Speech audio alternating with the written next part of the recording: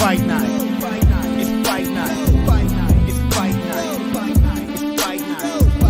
It's fight night. Catch a massacre, a blood massacre. We roll up, we be bubbling like that's for sure. You got cash to burn, you got facts to learn. Danny Benson, Preston, Philly, P, and so you want more clip, big show, dropping bowls, milking bookies, clocking dough. Plus Force Radio, cop and blow. You got Mills, C, and BC. Make a fat fist, we don't play. Get down with JKC, break it down this MMA. Make money all time, monumental, minded, artistic. Manifestation meets action. It makes martial arts work like sex.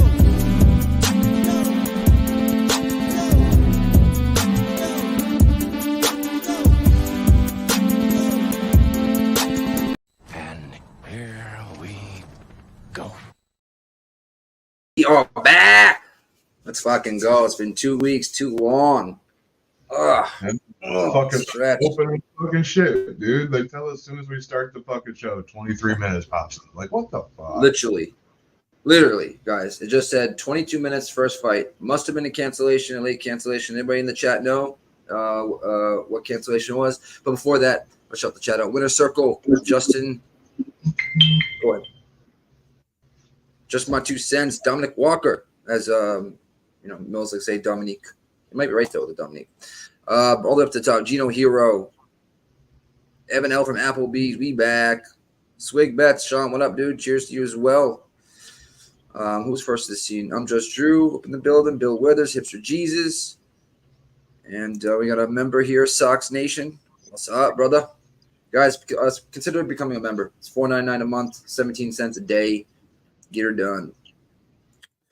What up, Kristen? Stimmy. Well, we can, you know what? I'm gonna find some here. Mills did some cool stuff here at Bellator recently. I'm going to 1 second. Go to the Chael. Yeah, Chael, right? Yeah. That was funny. 1 second. How's guys. everybody doing in the chat? Who's ready for this first fight in 24 fucking minutes? Drop your plays in the chat. Yeah, we got a lot of time to discuss that one. So put them in. I'm gonna start starring the plays too. I'm gonna start I might start tracking some of you guys if you want. Maybe allow like 2 units, 3 units per person. You only can do 1 unit at a time. Make it kind of simple. Place the bet, and I'll start starring them all and put them in an Excel spreadsheet. All right, I found it.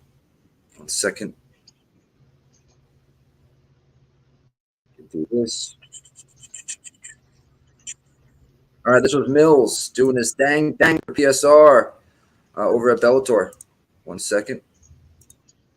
What up there? Proof bets. Subhuman. Andrew G. Winner circle. What again? All right, here we go. Dun-dun-dun.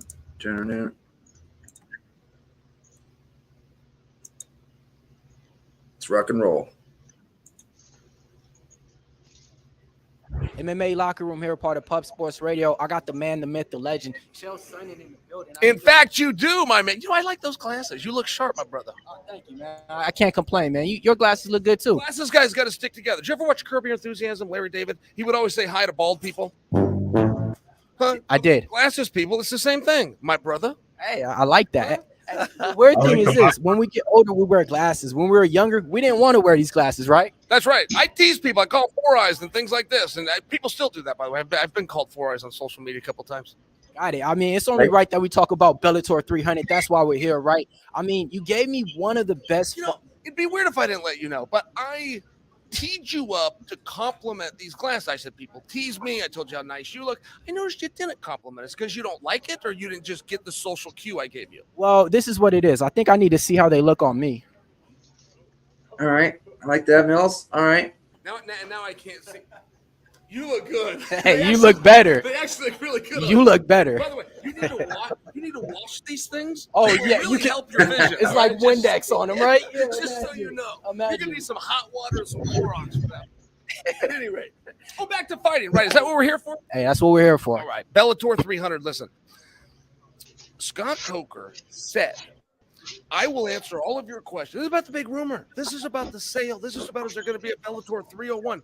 He said, I'm going to answer all of your questions on Saturday. Today, please focus on the card and these athletes. That was an interesting comment. I don't know if he misspoke or if he plans to reveal something on Saturday. But of everything that I got out of that press conference, and there was some major heat there with 3 world title fights, that might have been one of the more compelling things. Is he either going to skip that press conference or he's going to tell us something on Saturday? I mean, when you schedule 4 title fights here, you know, and he keeps saying throughout the interview, this one's special, 300 special, got to be something underlining that. Oh, come on, 300. I hadn't realized it until today, but nobody has put on 300 before. This is the first 300. Got one coming up with the boys in Vegas, but, you know, Chachary's kicking him out. He hasn't done that. I don't think Eddie Hearn has done that. I don't think Bob Arum or Don King has done. I mean, 300 is a massive amount, and Scott Coker should have been very proud, and he refused to take a bow. The mere face, see, here's what you got to understand. Whether Bellator is going to sell or not, I understand what a big deal that is. But the rumor that I guess we're choosing to believe is for $300 million, almost like Coker charged him $1 million per show. That's a compliment. They're complimenting. If you ever create something that's so good that banks got to team up with other banks because the price is so high and they want to buy it from you, it's a compliment. And he didn't take the credit. He wanted his fighters to have it. And it's one of the reasons that sets Coker apart. It's one of the reasons he's in this position today. He's a genuinely kind man. That's true. Got it. I mean, generally kind man. It seems like you're able. You know what? I don't think he would look as good in these glasses though. For it. I got the Eminem. I'm saying him. I don't know. We'll put him on Saturday. We'll let the audience decide. Get on the fucking mic. Stay tuned for that one. He's so good. So let's talk about something with this though. Okay, so there's a lot of MMA fighters out there. Who is one of the fighters in Bellator that you would pass on your nickname to? Oh boy. Well, you know what?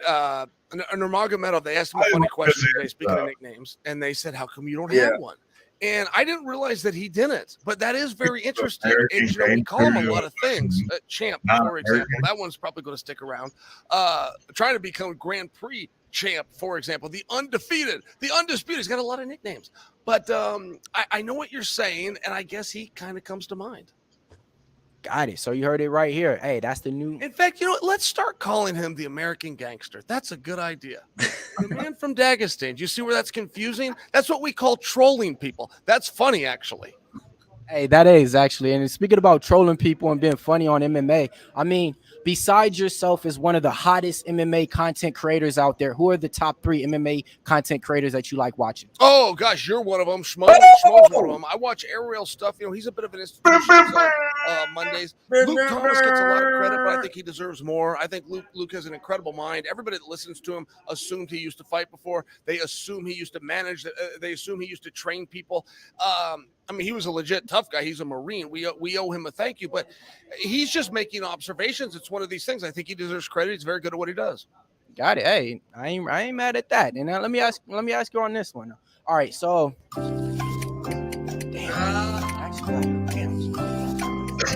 forgot his question. You know, yeah, just went blank. All right. With that being said, man, everything that you say comes to fruition. It seems like you say stuff and it just happens. So if you can predict 3 people that's going to be champion in 2024, who are they? 3 people in 2024. I'll tell you what, I'll shorten that up just to this Saturday night. All 3 of our champions are the favorite. All 3 of the challengers are underdogs. I do not see it that way. I think we have some very live dogs up there. The fact that Kat Zingano and Chris Cyborg have a common opponent in Amanda Nunes and they flipped. Kat beat Amanda.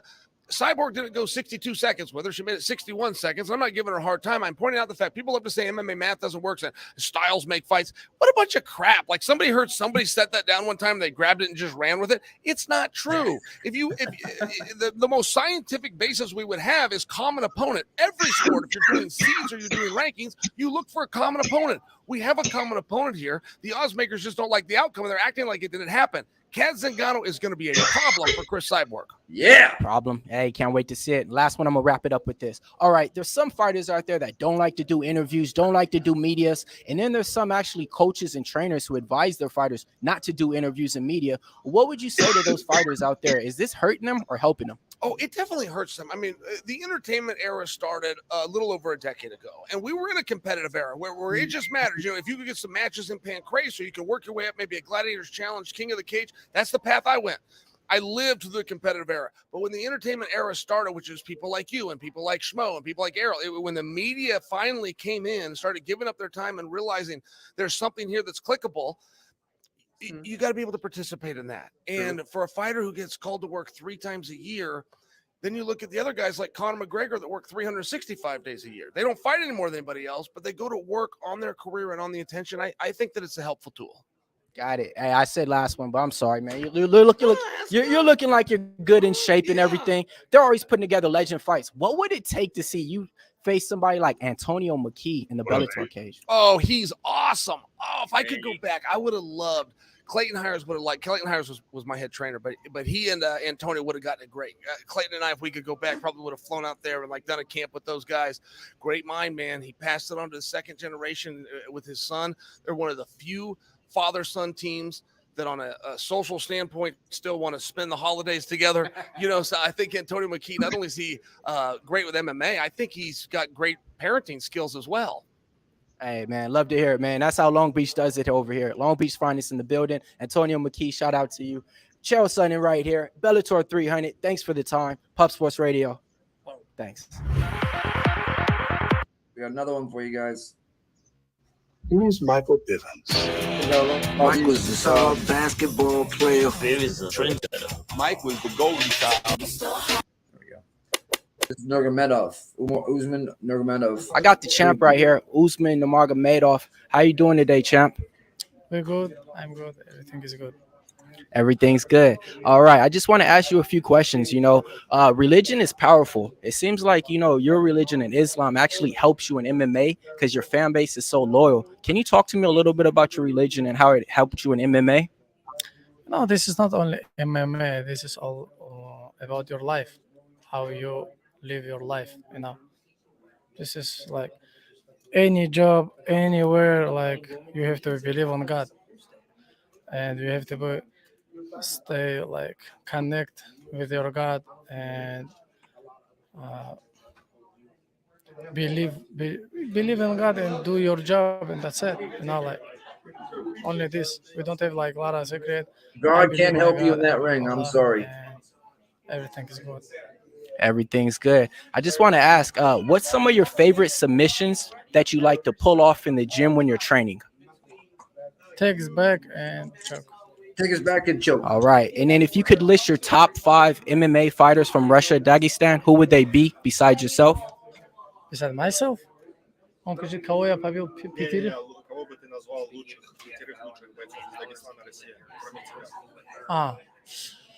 I think first it is Islam Makhachev and Magomed Ankalaev.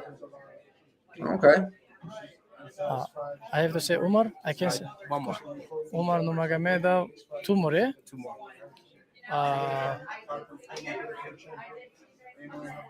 All Russians? I think Piotr Yan. 5-1. You actually ask like about like who's now like active, yeah? All time. All time, brother. If you ask me all time, like this is of course Khabib from Dagestan. This is Khabib. This is after Khabib. This is Islam. Sure. You ask from Dagestan? Yes, sir. Or from Russia? No, Dagestan. But he asked Russia. about Dagestan. Yeah. Russian, you say? Brother. Even if you ask me Russia, this for me this is Khabib after Fyodor, and after we have the Islam because he's UFC champion. After Next. Next. There's another one, right? And I think it's. Oh, Mills, read the room here, buddy. Yeah. You asked him Walk away, Mills. You asked him the same Got question. it. Walk away, Mills. Let's see. Mills getting that Here's one, Jim. This is James Lynch. We got a couple more minutes. I've had all those expensive bets and consistently keep coming back to the. And then. One of the best MMA reporters out there. He's been holding it down now for, I want to say, about 10, 15 years. How long has you been doing You're making me feel old, Mills. But yes, I have been doing this for a while. Happy to be at this event, Bellator 300. I've been at a lot of MMA James events in my career. Great guy. Very lucky for that. But this one is just outstanding. Great city here in San Diego. A couple title fights on Saturday. Can't wait. Tell me, why was it so important that you came back to this Bellator event? Was it maybe because you started off with doing media at Bellator? It's partly that. It's a number of things. Chris Cyborg and I do a show on our YouTube channel every single week. I've never seen her fight live, so that was a big one too. And just the fact that this might be one of the last events for Bellator, I definitely wanted to go check it out. If they are closing the doors, just in case. What an event to come to. 3 title fights. It's going to be a really, really good card on Saturday, and so I had to be here. Got it. With that being said, I mean, you're definitely here. You're going to be swinging, banging all these questions that the people want to know. You got 8 minutes and 30 seconds for the fight start. You know, you do all the best one-on-one interviews, and now I hear a lot of people saying, "Oh, we finally got James here to show him how to do it as a pro."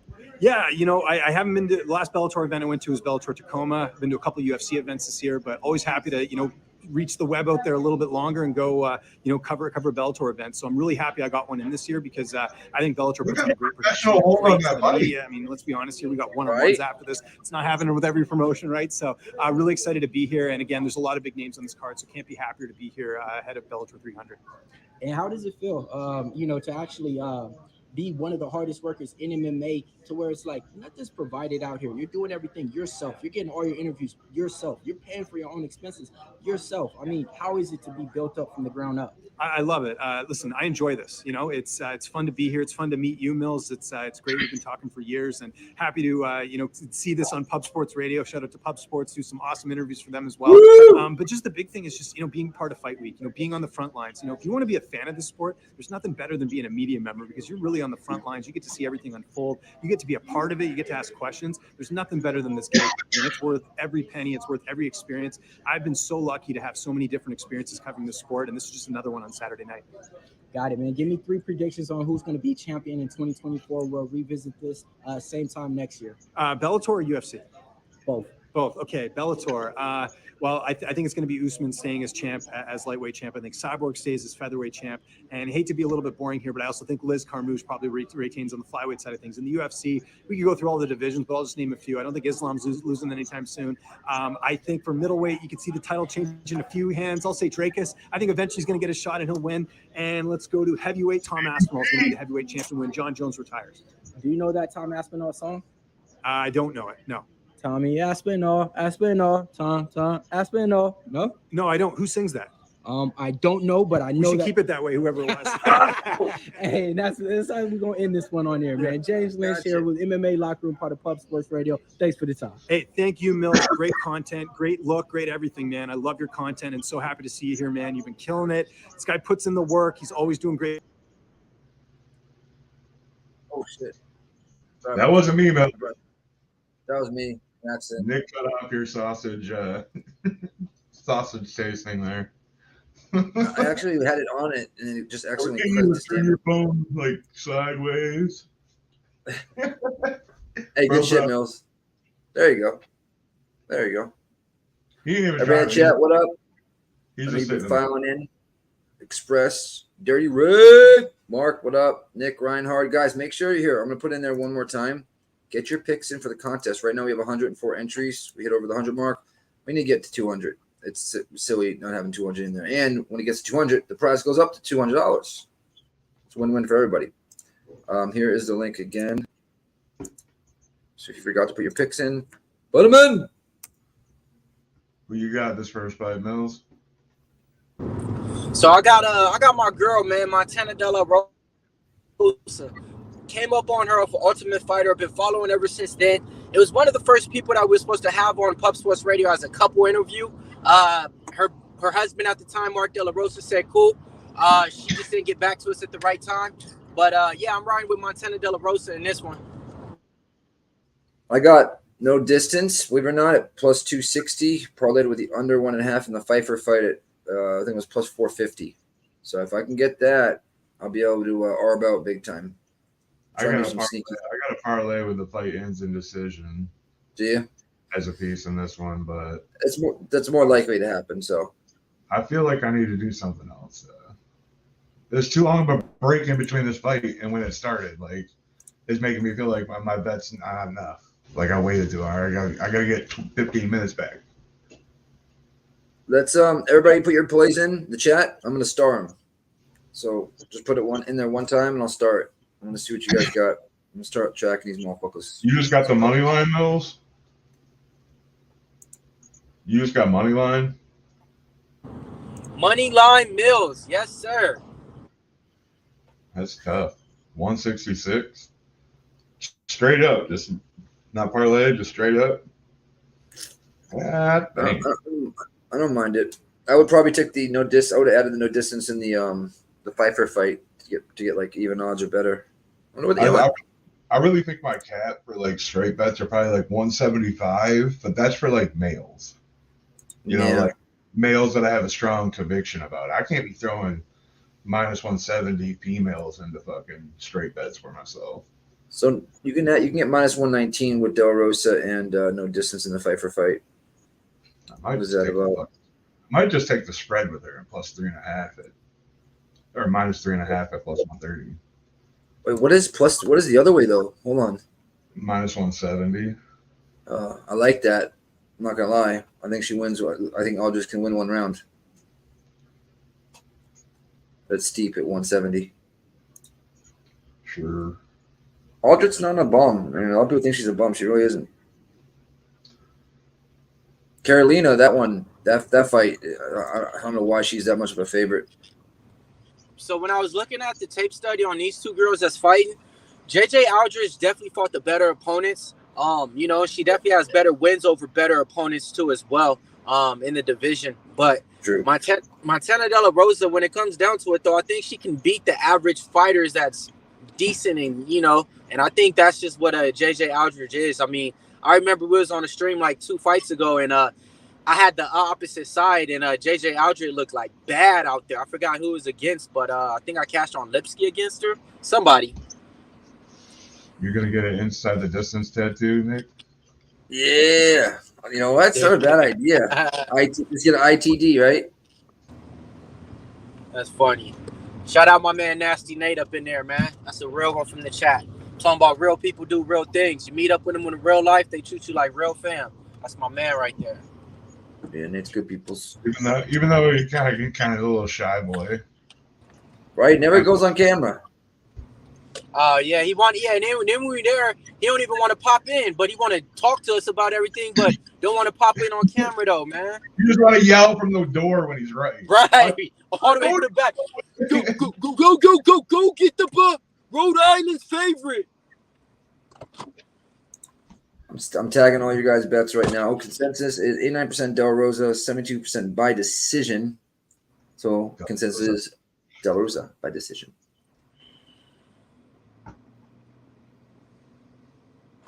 And then how I looked at this fight is like De La Rosa's been off for like a year or so. So this layoff, this time off, I'm hoping that she literally like picked up a new striking coach, a new something, a new workout regimen, something.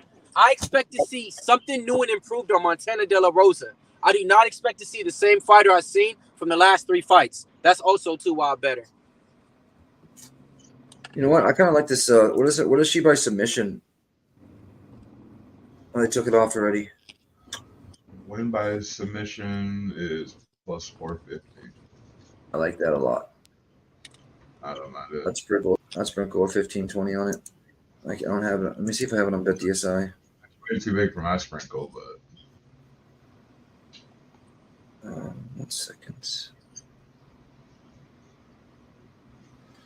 It really sucks now with MMA being backed up by fucking NFL tomorrow. Like I always feel shitty losing MMA money when I just feel better betting it on NFL.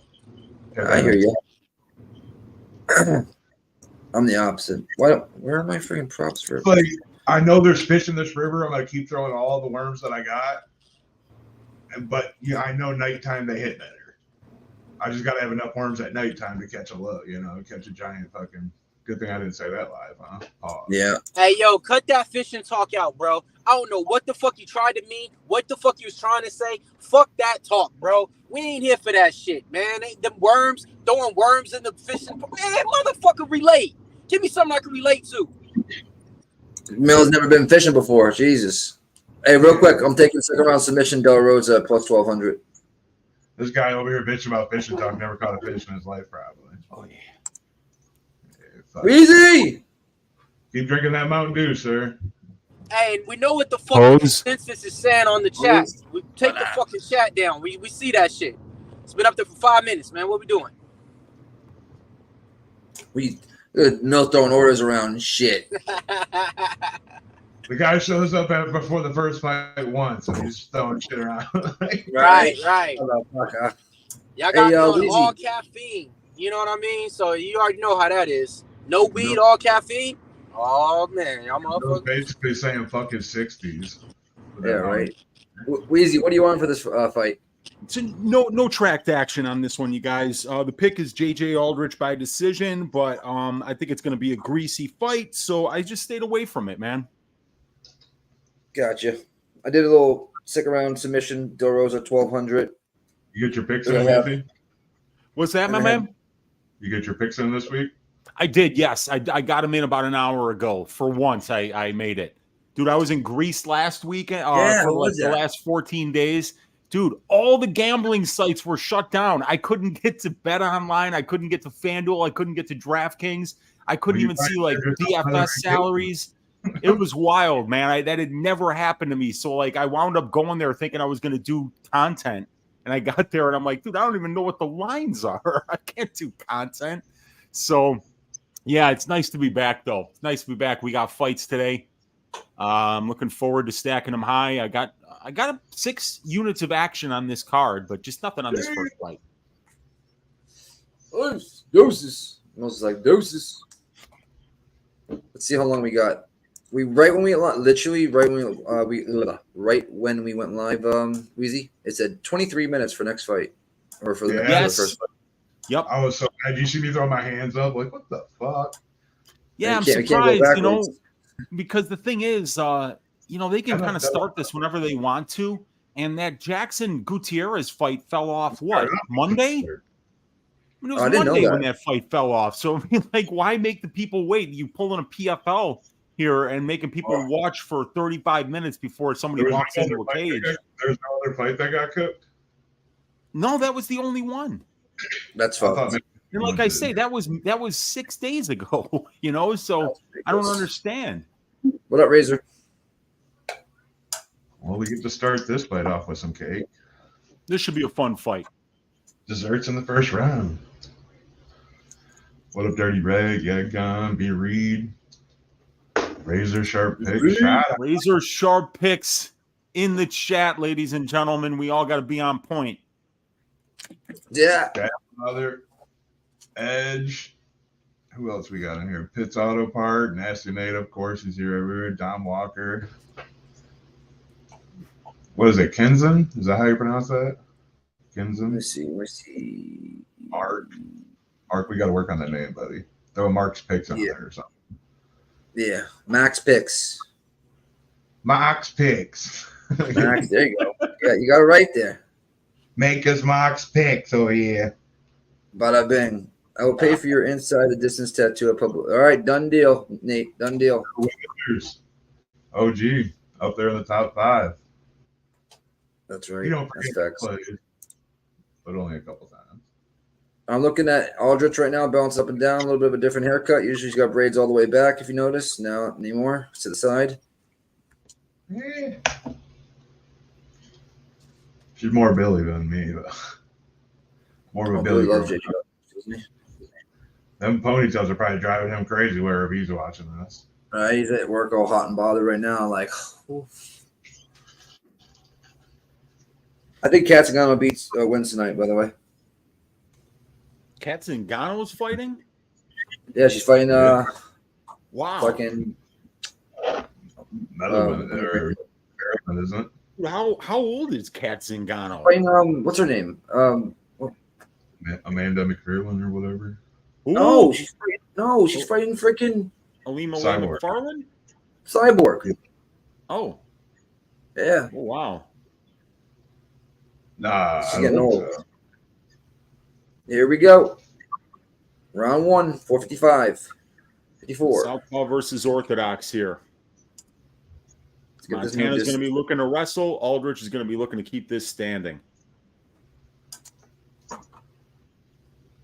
Come on, let's get us some. Nice little jab there by De La Rosa as she circles out.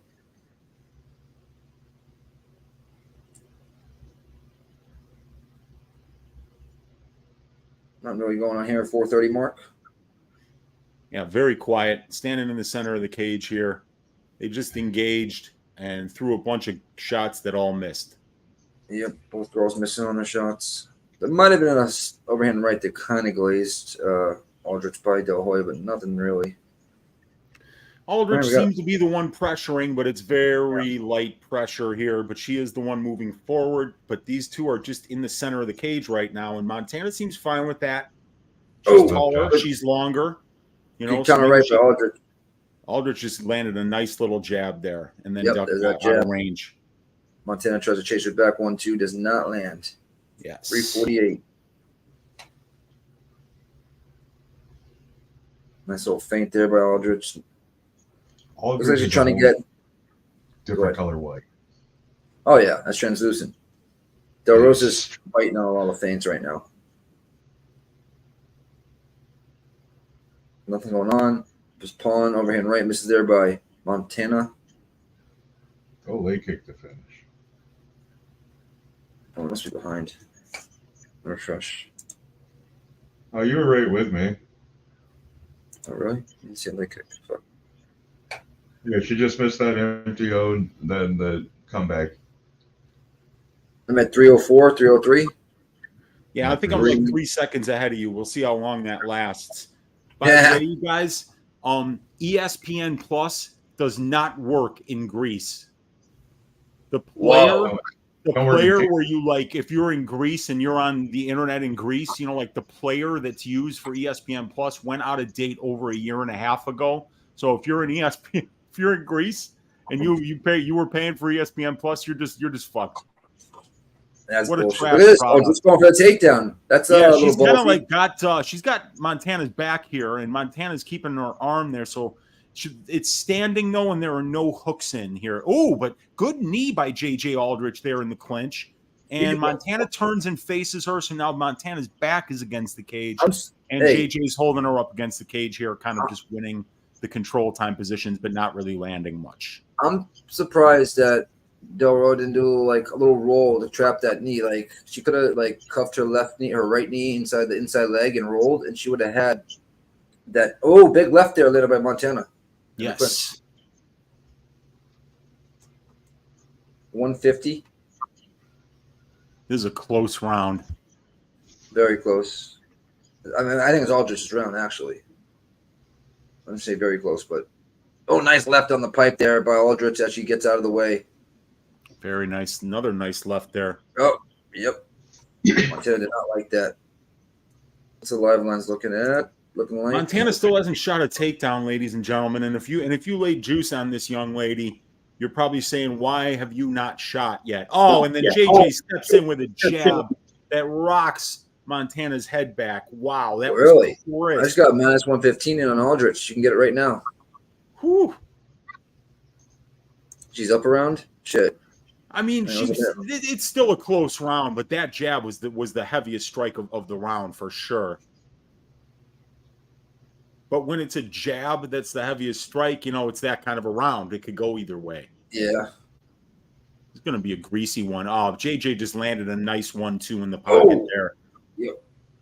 Montana's out of range. She's throwing her shots way out of range. She's not setting the shots up. They're very telegraphed.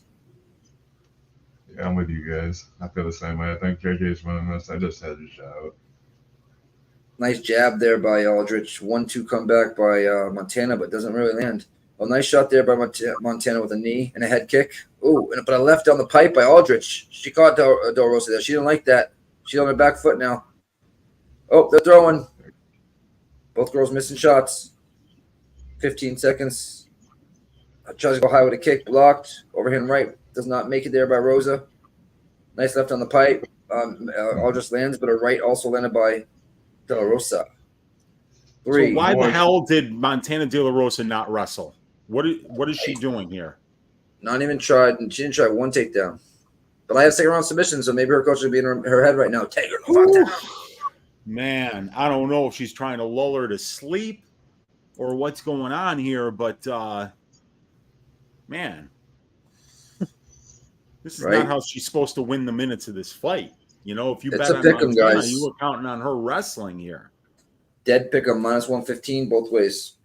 Yeah, that was a close round. I scored it for JJ, but close round. Because it was what was Del Rosa pre-flop? Minus 150-ish, I think. Let me look, because I got my best fight odds up here. I think Montana was minus 170 on Bovada, minus 177 on Pinnacle, minus 157 on Bet Online. So, you're paying like over 60% implied probability for Montana De La Rosa, and you weren't doing it because you thought she was going to outstrike her. And 55 cents? It's went the other way, so it looks like a lot of people, the books. Yep.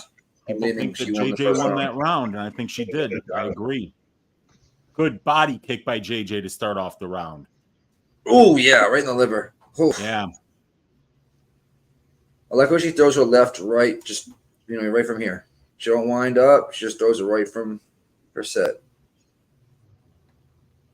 Teeth kick there. Nice, attempt. If she would have walked into it. Oh, nice counter right there by Aldrich. We got Del Rosa lunging in too much is what's going on here. 4:30 mark. When Bet Online dropped the props for this fight, JJ Aldrich was plus 113, and I said to myself, if I get better than plus 150, I might take a shot on JJ by decision. They opened up JJ by decision at plus 110 when her money line was plus 113. What the fuck? I was like, well, looks like I'm staying away for the decision prop for now. But then, obviously they fattened it up as the week went on. They were just like, they were basically just telling people, yeah, we get it. JJ's not a finisher. You're all going to pile on the decision prop, but not here, son. Just take the money line. Don't take this action. Shit. But, when I see something like that, that really leads me to believe that the bookies are terrified of taking that action. And if they're terrified of taking that action, guess what they think is going to happen? That can be a nice little indicator sometimes. I hear you. When you see a prop that offers no more value than the money line, and you say to yourself, man, the bookies don't want any part of that action. So good to know. And these two ladies are standing in the front of the octagon. Yo, De Rosa's back up to a minus 185. I don't see that, but wow, really? We got a shot by Aldrich just landed there. I mean, what's going on here? Am I seeing this differently? No, man. I mean, I was kind of running my mouth, so I might have missed a couple of big shots landing by Montana. But I think JJ's still winning this. But yeah. You're touching it. Maybe somebody knows something. Maybe a couple of these judges were told, hey, it's going to be a close fight. We would really like it if Montana won. I see you're driving a Ferrari, but perhaps you'd like a Lamborghini. This was a split decision written all over it. I don't know why we didn't think of that. I don't even care if it was like 400 or 500. Damn. Yeah, I was saying all week that this was going to be 650? crazy. 650 for Montana, 800 for JJ. Oh my God, that was an oversight. Oy. Nice left on the pipe by Aldrich. Damn it. Yeah, let me look at Bet Online. I want to see where the live lines are for this right now. Big 1-2 miss by Del Rosa. Betting. Guys, I'm not watching the chat, but let me know what you guys think in the chat. What's going on here? Nice counter right. Takedown attempt. What is it? Minus 115 right now at DraftKings for both. Okay. Nice check right there, but nice right there by Del Rosa. Partially blocked, though. Oh, nice 1-2 by Aldrich. Gets out of the pocket after she lands the shots. Let's see here. Where is it? Looks like Aldrich's been putting some work in. Yeah, I got it minus 115 apiece, and then they just locked it now. So maybe something happens here very shortly. But they locked the lines on Bet Online. Put it down, Aldrich. Could be a takedown. If it even just one takedown could change this fight right now. So why is Montana not wrestling? And her mouth is wide open, you guys. Montana De La Rosa's mouth is wide open here. 112 left in the second round. Very interesting. Nice right. Go ahead. It's that rust. I've seen that too, Rodney, on DraftKings. And then it went to minus 105. I think they made a typo. What up, John Smith? Nice jab there by Aldrich as she gets out of the way of that check left hook or counter left hook. 50 seconds left in the second round. Yeah, I think they made a little typo on DraftKings. If you're on DraftKings, Rodney. Yeah, it's close, you guys. Right now on significant strikes, they got it. De La Rosa 19-17 in round 1, and they got it Aldrich 14-12 in round 2. So this is a close fight. There was when you were just in it, there was a beautiful 1-2 by Aldrich landed. Okay. Yeah, she's doing better. And when Montana comes crashing in, that's when JJ's really landing. She's doing a great job of countering. There was just landing like 1 out of 5 Oh, shots. another body kick there for JJ. Oh, dug it in there too. Knees to the belly by both girls. Low left out of the clinch here by De La Rosa. End of the round. I mean, I got her up 2 rounds. I'm gonna go judges, right? I got the judges up, have her up 2 rounds to 1. Just 2 of them now. I think one of them has a split. You're probably pretty safe there, Matt. Unless she goes out there and gets totally dominated this round, you're going to be in it. Wow. Barry Watson says her mouth was open all around. I missed that. You know, that's just a bad sign. You don't want to see somebody breathing through their mouth. Doesn't look good to the judges either. Let's see. On Bet Online right now, still locked. Oh, no. It's -228, JJ Aldrich. Plus Let's go. That's it. Now it's -210 Aldrich plus 151 De La Rosa. Wow. I think De La Rosa needs to knock out her finish. She needs a finish. Yeah, 165 for De La Rosa, 220 on Bovada for Aldrich. Yeah, I see that too. 2 cents says Montana's trying to steal these rounds at the end. She's not doing a good job with it, though. Now Montana's starting to kind of like feint some takedowns. She's kind of like reaching for JJ's leg. Aldrich is very low to the ground. Nice overhand right by Montana there. Stepping elbow by JJ just missed. Stepping elbow, yeah. Man, that was close. It was very close. If that would have landed, it would have been a problem for Montana. It would have split her forehead wide open. I think so, yeah. But it did miss, though. JJ's nice 1-2 by Aldrich. She got that 440 head fucking. Yeah, oh, yeah, she got a big old forehead, a 97 head. You said a 7 head? And those bright lights, they really kind of, you know, the light shines off of it. It can be very distracting for your opponent. I think that could be why Montana's been so inaccurate, is that every time she goes to throw a punch, she gets this bright light coming back at her. Right. And then and then JJ's not there. Not there to be hit. Montana's Aldrich got her high beams on. Yeah, man. She definitely got them high beams. Oh, look at that horrible takedown attempt into a big old jab by Aldrich. All right. You didn't get the takedown, but you got her clinched up. What are you going to do now? Hey-o. Rub your nose on her? This is a close fight, you guys. This is anybody's fight right now. These ladies have got to really go all out here for the last 3 minutes, 15 seconds to put a stamp on this. Nice jab there by Aldrich, and a counter right there by Aldrich as she gets out of the way and circles out.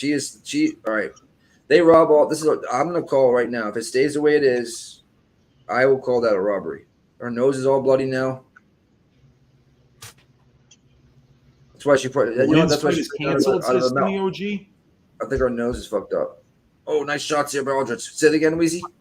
Stimmy OG saying in the chat that the Linz fight is canceled. What the hell is going on there? Oh my God. He's in my DraftKings lineup. It's not confirmed yet. Let's get some. Anybody else confirm that for us before Sweet takes it off? Yeah. I'm going to go to Twitter right quick, just see if I see anything. Nice jab by Aldrich, but a kick by Montana. 2:30 left, halfway through the round. And Stimmy. What? Well, we knew something was wrong with that when it started up. It was like 23 minutes. Like, that's a whole fight. And they're already like a couple minutes in, so that would be the half hour. Left on the pipe there by Aldrich lands. Montana throws a 1-2 back, but does not land. That 2 landed by Montana, though. Montana's out here breathing. Bro, look at that nose. It's broken. Nice jab on the nose there by Aldrich. Yeah. That's probably why she was. I think you hurt her nose in the second, and or nice 1-2 by Aldrich. Come back to Montana, but Aldrich's punches hurt a lot more. That face is bloody.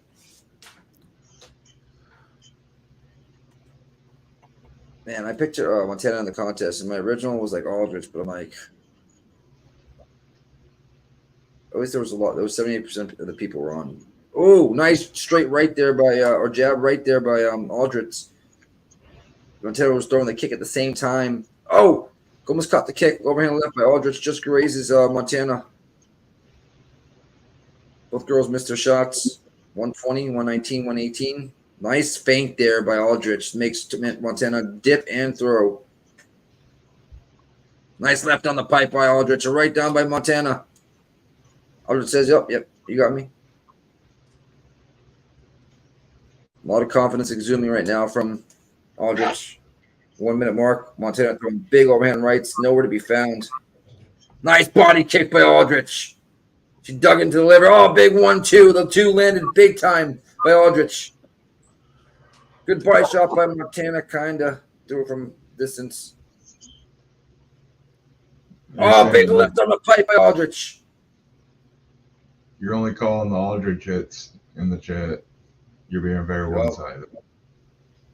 I don't see anything in from Montana, really. Nice knee by Montana. Montana's got a broken nose for sure. Big right hook by Aldrich. Nice jab by Aldrich. You can't see. That was a nice little shoulder uppercut right and a right by Aldrich comes back. None of her shots land clean. It's hard to know if they're landing clean. Nice left by Aldrich with Montana Del Rosa. Oh, they're throwing. I'm going to go mask of blood for Montana here. Broken nose, wide open mouth. Pat Barry, and there's Pat Barry and Rose. My God, Pat Barry.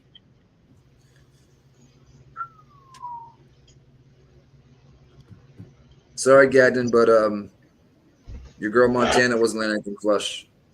I don't even believe in those strike stats in the first round and two. First round, second round. Yeah, I mean it's close on the stats. I think I think that especially the first two rounds, they look like they were 2 strikes apart. On the strike count. But I thought that JJ was landing the bigger shots in all 3 rounds. He was. It wasn't just that; she was landing clean shots. You know what I mean? Left on the pipe, the jab, the body kicks. There wasn't one point of that whole fight where you thought Montana won a whole minute. No. Did you ever see Montana land one flush shot, like an actual flush shot, or did it look like it glazed, or maybe it was blocked in the guard? I mean, she landed for sure a couple times, pretty good, but it was Aldrich doing the better work. Let's see what the judges say, though. I mean, it's never a sure thing with these judges, man. Get ready. I didn't really care what happened. I'm only going to lose the Montana by sub. Yeah, I don't see anything confirmed on the Lynn's fight. I don't see anything on Twitter, by the way, there. So I don't know what's up with that. Good job, Swig. Appreciate the help. Oh, and my condolences. I mean, it's not over yet, but if you bet Montana De La Rosa and watched her not wrestle at all, you had to be going ballistic. I know I would have been. JJ Aldrich by unanimous decision, everybody. 30-27. All 3. Wow, 30-27, huh? Damn. Should have took the spread. You're right, bro. The Aldrich spread. Fuck. Yeah, my 170. It was too steep. What was it, 180? 170? Damn, I was looking at that Aldrich by decision all week, but I just couldn't pull the damn trigger, and it was really one of my reads that I was pretty confident in. I'm angry with myself. I left some money on the table there. Damn it. It happens. You gave it out though to the chat. Yeah, I gave it out. Yeah, hopefully somebody had a little more courage than I did to tail me when I wasn't even willing to tail the bet myself. But yeah, man, that was I just gotta say it one more time though. Like if I had bet Montana and that happened,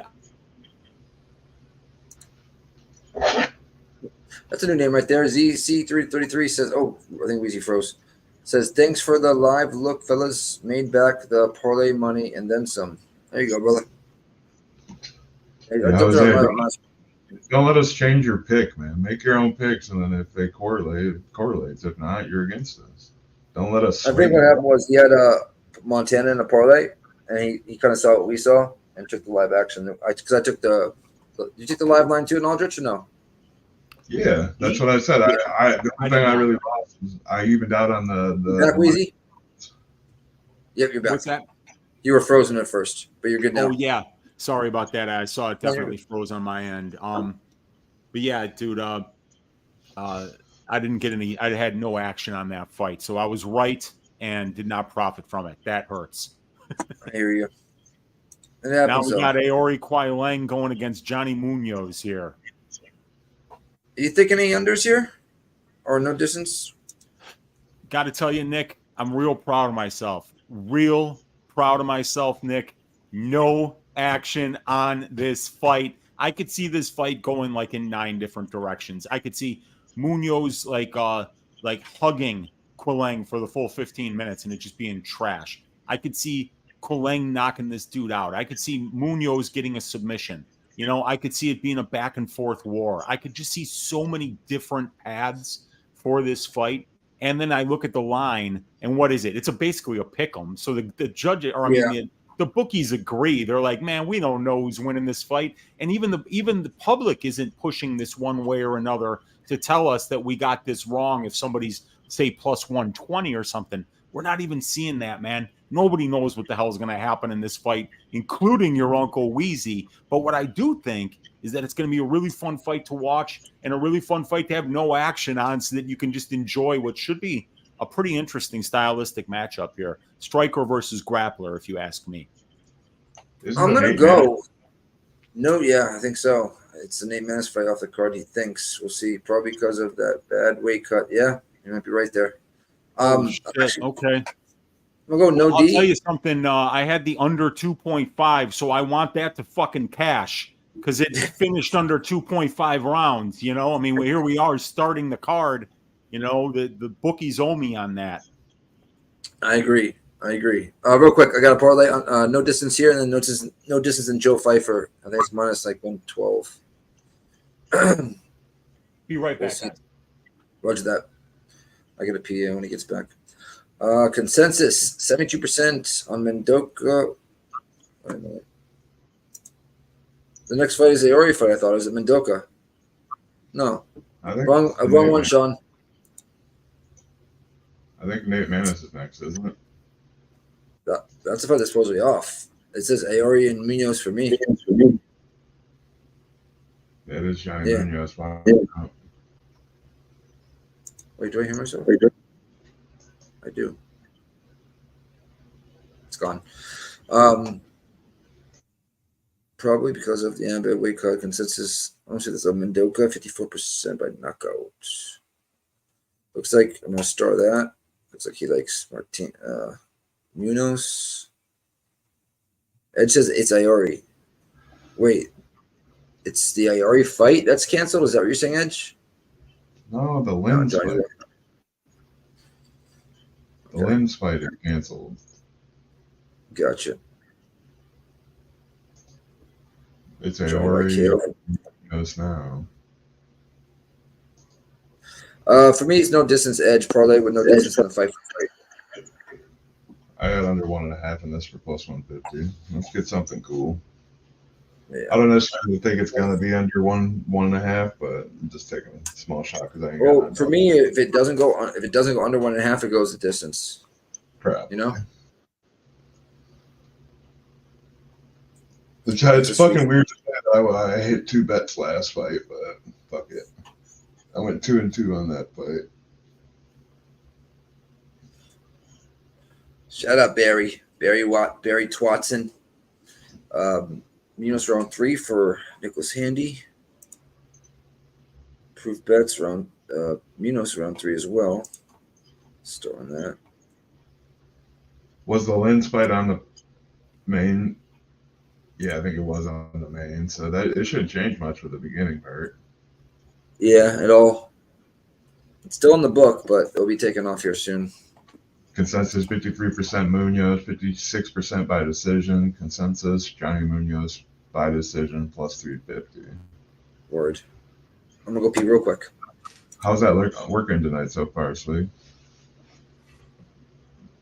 Did we cash the last one? I don't know what the consensus was last fight. I know I had Aldrich by decision. So your Uncle Wheezy in first place right now in the pub sports contest. Unfortunately, I'm tied with a bunch of other jambronis here, but hopefully I'll be taking this one home, showing you guys how it's done today, because I have not done that yet. You got a promo? You might need a promo to get it all the way over. You cut it. You're first place now. Cut one on everybody. We'll see, man. It is way, way too early to be talking about that, but this is going to be a fun fight. You might not be 1-0 ever again. I hope not, man. If it's going to be a long couple years if I'm wrong on the first fight every damn week, that's going to be rough. I should Lane comes in got his shorts pulled up like he's wearing a diaper. I don't know what the hell is going on here. Oh, if I'm a Quang backer right now, I am worrying about maybe just. I don't like seeing my fighter wear a diaper in there, man. That's a bad sign. Going for some kicks, it looks like. Jeez. 110 a piece. It's a pick 'em. His Taylor the Tape picture is fucking aggressively sad too. Yeah, this is let's see. Yeah.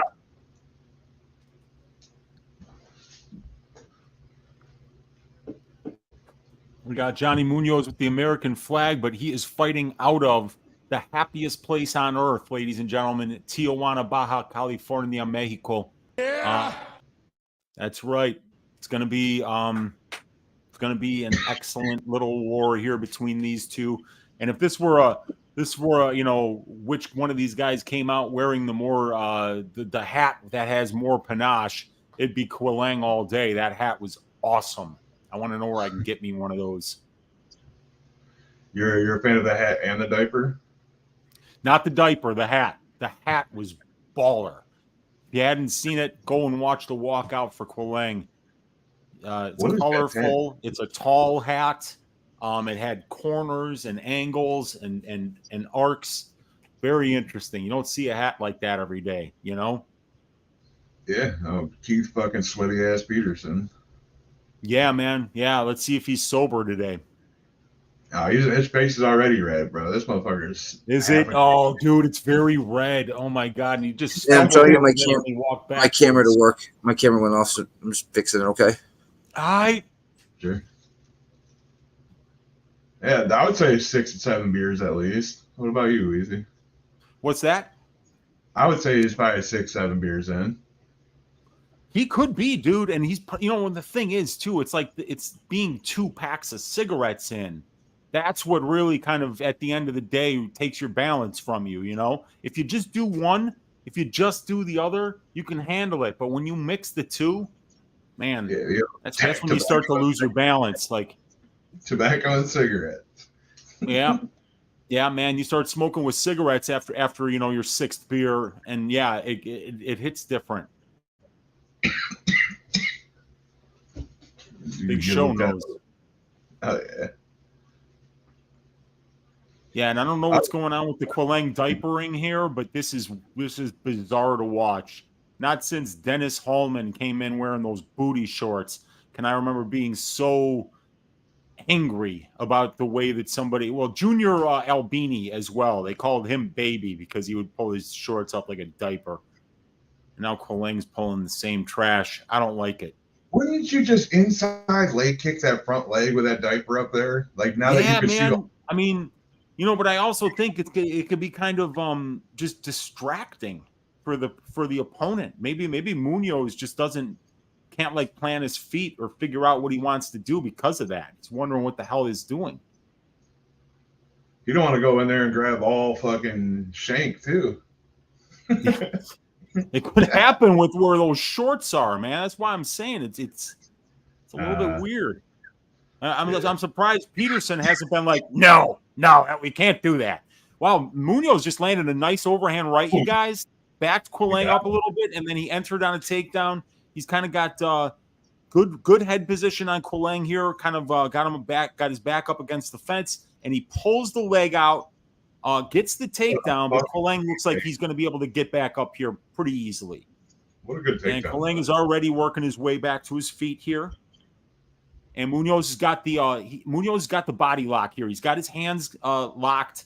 Now that's not happening anymore, but he's still got good head position here in the clinch, and he's working his cage wrestling game here against Quang. And he keeps looking to reap that leg, and now he uses that to get to the back. He's got one hook in, he's got two hooks in, and he pulls Quang on top of him. He's only got one hook in here though, but Munoz is on Aori Quailang's back here. He's got two hooks in now. It looks like he's going to lock in a body triangle. He's almost to the body triangle, not quite, but he's got Qualang's back. And looks like they're going to kind of be at a little bit of a stalemate here as they're really close to the cage, and there's not a lot of room for either one of these guys to move here. But this is This is not where Quang wants to be right now. You don't want this young man on your back when you're dry in the first round. This is a minute 33 left in the round. Take that neck home with you. Yeah, I think if he tries to wiggle at all, he's just going to lock in the fucking body wrap. Seatbelt. Yeah. Because right now he's kind of got it between his legs, which is, I mean, it will work, but it's not strong enough to fucking keep a man from moving. Yeah, and right now Munoz is just kind of landed some short shots here, and he's using those short shots to try to get underneath the chin of Quang here, and he's getting close to being on that chin here, but only with one arm. Get his little arm free. Quang's doing a good job of controlling Munoz's left arm here, so the choking arm, the right arm of Munoz, isn't able to really do anything, even if it gets close here. So he's got the body lock on the outside. Now the body triangle's in. Now he's got the full body triangle in. He's got the back here. So this is going to be a Munoz round no matter what, because this is the round's going to end, with this guy on your back. And now he's kind of getting close to this rear naked choke, you guys. All right, and Qualang's doing a great job of defending. You going to go for arm here? He's going to switch to an arm? No. He might, because as soon as he hears that clap or his there it is. Now he wants the arm. He wants the arm. He's close. Does he have it? He's close. Tap him. Very close. 10 seconds left here. He's got it now. Now he's going to stretch it out. Now he can stretch it out. He's got 8-5. He's going to be able to stretch it out in time, is he? Keith almost fell right on them here. Oh, my God. Keith's drunk, you guys. He's drunk. Oh, no. I'm normally drunk. Who puts this guy in charge of fighter safety? He should be in charge of getting messed up and like having fun, I mean, that's clearly what he's good at. I figure we might as well just let him smoke right in the ring. Fuck it. Yeah. You should get one of these things. We're good to go. Can you imagine him not breaking up a fight and they just pan on him and he's hitting a vape? Right? He's got like one of these things around his neck. Like this. What's that? Yeah. I always picture like going to the UFC Apex and then like you're kind of walking around back and you see Peterson by himself just smoking a cigarette, out by the back door. Taking a break. The back door's cracked with a cigarette hanging out. And then he looks at you, he flicks the cigarette away and he's like, "You didn't see nothing." And then he walks back inside, Oh, my camera's doing that again. Hold on. I'm trying to fix it. Come on, Munoz. Somebody finish in the next fucking 2 minutes. I'm going to try to fix my camera. All right, here we go. Second round starting. They're still letting Peterson ref. Oh, big 1-2 for Quang there. He landed big on Munoz, and he's got Munoz backed up to the cage here, and Munoz is flat out like running away, and Quang takes him down, gets on top. Munoz working for an armbar. He doesn't have anything, and now Quang is in Munoz's guard, and I think that's fine with Johnny because he just got smoked on the feet, and he would rather be working his jiu-jitsu here and setting up submissions, and that's exactly what he's going to try to do.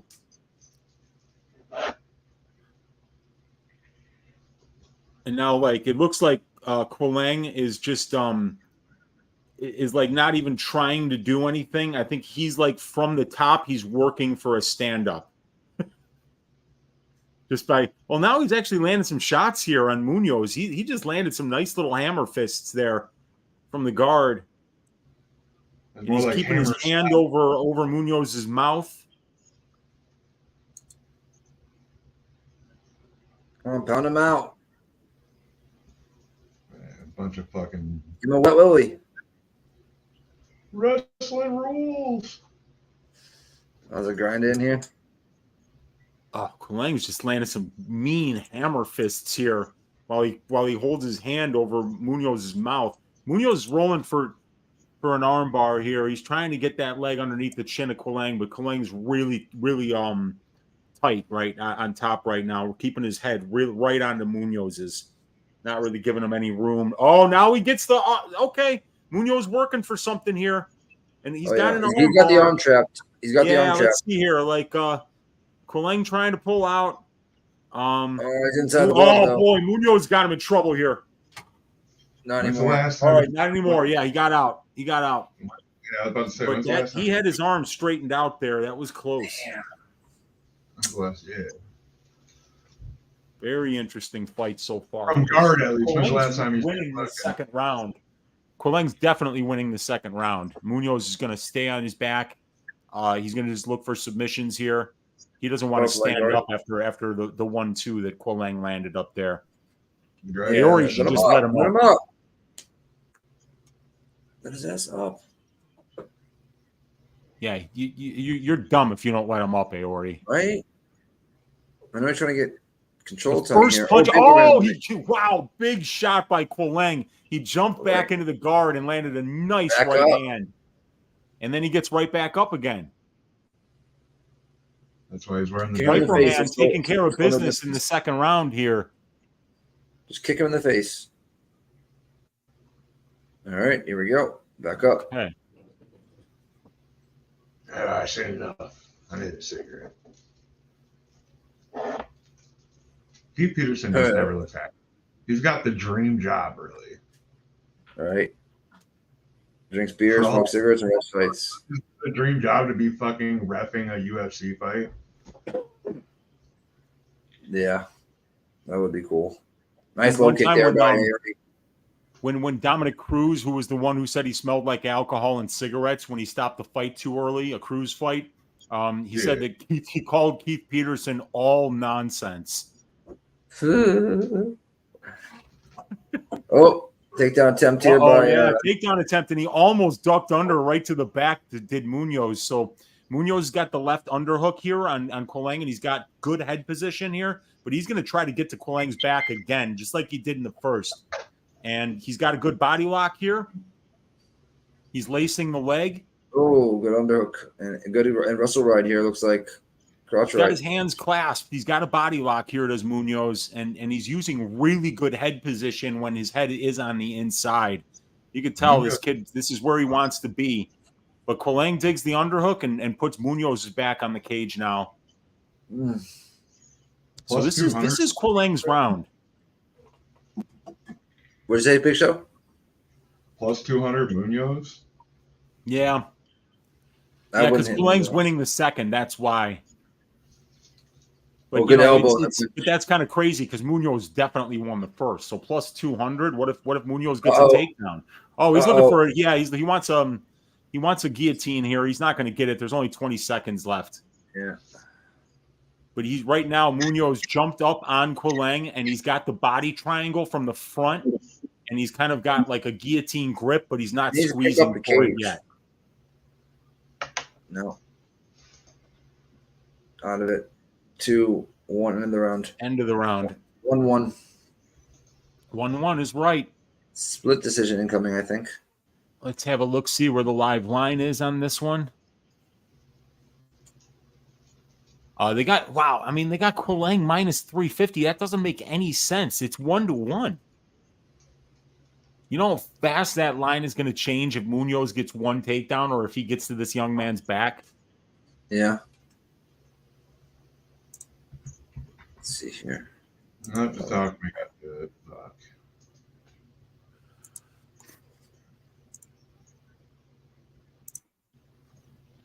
Damn, 400 for Iori. What? Munoz plus 275. Can he submit him? Do you think he needs to get him out of there? I mean, fuck. Hard to say. It really is. I don't know. Motherfucker. It's breaking on me neck. I need a chair.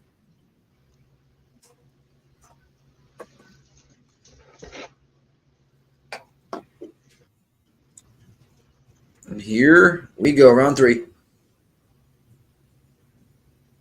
Oh, big right by Quang again to start the round here. Munoz is just going to grapple immediately. Hopefully he is not too desperate with his attempts. Good body shot by Iori. Yeah.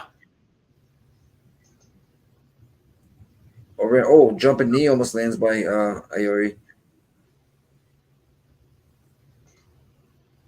Nice leg kick by Iori. Little level change for Munoz. Nothing there, though. Check left hook. Does not land by... Oh, nice overhand right lands by Iori. Yeah, it's definitely starting out that Iori round. Nice right by Iori. Iori's so much sharper on the feet. It's not even close. Very crisp.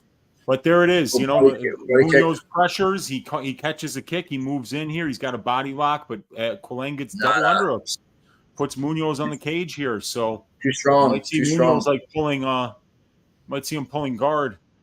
Oh, that live line's going to go to minus plus 400 right then. Oh yeah, if it's not already. Nice low ankle leg kick there by Iori. Late in the round, that's a great kick at late. Not a lot of effort. Overhand right lands by Munoz.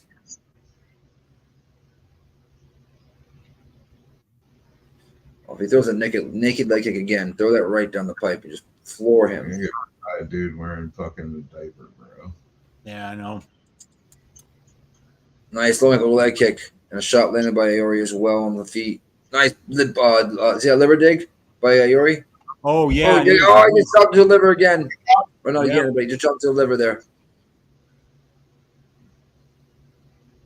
Get up. Oh yeah, he shot from way out there, and Quang stuffed it and sprawled on him. And now Munoz drops to his back. Yeah. Let him up. Yeah. There you go. 242. Oh, big guy. Both guys throw big overhand rights. Don't go down to the mat with him. Yeah. What are you doing? Yeah, I bet his coaches are like, why? Why are you going in this guy's guard? So now Munoz has got Quang in his guard, and he's going for submissions. There are 2:21 left in the third round. Quang's definitely winning the second round, and he's winning the third round. And now he's just going to try to stay safe, keep his head right on the chin of Johnny Munoz Jr. here, and not let Munoz throw up those legs. He was safe on the feet. For the triangle armbar series. Nick, your camera's fucking yoinking out again. Is it? Hold on. It's not a big deal, but you're fine. No, I can fix it. Just gonna go down and fix it.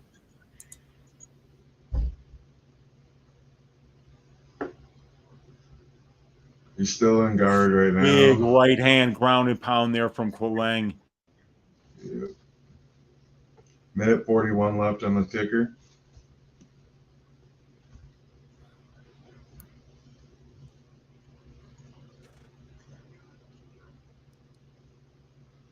Sitting in closed guard, being safe for right now.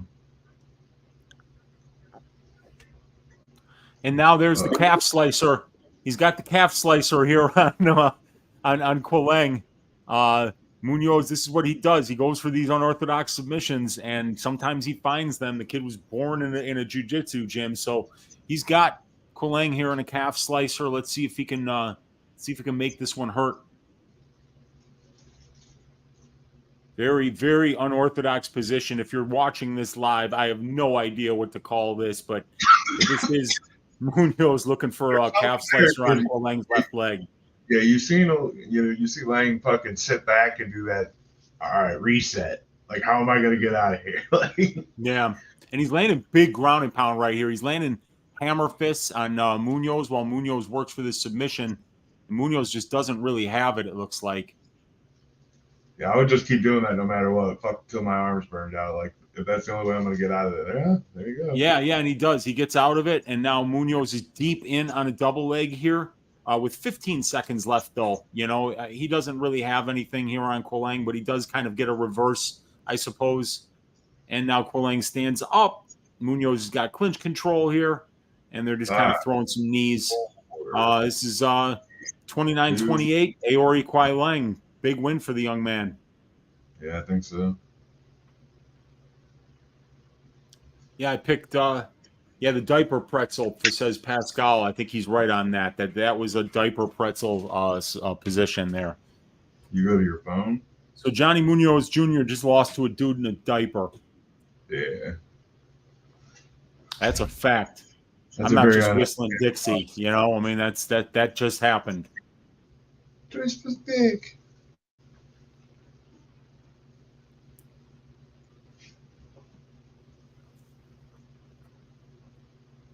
And why do I keep getting this fucking same commercial with this genetic face wash? ESPN Plus just cranks the same commercials over and over and over again. It's crazy. It's a chick with that disease where it's like half white. What is alopecia or something like that? Or okay. I'm getting a commercial for a car, Hyundai commercial here in Chicago. Different commercials everywhere. Yeah, that's how I think our times get all fucked up and shit. Look at that hat on Quang. Didn't I tell you that was really spectacular? Look at that. I think I had Lang it by decision in the. Peterson's looking at him like tripping out on that hat right now, man. He's like, I'm so drunk, and he's like looking at that hat. It's almost making him lose his balance.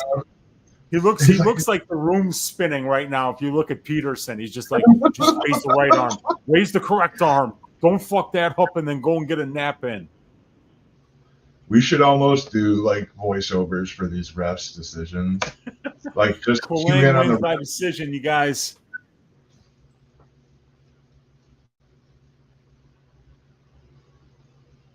That's big win for Aori. Video idea, actually. Mm-hmm. Nick, you ready to come up?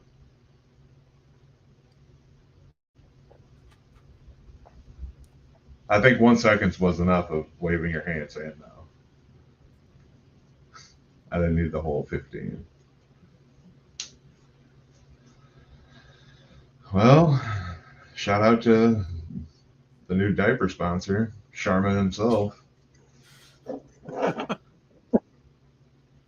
Oh boy, it is what it is, right? Yeah. He looks like his parents are very mad for him to get tattoos. What's the next one? You were right on the last time. Was it the Mendoza Manus fight that's next, or is it the Demopoulos versus Murata? Let me go look at UFC stats right now and see what's up. According to UFC stats, it's Demopoulos versus Murata next. Yikes.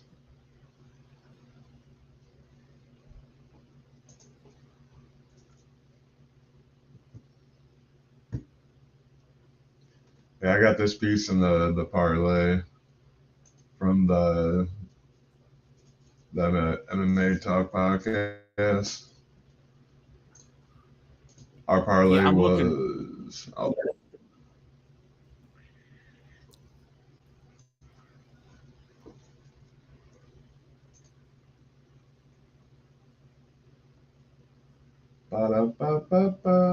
Grant Dawson is still minus 500 now. Drew Dober is almost minus 400. How it works? My port's messed up.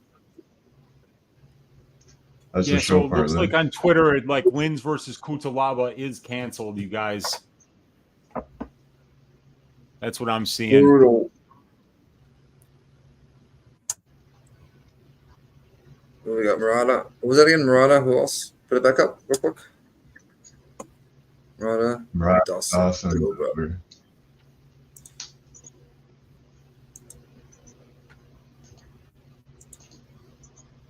All right. Let's get to this next one then. What are you doing in the Murata fight? I just got her in the parlay. Parlay? Weezy, what do you got? Which fight for Murata? Oh, Yeah. I actually bet the fight doesn't go to decision here at a nice plus money number, plus 190. I could see Demopoulos getting a finish. She hits really hard on the feet, and we've seen Murata come off with 2 serious injuries, a broken arm and an ACL injury, from what I understand, which is why she wasn't just out for like 8 months. She was out for 2 years and 3 months between fights here. So there's a lot of different ways that I could see a fight finishing here. Even though Vanessa is very durable, Murata's got a killer ground game, and she could put Vanessa in one bad spot, land ground and pound, and the referee could step in. She could land a submission. Vanessa could always get a submission. Vanessa's got power. So yeah, plus 190. I took a shot. I thought it was a good price for the fight doesn't go, and I'm hoping for violence here. Roger that. Everybody in the chat, put your plays in. I'm gonna star them. I don't know what I'm doing here. I'm gonna go with you. No distance, plus 180. Plus 180, nice. I can't believe Philipe Lins. Is it Lins who had to pull out of this damn fight? Hasn't he pulled out a lot of fights? Yeah, dude. I mean, I don't know if there were any on fight day, but I don't know what's happening here. Was it Lins or Cuțelaba that had to pull out? Maybe Cuțelaba couldn't get his face paint in time. You never know. Oh, boy. Guy in his fucking face paint. Fucking loves that shit. I took a double chance method of victory. I got a TKO and submission for plus 185 for either fighter. Nate says at one. Wait, what? Lynn's fight is at 11 p.m. tonight on his book. Yeah, they might just be moving it out of the order. Like, yeah, it's weird because have they announced that yet on the broadcast? Well, there won't be any fights at 11 p.m. It will be over by then. Maybe he said he's got to run a food cycle. He needs the rest of the show. It's bizarre. It is. I had a bet on Lins. He was in my DraftKings lineup. I mean, everything just fell apart. It's terrible. This should that people like when it comes to that, you should be able to you know what I mean? Change that out. It's not your fault. Yep. Bill Withers, Marab, sub 550, round 2 sub 1900, round 3 sub 2400. Damn. Yeah, Robert. Lins versus Ian is off TK. But it says, well, haven't been announced yet, saying. Ugh. Huh. Yeah. And, in my cash lineup was already falling apart like a Chinese motorcycle. I had Munoz and De La Rosa. So, they scored okay, 27 and 35 for losing efforts. That's not horrible, but my God, it's not going to win you that penny. You know what I mean? That pretty penny. Now with Lins, I'm going to get a 0, so I'm definitely, all the money that's in that lineup is already dead. Sucks. Right. It sucks. Let's see where. Billy should be here. It's 5:30. Just got off work. Should be here any minute.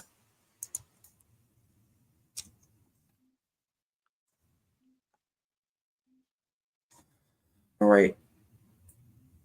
It has to be Lynn's. Pascal saying he took the wrong vitamins this morning. Hasn't been able to get rid of his heart on. Listen, I mean, I took a Cialis vitamins recently. and prayers, you know, to baby Jesus is, I think, all that Philipe Lins needs. I don't know why people would make those kind of accusations and suggest that he's doing something untoward, you know? Right. What if Edge is Nicky Boy? Algeo is a lock. Oh, yeah, maybe. I mean, you can attest for it, Nick. You know, like that South Florida sun can be very rejuvenating. Look at Karolina Kowalkiewicz. She's been very tan in her last 3 fights, and she's 3-0 in her last 3 fights, coming out there looking like George Hamilton and going out there win after win after win. You know, you look at that Penny fight when she got subbed in the first round, she comes out looking pasty like JJ Aldrich. You know, then she moves to South Florida, starts working an American top team, get some of that vitamin D, get some of that sun, and then all of a sudden you got. I think she got multiple vitamin Ds, if you know what I'm talking about. Yay. So, but yeah, that's the Cialis pill. Ain't no joke. My buddy gave me that in the keys. I took a quarter of that, and I was standing to attention. We call it South Florida sun. That's what the American top team boys are getting down there. The South Florida sun. I'm right. And ATT, I'm literally, if I get my car right now, I'd be at ATT in 2.5 minutes. Yep. Ooh. Hold on. Coconut Creek, right? Yeah, Coco. The best one of them all. This fucking place is huge, bro. It's a gymnasium. Yeah, I've heard. It's gigantic. I actually have some. Where are we in the fight? See if they're coming out real quick. I have some pictures of the gymnasium. What I call the gymnasium. Oh, and Vanessa's coming out with the flag of Greece, ladies and gentlemen. Boy, you're right. It's not too early to come out and get that plus money, baby. Greece, stand up. Beautiful country. Just got back from there. Great food, great people, great beaches. Islands are beautiful. Athens is awesome. Definitely a beautiful, beautiful country, Greece. So I love seeing that Greek flag that Vanessa's representing here. Greece and Italy is where I want to go to. I know they're both similar, but I heard Greece is better. Yeah, I haven't been to Italy yet, but I've heard that's just gorgeous as well. So, you know, I mean, there's so much coastline there. There's so many beaches and sights to see. A lot of history in both of those countries. Great people. Yeah, so definitely a great part of the world to check out. But this is going to be an interesting fight here. I'm just looking for violence. Plus 190 is a big hit for one unit, so I'm looking forward to it. I think Murata gets the win, though. We're gonna see. Oh, I heard a little do. Billy, oh Billy boy, how are you doing, buddy? Oh, he muted himself. You son of a bitch. Yeah, she was, Nate. It wasn't Gucci. Who was it?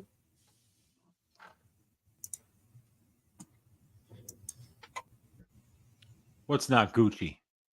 I think that Gucci Man. I thought that was who she was coming out to. That's what Nate thought. Oh, okay. I can't hear it. I'm not listening. Got it muted. She was coming out thug. She was Thug Life in it. I love it. Okay. Thug Life.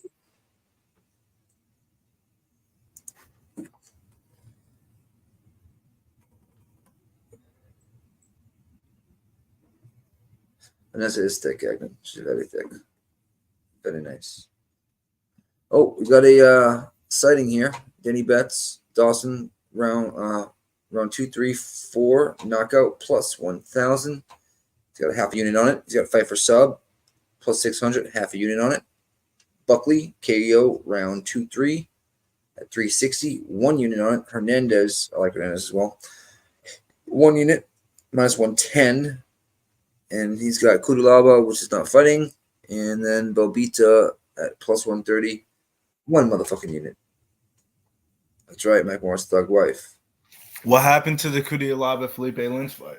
We don't know, dude, but it's all over Twitter that the fight is off. But I don't. I mean, like, I'm watching the ESPN Plus with the sound off, but I don't think they've actually announced it officially that the fight is off.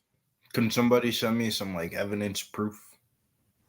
Just look at Twitter and you'll see a bunch of reputable people talking about it being off. But other than that, I don't think that there's, I don't know who dropped the news because I didn't see that tweet. So should I cash out of my Philipe Lynch bet? I would think so. No, man. It's just you're just going to get the money back. Yeah, it looks like it's off. They're gonna give it back to you no matter what. So yeah. Yeah, but I don't want him to be locked up while we have 20 college football games on. I hear you. Well, I mean, don't cash out because they may not give you the full amount. And also, Billy, right when the fight starts or right before, they'll probably cash you out. You know what I mean? I think you're straight. Or they void it until the whole entire card's over and I'm fucking fall asleep by the time this shit gets back to my account.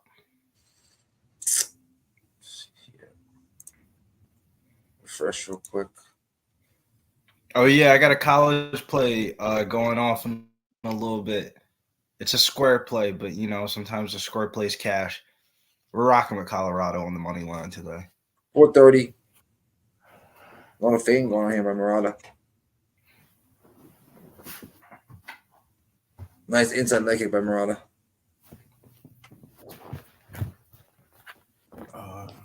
Vanessa kicks a bunch of fresh air, but it was at least a good try. Very good try. Very good.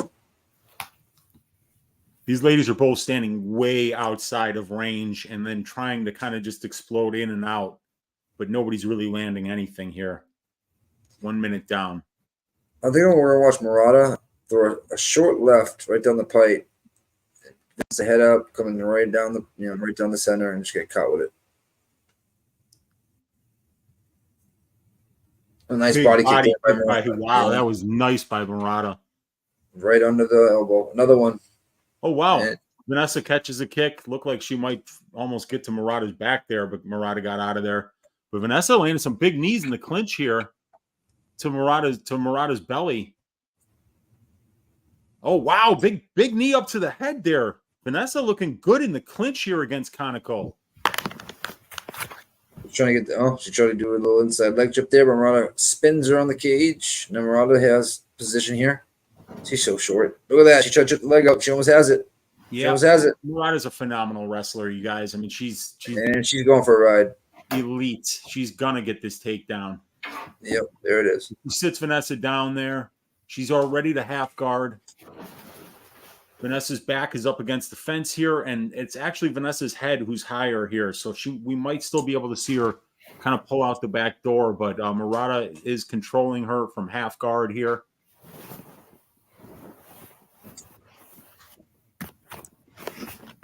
Vanessa's got an underhook on the right side, though. So I think you're going to see her getting up here fairly shortly if she can get her ass back to the cage.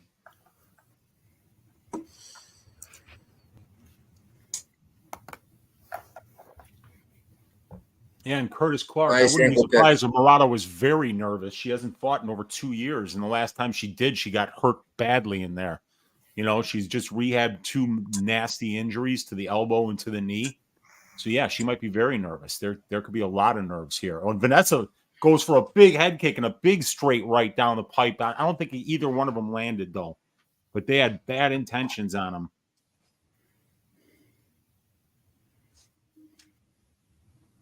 $145. Not gonna lie. What's the live line on this fight? I don't know. Probably close to what it was. I think Vanessa's looking a lot better than plus 250 right now. Yeah, she looks good inside leg kick by Murata. Plus 215 live. It's just I feel like as soon as I bet Vanessa, she's gonna get taken down, and then I'm fucked. Plus 200. Yeah. Man. Murata got a takedown, but she wasn't able to do anything with it. So, nice wow, right. Big shots by Murata, and then Murata fell down as if she had been dropped. But it was just a stumble. I think it was just a stumble. What time are you at, Weezy? 101 right now. Yeah. 57, 56. Nice right there. Demopoulos just landed right there that kind of dropped Murata, but it was just another stumble again. Murata's slipping all over this motherfucker. Yeah, very unorthodox striking from Murata, staying way out of range here. She's moving her feet a little bit awkward. That's why she's falling. She just caught a kick from leg. Vanessa. Now Vanessa's got the guard here. Vanessa's looking for that arm. Nope. She's all right. So now Murata's in Vanessa's guard here. And Demopoulos is landing some big ground and pound here from the bottom while rubber guarding Kaneko here. Big elbows to the top of the head from Vanessa. She's being very active from the bottom.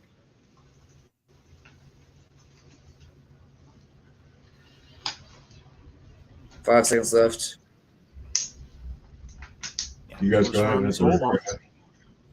What? You guys are probably like 6 seconds behind. Go ahead and hit the refresh, boys. While it's at the round.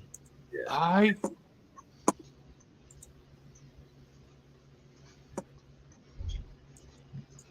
If sometimes if you feel like you're a little bit behind, hit back on the rewind like twice and then hit the live again. That shit works kind of. Whoopee.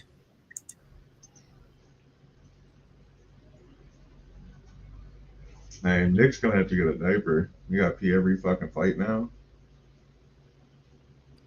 Where's Ori Lane when you need him? Yeah, dude. Well, I mean, it happens to all of us, man. I'm pounding waters too, so like I have to go every fight or so.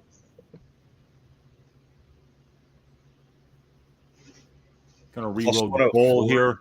Be right back, guys. This is going down to where I pick them. Oh wow. Okay. Yeah, but that's not a good first round. Minus 126. I feel like it's getting so damn low. I might bet Murata. Yeah. I mean, minus 126. Sheesh.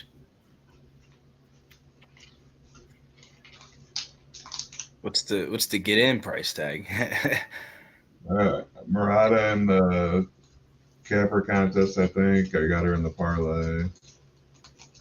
And then I got submission or KO either fighter for the plus money bet. What did I tell you about parlaying women's MMA? Still a long fight, bro. Like you listen to anything I ever tell you. I bet you got a main event fight. Okay, don't you? Oh yeah. I mean, back in the main events of recent, so I can't complain. The only way I bet the main event is unless I'm 100% convicted.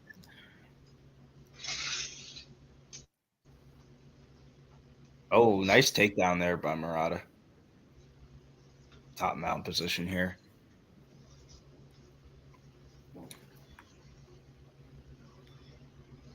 See what the live line is. Live line's locked up.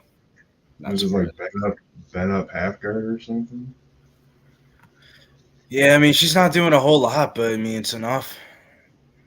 That was a very easy takedown. Keep punching. Wrestler. What was that, We'd love Weezy? to see her get a finish or anybody get a finish. Yeah, same. Vanessa working for an armbar here. Kaneko's cut. Right above the eye.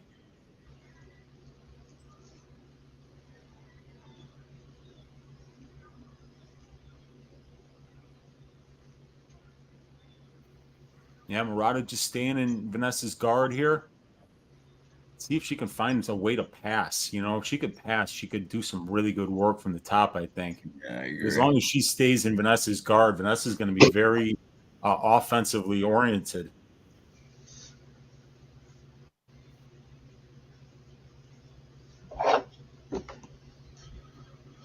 This is going to be a bullshit round. This is a bullshit boring round.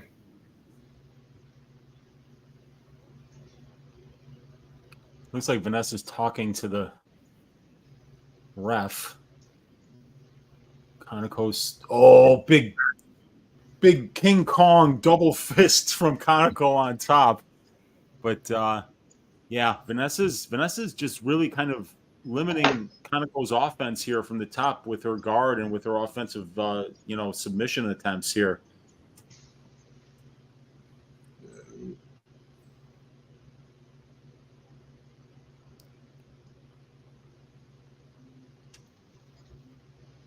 Vanessa's being very offensive from her back, and I just wonder, with these judges, being kind of strange sometimes, that we could see them say like, yeah, even though she's on her back, she's the one landing more shots. It's interesting. Yeah, I have no idea how to really grade out this fight. I think Murata is winning this round, but I definitely think it's a 1-1. Yeah, I mean, Vanessa had a good first round in my opinion. I don't know who won, but I mean, Murata was a minus 300 favorite, and at the end of the first round, it was pick'em. Okay, yeah. I mean, then people understand that Vanessa, did good work in round one. It was close.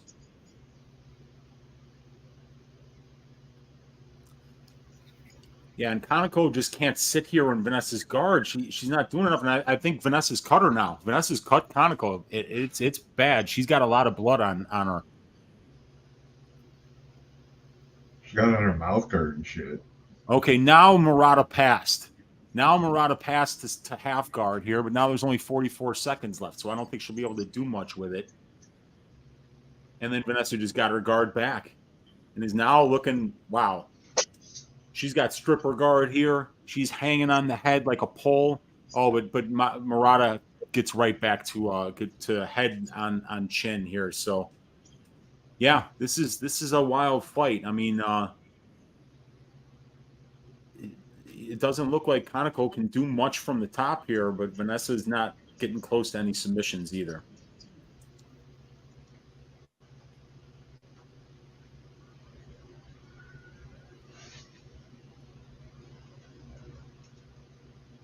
This fight's starting to get boring. Yeah, it is. I had a little bit of action from the start, and then it just kind of like started progressively dropping.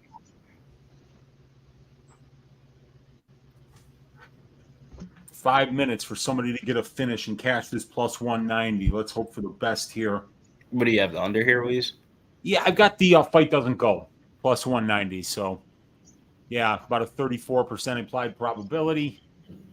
And, and Vanessa's going for it. She always does, man. Like everything that she throws on the feet, she's trying to hurt you. She's always looking to try to finish with submissions. And Conoco's got a really good top game when she passes guard, but she hasn't been able to get out of Vanessa's guard. Vanessa's done a great job of regarding when Conoco has passed or just getting up. So, yeah, it's been kind of a stalemate for the most part. Yeah, it kind of has. We got a couple 2-0s. I want to see what the live line is. Live line's still locked up. Minus 152 Murata. I think I'm going to take a shot here. You said it's what? Minus 152. I'm going to take a shot here. It can work. It's still drop like 200. I can't say the girl's name. I'm sorry. Murata and Vanessa. Live line suspended. Hoping for something good. Oh, do you say there's nothing? Oh, wow. Okay, so kick caught. Murata puts Vanessa on her back, lands a couple of big right hands for ground pound. A third big right hand. Ooh, I think she might have really hurt Vanessa there. But Vanessa right back to rubber guard here, but I can't tell if Murata's in half guard or not. Yeah, she is in half guard. So Murata had a much better position here.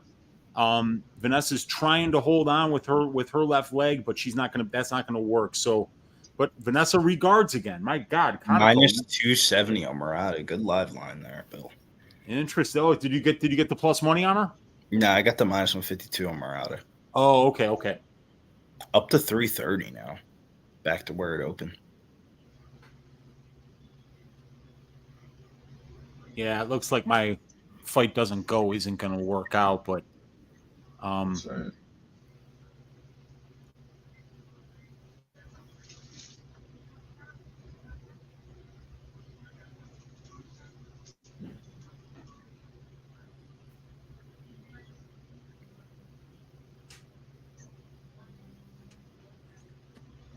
Ref, don't you stand this up right now. They're fucking throwing.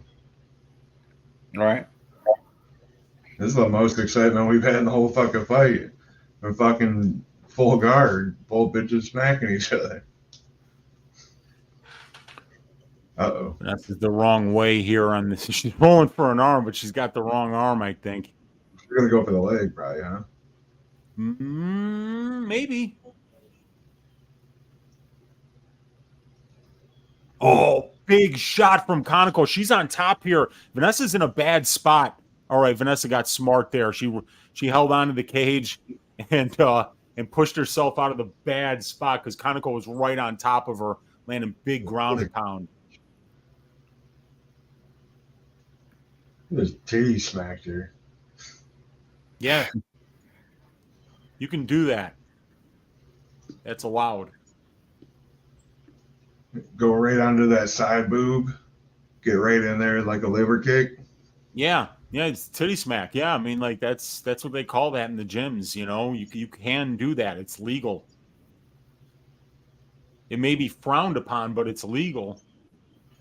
And if you're not cheating, you're not trying, you know, like then grab his dick and twist.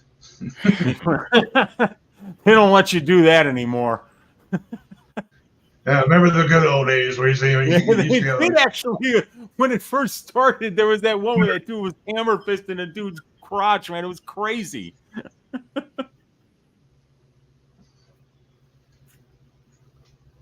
She is very comfortable between women's legs. She's just taking a nap here, bro. Just on her knees. Big shot by Conoco. My God. I know, right? The Donkey Kong looks like dude. She's landing some of this ground and pound, but Vanessa's tough as nails, man. And Vanessa's right back to rubber guard here, trying to make something happen. And Conoco's just staying safe, you know, keeping her head close. Got very good head position. We bet at minus 4,000 for Murata right now. Are you serious? Wow. Yeah, got minus 152 in the beginning of the third round. Good snipe. Vanessa's still looking for that arm bar. 1 minute left. Conoco lands a big right hand. Oh, and Conoco's really got her. Wow, got her ass up straight up. Look at that shot. Oh, wow. Vanessa's leg's in a bad spot here. Conoco's landing some good ground and pound. And she looking for a submission here? Is Conoco looking for the arm? Yeah, kind of. Looking for a Kimura or something? What does she got here? Kimura grip. This is one of those like ba ba ba ba. Come on, hit it. Come on, Conoco. Third round submission. Let's go, girl. She'd have to go right behind that. Oh, come on. She got it around the neck, though. Yeah. Her hands are in a very desperate place, and she got fucking Damn it, back. my fight doesn't work out. I hate it. Because these girls went after it, though. You got a good number on it to kiss it, to play. Hey, when you're betting plus 190s, you can't be too mad when it doesn't work out, you know? She dropped her right on her head. You girls beat the hell out of each other. That was a great fight. That was a dope fight. The third round really picked it up. I don't know, just because I got more invested after I bet it. Well, it just became 1-1, and both chicks are fucking fighting for it. So, who you guys think pulled it off? Murata? I thought Murata. Yeah, I think Murata 2-1, but I wouldn't be surprised, man, because that second round, like Vanessa was just landing all these hammer fists from her back too. So you never know, man. You know, TC, right at this point with these first picks in the parlays, like we gotta, you know, we might have to just say until it happens. You know, like gotta reverse the fucking thinker in. I got that same commercial again. God damn.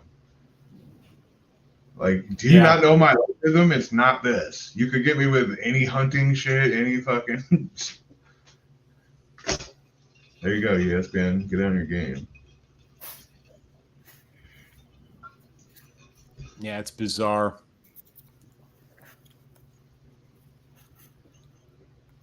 You ever hunt Weezy? Hunt? No. I grew up in the suburbs, man. You know, I mean, like, yeah, it's so there was no hunting and nobody hunted anywhere near me, you know, but definitely had some friends who grew up, you know, not in the city. And yeah, they did that, dude. I shot a gun for the first time in my 40s. So yeah, definitely not somebody that hunted. We're about to get a decision. Vanessa Demopoulos wins by decision, and she looks as surprised as anybody in this 53-person crowd, and she jumps into Cormier's arms. Shouts to Vanessa Demopoulos doing it again. The bookie said we need one of these big favorites to lose, and goes off the board. Don't parlay women's MMA. Yikes. Or live bet it, I guess, either. Holy shit. I don't know about that, you guys. I'm a Vanessa Demopoulos fan. She came out carrying the flag of Greece, the flag of my ancestors, but I got to believe that was Kaneko's fight, but my God. Wow. Womp, womp, womp. Boy, my DraftKings lineup is minus 4,000. Horrible. Horrible. My God, it'll be one of the most embarrassing DraftKings lineups of all time. Stench. 0 out of Philipe wins. Loss out of Montana De La Rosa. Loss out of Carlos Murata. Loss out of Johnny Munoz Jr. If Grant Dawson blows it, I'm going to score like 200 points or under. Oh, lordy, lordy.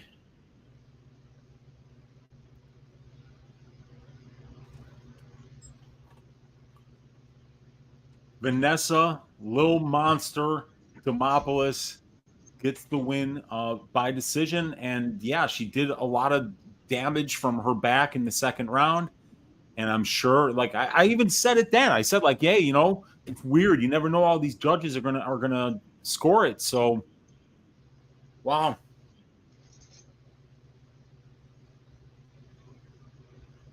I think Vanessa's 4-1 or 4-2 in the UFC now. You're muted, Billy. I said, shout out to the people out there that took that dog shot, man. You got some balls. I wouldn't have felt comfortable with it. Yeah, that's wild. Oh my God. Crazy. So what's up next now?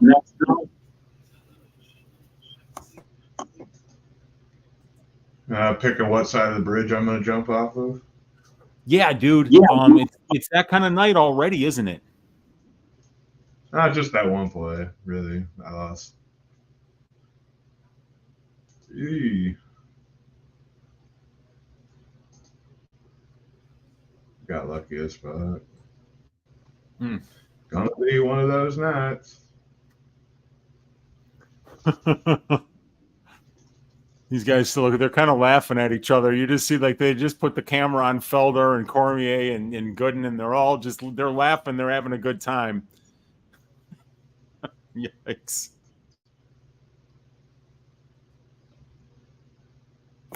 I mean, what can you really say after that? I mean, I'm not complaining, but would have been a little bit nicer with a little bit of cash on that last fight, but it is what it is.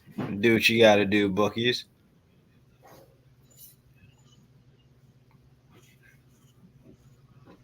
Trying to get this. I'm trying to get these next bets in. If you guys don't mind me, go on mute. Go back on mute, bro. Oh yeah, what do we have up next here? We have got Nate Maness versus Mateus Mendoza. Oh, they're talking about the Linz fight now. Okay. Fight canceled due to Linz's illness. I guess the question is he sick with the dick or is it the flu? That's crazy because I felt like yesterday at weigh-ins he was looking all speary and ready to go. Good. He looked good at the weigh-ins, but he was late. And with the other thing that was weird was he's the last one to weigh in, and then he weighs in 2 pounds below the limit at 204. Yeah, it was weird. What the hell was that? I mean, maybe he was already sick. Who knows? But yeah, that one's canceled.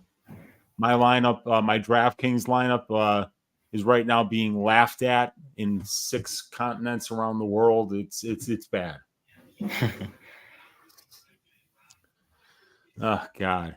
Well, I guess I mean, if you're gonna get 0 points out of a guy, you might as well be after you were already mathematically eliminated anyway by having picking the wrong fighters in the pick'em fights in the De La Rosa fight. Yeah. 8,200, 8,000, and so was the Quang Munoz fight was 8,200, 8,000.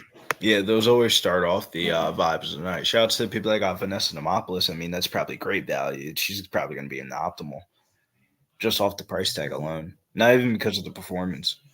Yep.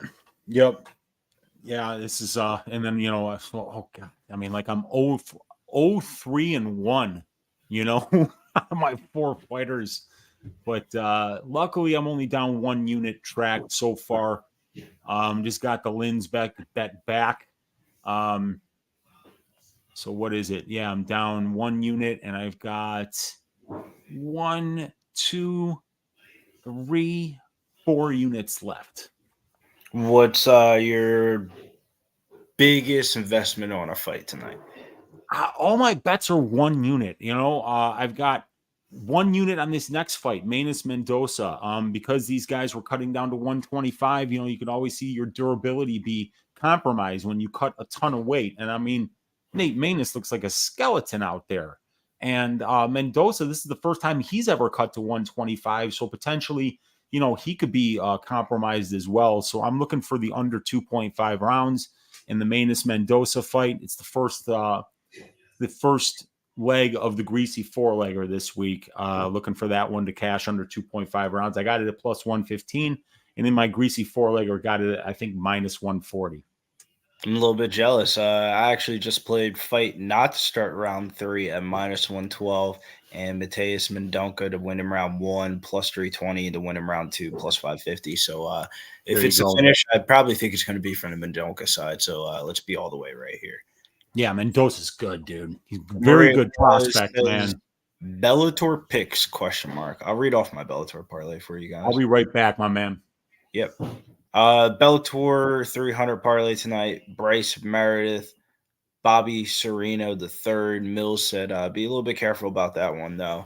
Makhmed Berkmanov and Usman Nurmagomedov, minus 150, 4-leg parlay for Bellator 300. I think that goes off very shortly.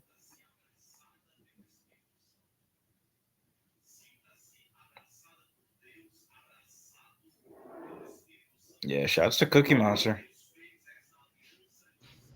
Hey, run it by me one more time. What? The parlay. Bryce Meredith, Bobby Sereno III, Makhmed Berkmanov, Usman Nurmagomedov, and it was minus 150 for those 4 legs. I bet it like 1 o'clock this morning. I can't touch either of that. I just don't like parlaying women's MMA fights. So I didn't parlay Chris Cyborg or Liz Carmouche. But I do think they do win.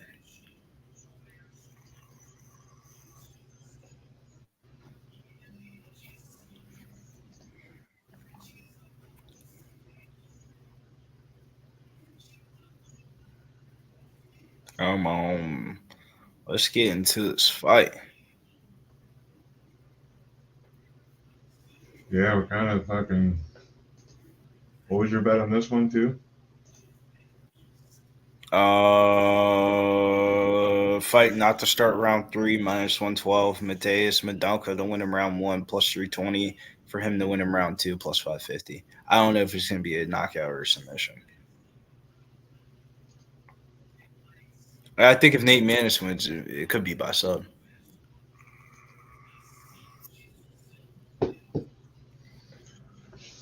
Sorry, Louise.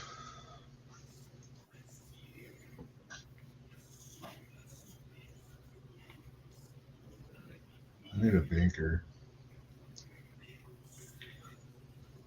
Yeah, sorry. Just decided to put pants on and act like a professional for once in my life.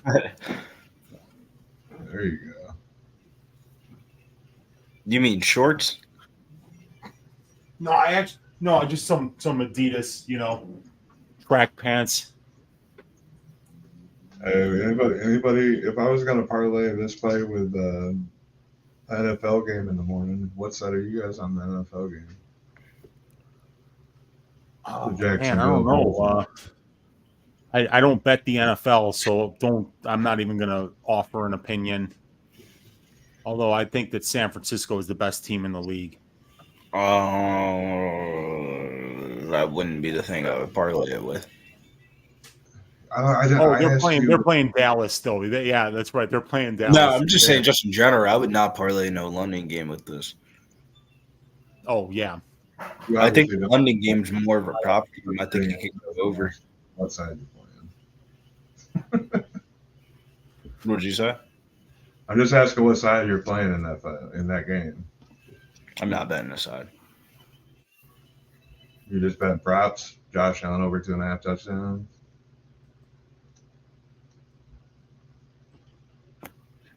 I gotta look at the wide receiver cornerback matchups, but probably a couple props like Gabriel Davis, like 37.5 yards for Gabriel Davis seems like something he can do in one catch. Nanu says Bills. Yeah, I'm not in a great mood right now, B-Ree. My bad, bro. Kincaid over 2.5 receptions is pretty chalky, but he's gone over his receiving yard prop 3 out of 4 times. His route share is going up each game. So, I mean, there's shit to play. Calvin Ridley, obviously. It seemed like he had some scripted plays for him last week on that first drive.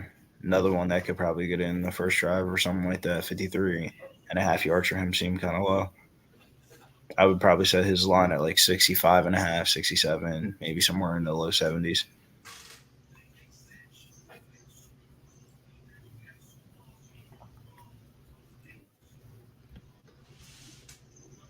Here we go, boys. Can we get some violence to go through the screen tonight? First violent spot of the night. Can the flyweight unders do the damn job? Because these boys historically don't really fight at the flyweight division. The only time Nate Maness has fought at the flyweight division was for a Nurmagomedov matinee fight. So it should be interesting to see how these two gentlemen do against each other tonight.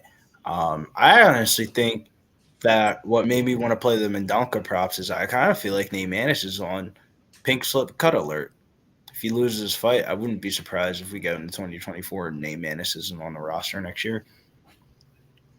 Yeah, it's just, cutting to 125 at 5'10" just seems like a desperate move in the first place, right? Yeah. I mean, he's already a huge bantamweight. Credit to Mendonca, though. You guys, he's already got Maness backed up to the side of the cage here, and he's just pressuring. Shoots in on a takedown. He's got his hands locked. He gets the takedown. Maness stands right back up.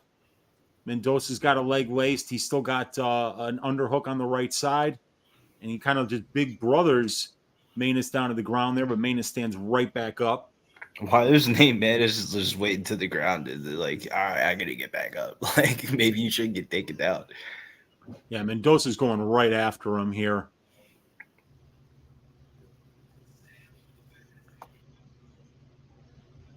Oh, wow. And he just went for a sacrifice and then didn't work. Now he's going for a leg. Maness's left leg is what Mateus is looking for here. He's got the heel in a pretty good spot there.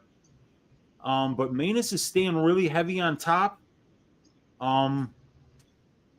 And now he's kind of landing some ground and pound because you can make somebody pay when they go for an ill-advised leg lock. But Mendoza stays stuck to him here, and he's going for another takedown.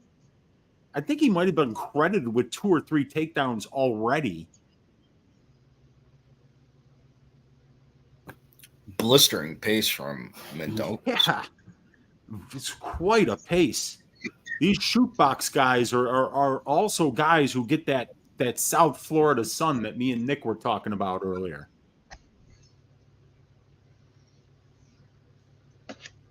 Nixie's son. Nate Maness, though, is doing a good job defending the takedown attempt here. Yes, kind of down the fight just in general. Trying to get that a little experience advantage, the one advantage that he does have in this fight over his opponent tonight. Oh, wow. Rolls for the leg lock again, does Mendoza.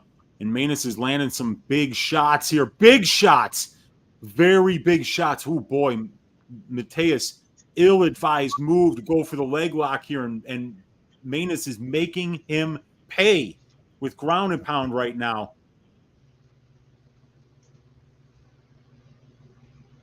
Ooh.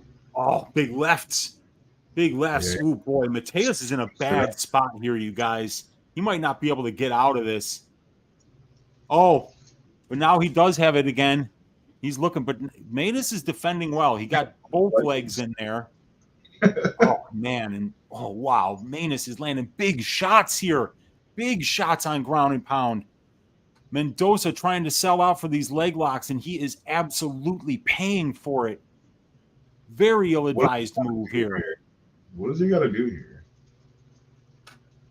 He got the back leg now. Yeah, I don't know if he's got anything here. He does have one of the legs is I'm like Nate the Manus. armpit. You just keep on throwing fucking punches to the face until the motherfucker just hands drop, and then that's when you get up. But if you're not, man, Nate Manus isn't technically defending this. But he wants this leg lock so badly. Got one under the armpit, sort of.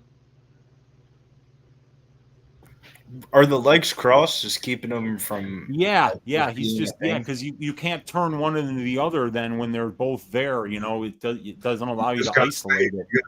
You can always pull one out. That shit's got to be uncomfortable, though. Oh, I mean, oh wow! I think Manus hurt him. Wow, he sent him back to his ass there for a second with a big shot from ground and pound, and now Manus has got 49 seconds to work here.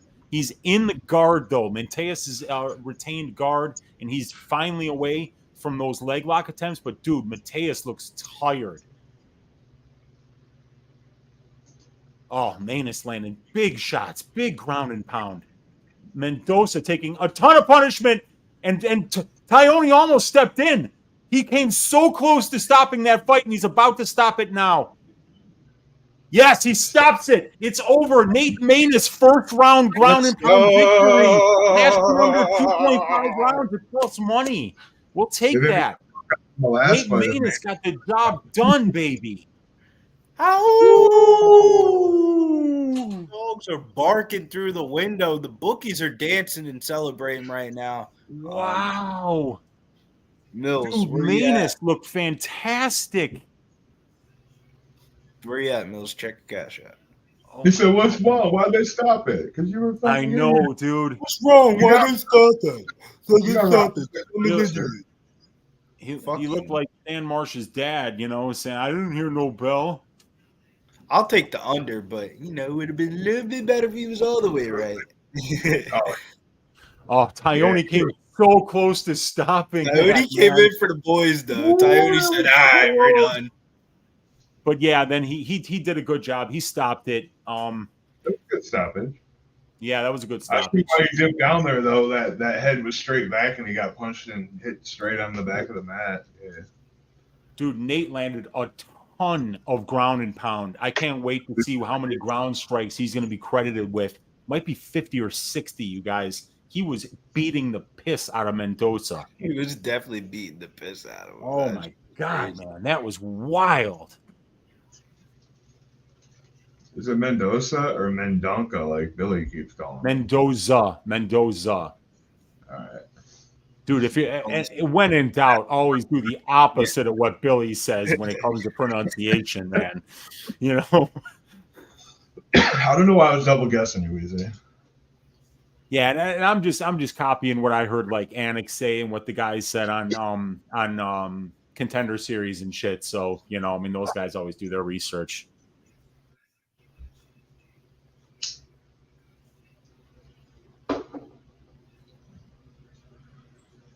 I was just freestyle. Yeah. Feels good to get a win. After a bridge watch, that's a good thing. Let's do this shit back on. Let's get back on the road. We told you, man. Just follow.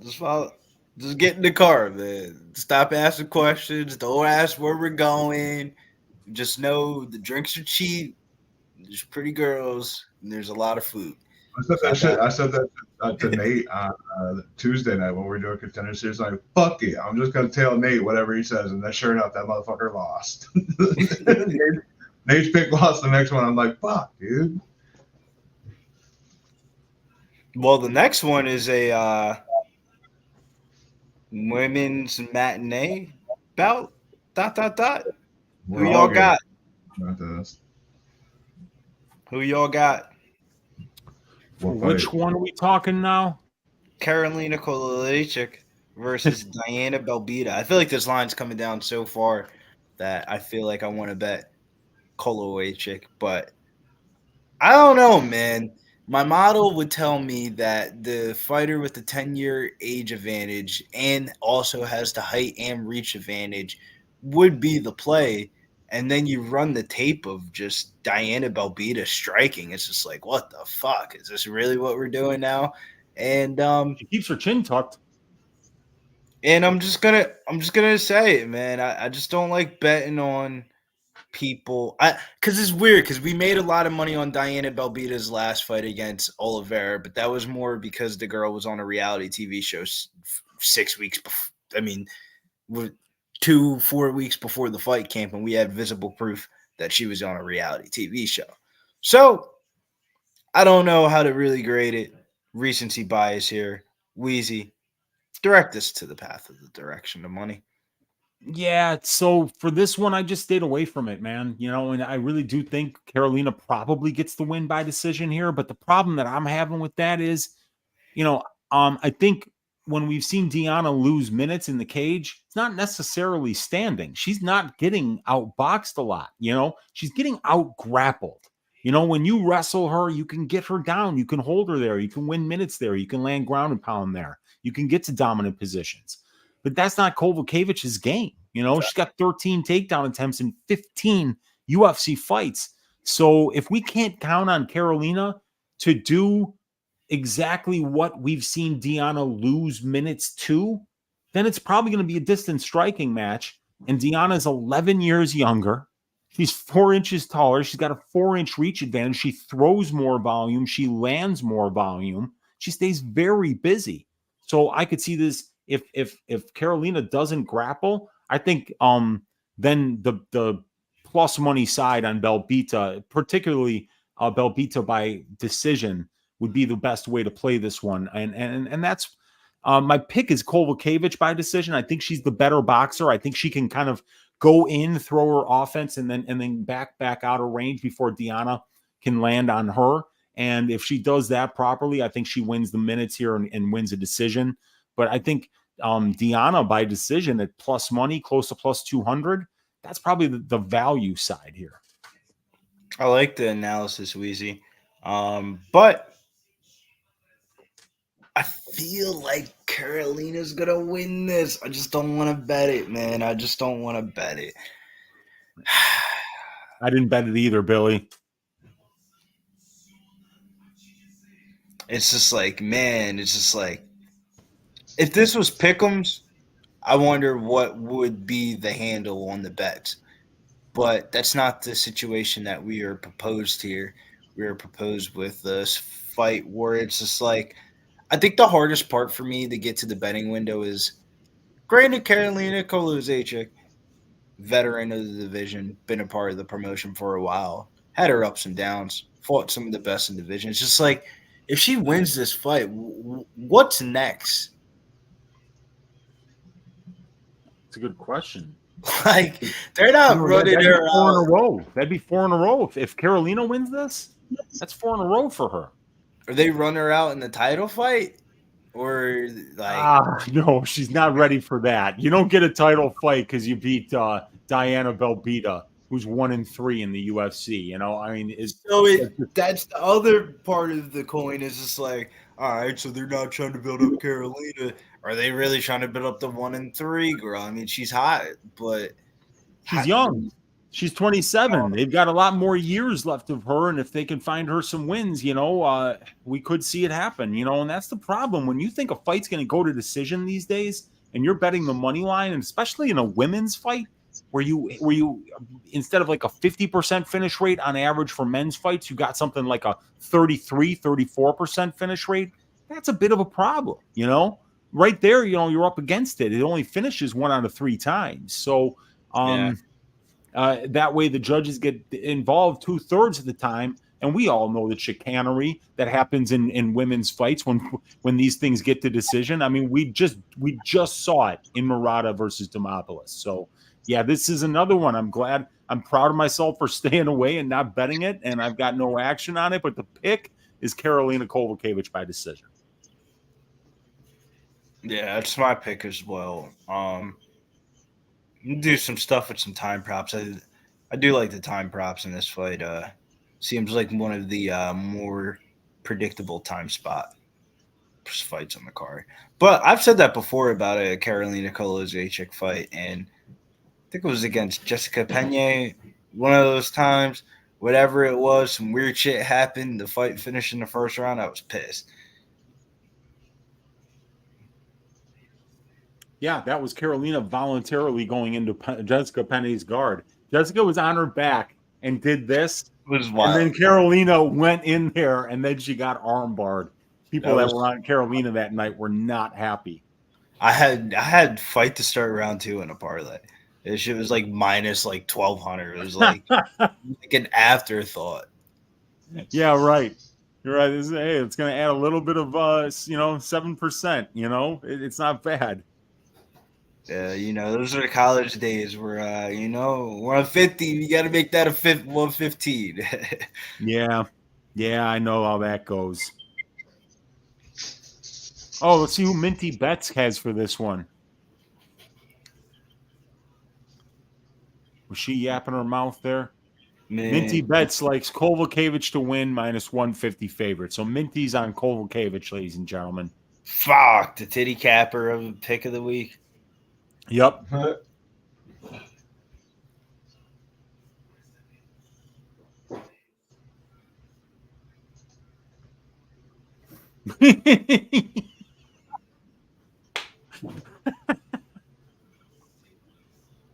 But my real question is this, though.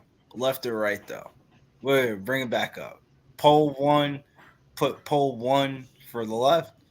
Put Right poll all day. What did you say? The blonde will change your night. The redhead will change your life. Billy. Cap. The one to the right looks like she'll cheat on you 3 months into the relationship. That's why I said she's going to change her life. She's going to do something. That's changing your life? Yeah, he didn't say for the better or for the worse, did he?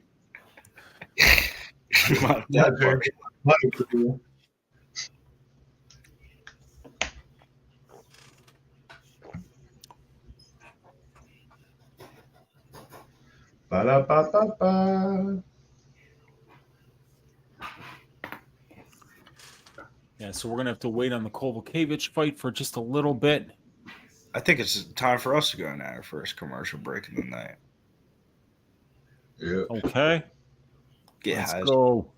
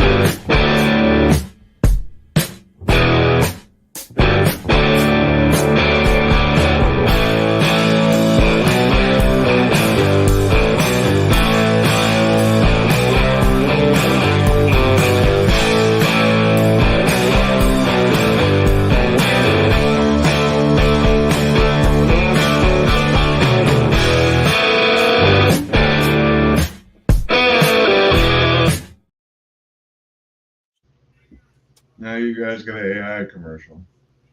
Hey there, folks. I've got some exciting news for you today. We've recently partnered with Pub Sports Radio to bring you some awesome merchandise. If you want to show your support for our channel and rock some seriously stylish gear, you need to head over to https://streamlabs.com/pubsportsradio/merch right now. We've got a wide selection of apparel and accessories that you won't want to miss. From t-shirts to hats, we've got something for everyone. So don't wait, grab your favorite items and join the Pub Sports Radio family today. Happy shopping! So 2 words. I typed in 2 words and that whole shit came up. AI is a crazy son of a bitch. I'm in my Discord right now, and evidently, like DC and Felder were just clowning Lins about pulling out of the fight, and you know, I guess what they said was sometimes you just psych yourself out into thinking you're sick. I think that's what DC or Felder said about Lins. You know, my God, dude, it's crazy. Looks like the chat's on too. Chat's on too. Yeah, my answer was actually yes. Both. There you go. I'm with Mark. Why not both? We're Americans. We can have it all. Said he was mental. Oh, man, that's great.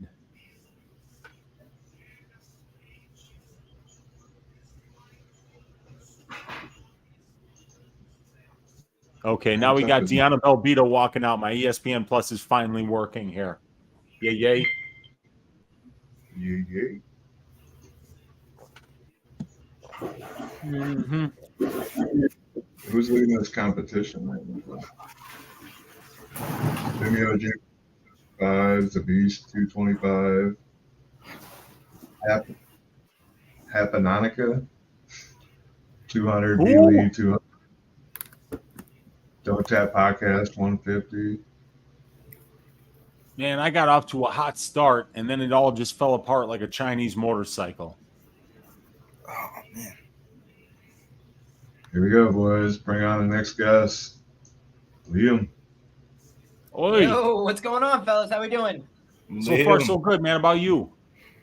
I am on top of the fucking world right now, boys. I don't know if it was a robbery or not. You know, your boy's been having a good afternoon, let's say, right? I'm coming in hot and bothered because I'll tell you what, I had Vanessa Demopoulos on the money line in that last one. It was a sweat, but I'll tell you guys something, truly. And again, I'm a little bit under the influence, let's say, right? Just slightly. But when we talk about how I truly felt watching the fight, I thought it was a arguable 2-0 going into that third round for Vanessa, but I also thought it was arguably 1-1. I thought Vanessa won the first round pretty cleanly, and I thought that second round was where it got really dicey. But I thought the better work before it went to the ground was done by Vanessa, and then I thought that on the ground, Murata didn't really do anything that compelled me. I thought that she had more damage on her face at the end of the round. I asked myself, who would I rather be? And I would have rather been Vanessa Demopoulos. Now, at the end of that third round, I certainly wouldn't have rather been Vanessa Demopoulos. I think she looked like she had been a little bit tired out by the positions at that point. So I think it was a clear third round for Murata. But holy shit, boys, 1.5 units, only money line play of the card. Vanessa Demopoulos. For my Greek brother Wheezy, let's go. The Spartan, Vanessa Demopoulos, Cleveland, Ohio. Stand the fuck up. Dude, when she came out carrying that Greek flag, I was like, well, I mean, I did. Oh boy, I wouldn't want to be Kaneko Murata right now, you know, because I just got back from that beautiful country, Greece.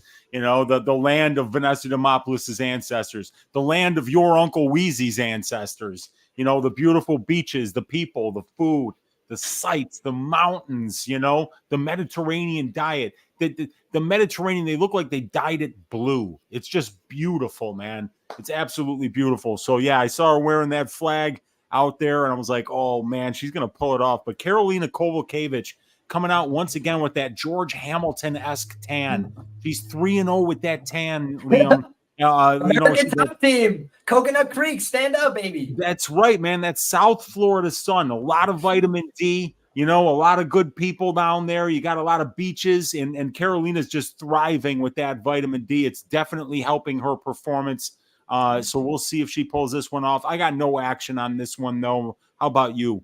I may be late here, guys, but ends by sub. I took it for less than a half unit, plus 475. I just look at this matchup on paper. You got two long, awkward girls that I feel like both could make some mistakes in the grappling. I feel like Karolina, in her last couple fights, she's been bailing herself out with some, takedowns, with some ability to get on top. She's been doing that against opponents that are pretty low level. You could kind of say the same thing about Belbiţă. So maybe she has some success there. Maybe she's able to get to good positions. But then when I also look at it in this spot, and I'd say to myself, Belbiţă is a girl that's been taken down a number of times, been put in bad positions, 4-4 career to the sub, terrible numbers, right? But it's been a little while, and she does train with a good team herself. So I didn't want to get too cute and take a plus 600 on Kowalkiewicz sub when there's a plus 475 on either one of them. You got the 10 years younger girl who's got an opportunity, I think, to outlast her opponent here, or club and sub. So for me, take a small bit. Bill, I'll tell you the God's honest truth, man. I'm a wrestler, but this isn't wrestling, my brother. This is not wrestling. This is fighting. And I'll tell you what, I saw one girl who was very active from a guard. I saw somebody on Twitter, and I say this with love, comparing this to Volkanovski and Makhachev. That's a back take. That's one of the most dominant positions in fighting. The guard is a 50-50 position, almost inherently. I know we give preferential treatment to the top player. I think we should. If it's a 0, if it's a stalemate, if not, a takedown is simply a change in position. So when there was a change in position, I think Murata wanted to hang out, get comfortable, get used to being back in the UFC, and I think Vanessa Demopoulos wanted to fight. So that's what I saw personally. But again, I'm a little faded. I will rewatch with a sober mind and give you guys my honest opinion. I'll come back to you and say, I got a little lucky. But here's the other thing. I said if this fight plays out purely on the feet, who wins? And everybody was telling me, Murata.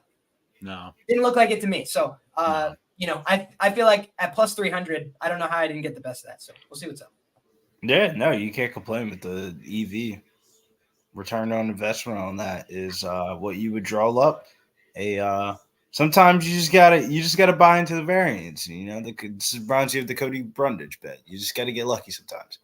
And dude, I was correcting people on my stream saying, that I thought that she had elite wrestling. I didn't think Kanako Murata's a bust, but I just felt that's all she has. She doesn't have the connective tissue to an MMA game. I think that was put on display a little bit. These girls are swanging and banging in the middle, and I'm regretting not taking Fight Not to Go. What the hell?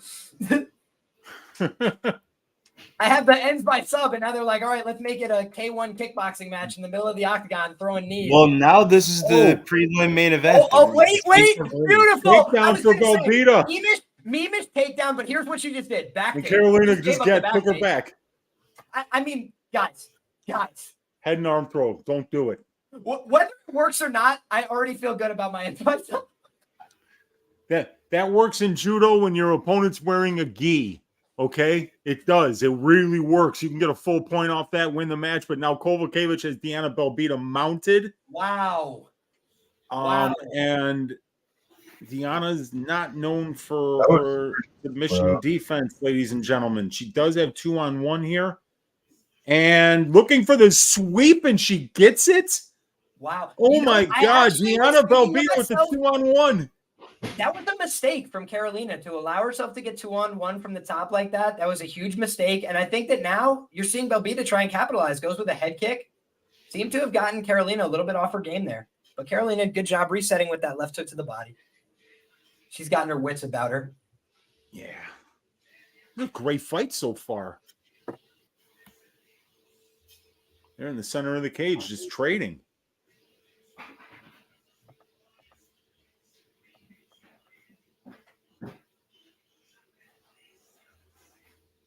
And it's so funny because these two girls might have had the friendliest face off of them all, and they come out here like they both stole from each other and they're trying to beat each other up in a parking lot. It's like, it's just fascinating, because we always try and read into these dynamics, and then you just see that and you're like, all right, maybe the face off means nothing. Yeah. Or you get a 10-month buildup with Rashad and Rampage, and then they go out there and fight to a tepid 29-28 decision. I remember that season of The Ultimate Fighter, dude. Those guys were talking so much shit to each other. And then that fight happened. And I was like, dude, what happened? It's just one of those days, Wheezy. Yeah. Both guys were sick like Felipe Lins. Oh, dude. Is that what actually happened? I just heard that the fight was canceled. I didn't hear why. They said Lins was sick. That's unfortunate. I had a small position on Lynn's by sub, but I felt really conflicted about the fight all week. Yeah, I was thinking I actually picked Lynn's by decision, but I like the Lynn's by sub prop because Lynn's 4-0 to the sub, and obviously Cuțelaba 2-4. I think it's 2-4. Yeah, horrible. Yeah. So like you're like, wow, that you might as well take that shot at plus 800 or better. Why not? And I mean, Johnny Walker took his back for like 3 full minutes and summarily outgrappled him in the first round. So I was like, yeah, SBG Ireland shouldn't be putting up numbers on you just that easy. So when wrestling is your primary game plan and you're getting out wrestled in round 1 by Johnny Walker, you got to start asking yourself some hard questions. Like, can I get my opponent a pathogen before the fight? This is a good fight here. These ladies are absolutely swinging. But it's really just more of a brawl. I usually see Karolina being a little more technical than this, a little more in and out, outside of range, come in, throw, get back out, defends well with her feet. Oh, Belbiţă lands a good straight right hand. That definitely got Karolina. That length and that size, man. And I think she's done a good job of making Karolina pull away from these exchanges. So constantly she's reaching out for that double collar tie. And so your natural reactions start to pull away. But when you start doing that, it makes it more predictable to just step in with that right hand. Yeah, and Belbiţă's landing right now. She's getting the better of the stand-up. 11 years younger, 4 inches taller, 4-inch reach advantage, all those things. They definitely mean something.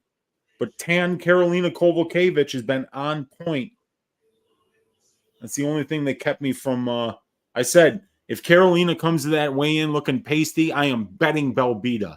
But, look at that tan.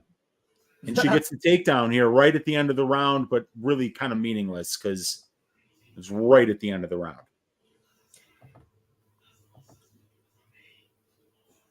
That was a really close one. That was really close. It was a close round, in my opinion. Definitely a splitty round. I mean, minus 142 Karolina, plus 112 Diana Belbiţă, exactly where it closed at. So the bookies don't know either. They didn't know the other past couple fights, man. They've been off. We just haven't fucking got the right money on it. Yeah, no, that's true. That's why it's always important to talk about these things after the round so we can look back into it when we're going for live bets and stuff. Because I really don't know who won that round. Fight goes the distance is minus 800 right now. I'm not surprised. I mean, I had to fight to start round 2 and a couple parlays, and I was chalky as hell and sweaty. Actually, I still think that that's a little bit crazy based on the pace of fight that we were seeing, And like there was a mount and a back take in that round as well. Sweaty as fuck. If that was, that could have went down a lot of different ways. We'll have a great football day tomorrow if Karolina gets a second round knockout. That's some football bets for tomorrow. Been venturing more off into the spreads recently. Dude, all year you can pivot, find your angles. Shout out to my guy Barry. Yes, I did, brother. Little bit of luck, a little bit of good fortune, and a little bit of that Vegas magic. Never fade a stripper in Las Vegas, ladies and gentlemen. Yeah, but you know what they say, Liam. You can never hold a bad man down. You gotta give the W's back for the ones that for the bullshit losses. Dude, that's for Sandhagen sub 5, bro. That's for the ends by sub in that fight. That's for the ends by sub in like 9 fights in a row that freaking were like locked in rear naked chokes and the guy doesn't tap. It's just like, all right. So yeah, we'll pay a couple of those back. Shout out to my girl, because dude, Vanessa. Twice I have loaded up on her at that plus 225 price tag, and twice she has gutted out the greasiest of decisions. So I'm like, this girl. I almost got in, man. I almost got in, and I was like, you know what? I've learned my money about spending money on strippers. You see, that's the thing. I'll never spend money on a stripper that hasn't renounced the gig and been fighting for 10 years with a black belt. That was the thing that was selling me the most on her. Dude, she was training with her real jiu-jitsu coach. She was back in Vegas, and she's working at Extreme Couture, all surrounded by legit partners. I was like, I'm shocked Big Show ain't throw some money on her. I mean, you say lap dance, Tony's flying out the pocket. Dude, you know the one other thing I'll mention, guys, because it's something you could look at for any fight. Activity is so important. We hear the commentators who are UFC fighters constantly talk about, if I'm out of the octagon for a year, it takes me around at least to get back adjusted to it. And I feel like what we saw in that fight was Kanako Murata come out looking very hesitant in round one. She was getting lit up like she was against Verna. The problem is she hasn't been able to be consistent. It's visa issues. It's multiple surgeries. She's 30 years of age, but she's aged a little bit faster because it's her second career in combat and because she's had to have multiple surgeries and things outside the octagon. So in the same amount of time that she's had 2 UFC fights, now 3, that's her whole UFC career since she signed in November of 2020. Vanessa Demopoulos has had 8 UFC fights in that time. You tell me. That's why I had to have it. Wait, run that back. Why is the live line minus 126, minus 102? Is Diana Belbiţă doing something different than she did in the first round? I mean, I thought Belbiţă I probably think the won first round was very close. I think the one thing was the one really dominant grappling position was for Kowalkiewicz, but she didn't really do much with it, you know? I need to shut up and just bet it. What are you betting? See, this fight is kind of slowed a little bit, but these uppercuts from Kowalkiewicz are nice. I think she's winning. She's fucking up for that fucking high for sure. As I bet it, it goes down to minus 126. So if FanDuel said, yep, you think she's winning, go bet it again. No. I will settle my debts. FanDuel's always the book.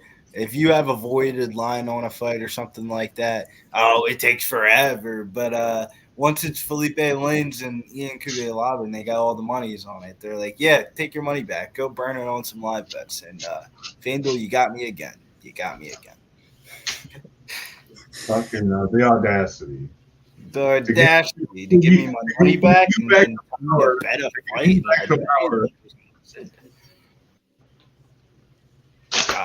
Karolina Kowalkiewicz blowing it, man. She's blowing it for the boys right now.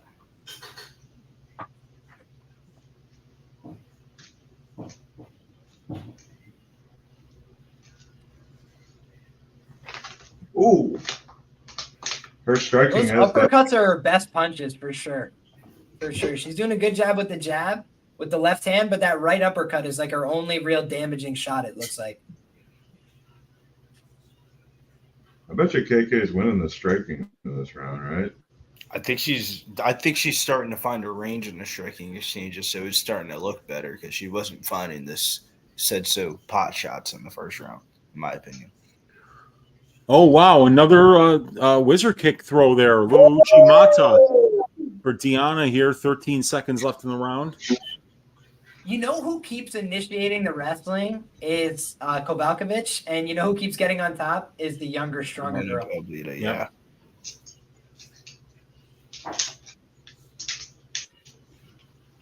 See what she can do with it, because, I mean, Karolina's been active off her back off here.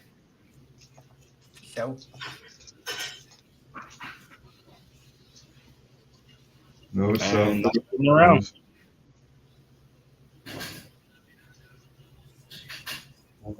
The uppercut is a great against the head down. See what the bookies have.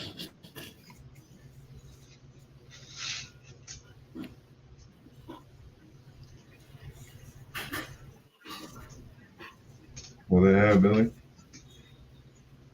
Quit being greedy. Bookies don't know either, man. Minus 128, Karolina Kowalkiewicz. Plus 102 for Diana Belbiţă here. So yeah, they don't know. Whoever you think is winning, they don't know. Yeah, whoever you think is winning, you should.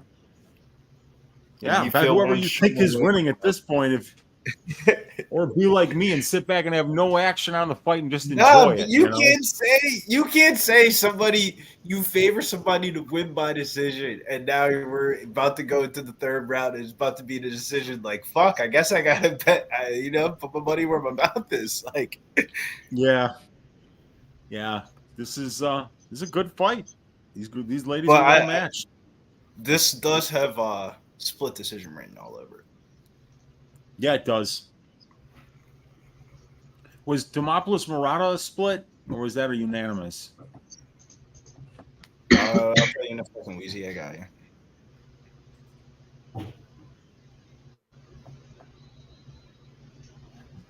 Yeah, the De La Rosa fight was unanimous, 30-27. Wow. Unanimous decision.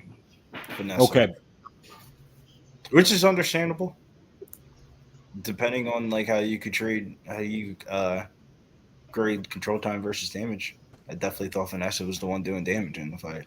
And we got our man coming down from the land down under. And we're not talking about Australia tonight. We're talking about Danny fucking Betts because he's gone for another slaughter day in the bookies. Danny, how you feeling today? Top of the bottom, man. I just took I took a L in boxing, man. That shit hurt because he was looking so good. Warrington, underdog. And then all of a sudden he got knocked out. Had control of the fight. I love the combination shots here by Karolina. Belbiţă is looking good. A close fight, but I think I got Belbiţă here, by the way. Plus 130. Yeah, plus money side. Very intriguing, you know. It's a very close fight. I kind of like the combinations Karolina was stringing together. I want to see more of that. Go to the head, go to the body. I want to see one more sloppy grappling exchange so I can feel good about this plus 475, you know? We had one, but I want one more, you know? Yeah, Karolina did get to mount there. Yeah, exactly. There's a back take, a mount. Come on, let's do something stupid. Come on, ladies. You got it in you. I know it. Nice. Come on, KK, fall to your back. Flop. It's good. Fine. Don't worry about it.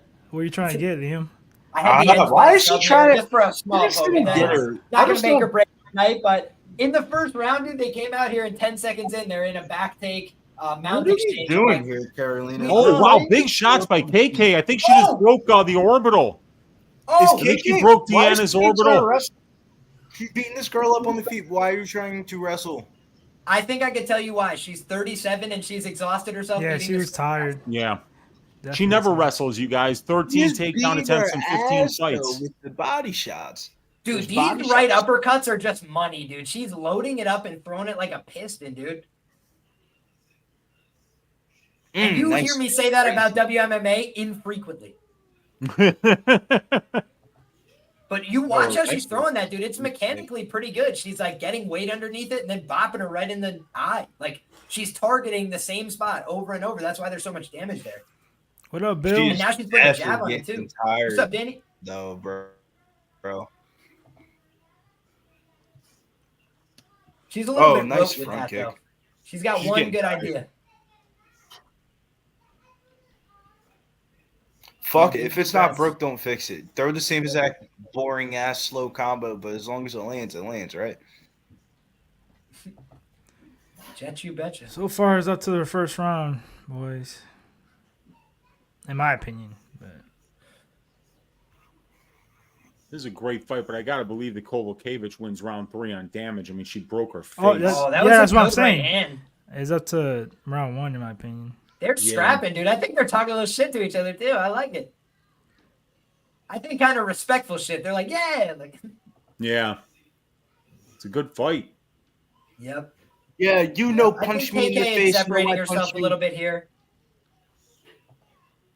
It looks like Belbiţă right now is the victim of a violent crime, whereas it looks like Kowalkiewicz has simply been out for a long jog. So she is definitely tired. She's fatigued. She's a little red. She's dripping some sweat. But the other girl looks like somebody may have assaulted her with a deadly weapon.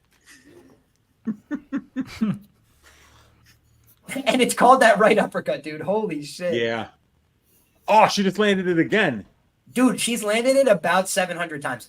Wheezy, every punch is either a jab with the left hand or a right uppercut. Dude, she doesn't know what our straight right is. She doesn't throw that. She's like, fuck that. She keeps That's how she's setting it up. She's setting it up with the body shot. That body shot's been brutal. It's been dropping the hands and then right into the uppercut. Oh, big eyeball hand right there by KK. It's so crazy that Belbiţă has all these physical tools, and she's actually at a good gym, man. Crew Allen's a good gym. It's one of the best gyms in Canada. Yes, never gets any better, huh? She looked better in her last fight. Great fight. Great fight. Those ladies. She threw a lot of volume. She tried hard. Her defense is no good. Oh, yeah, I know that. She's just straight. She's in the straight line. And then she dips her head, too, right there. That's what makes it so hard to bet on Belbiţă is just like just on paper, she should win more fights than what she's winning. And then, like, her striking is just not it for me. All I'm saying, don't call it a robbery because, in my opinion, no. I think I have no idea who won that fight. Honestly. I have no idea who won the fight. I'm leaning towards Karolina. That's who I put my money on because I thought that's who I thought was winning. So I think Karolina, but it's round one, literally. I mean, that shit was close. You know, I gotta wonder because this thing started a half an hour later than normal, and then like an hour after that, the news about Lynn's being out came out, and I wonder if they knew beforehand, and that's why I was pissed. Delayed it a half an hour for that. I had Cuțelaba, man. That was gonna be fucking Lynn's. Can't even make it. I had Lynn's, and then I was like, why did I bet on somebody who never shows up to fight? Well, when he does show up, he shows up on a great supplement regimen. He shows up ready to compete. He's got that. He's honestly kind of got the stance on my shirt a little bit, right? He's like doing a little bit of the half Conor McGregor, one arm down, one arm up. I kind of dig the Philipe Lynn's standoff. It's just when he gets knocked out in the first round that it's not cool. Yeah. Let's see who gets this decision. All right, what's up with this one? I just hope Buffer's about to call decision, it. no matter who wins, so that way they leave me alone about the Vanessa bet, and I could just be like, Cleveland! 30-27.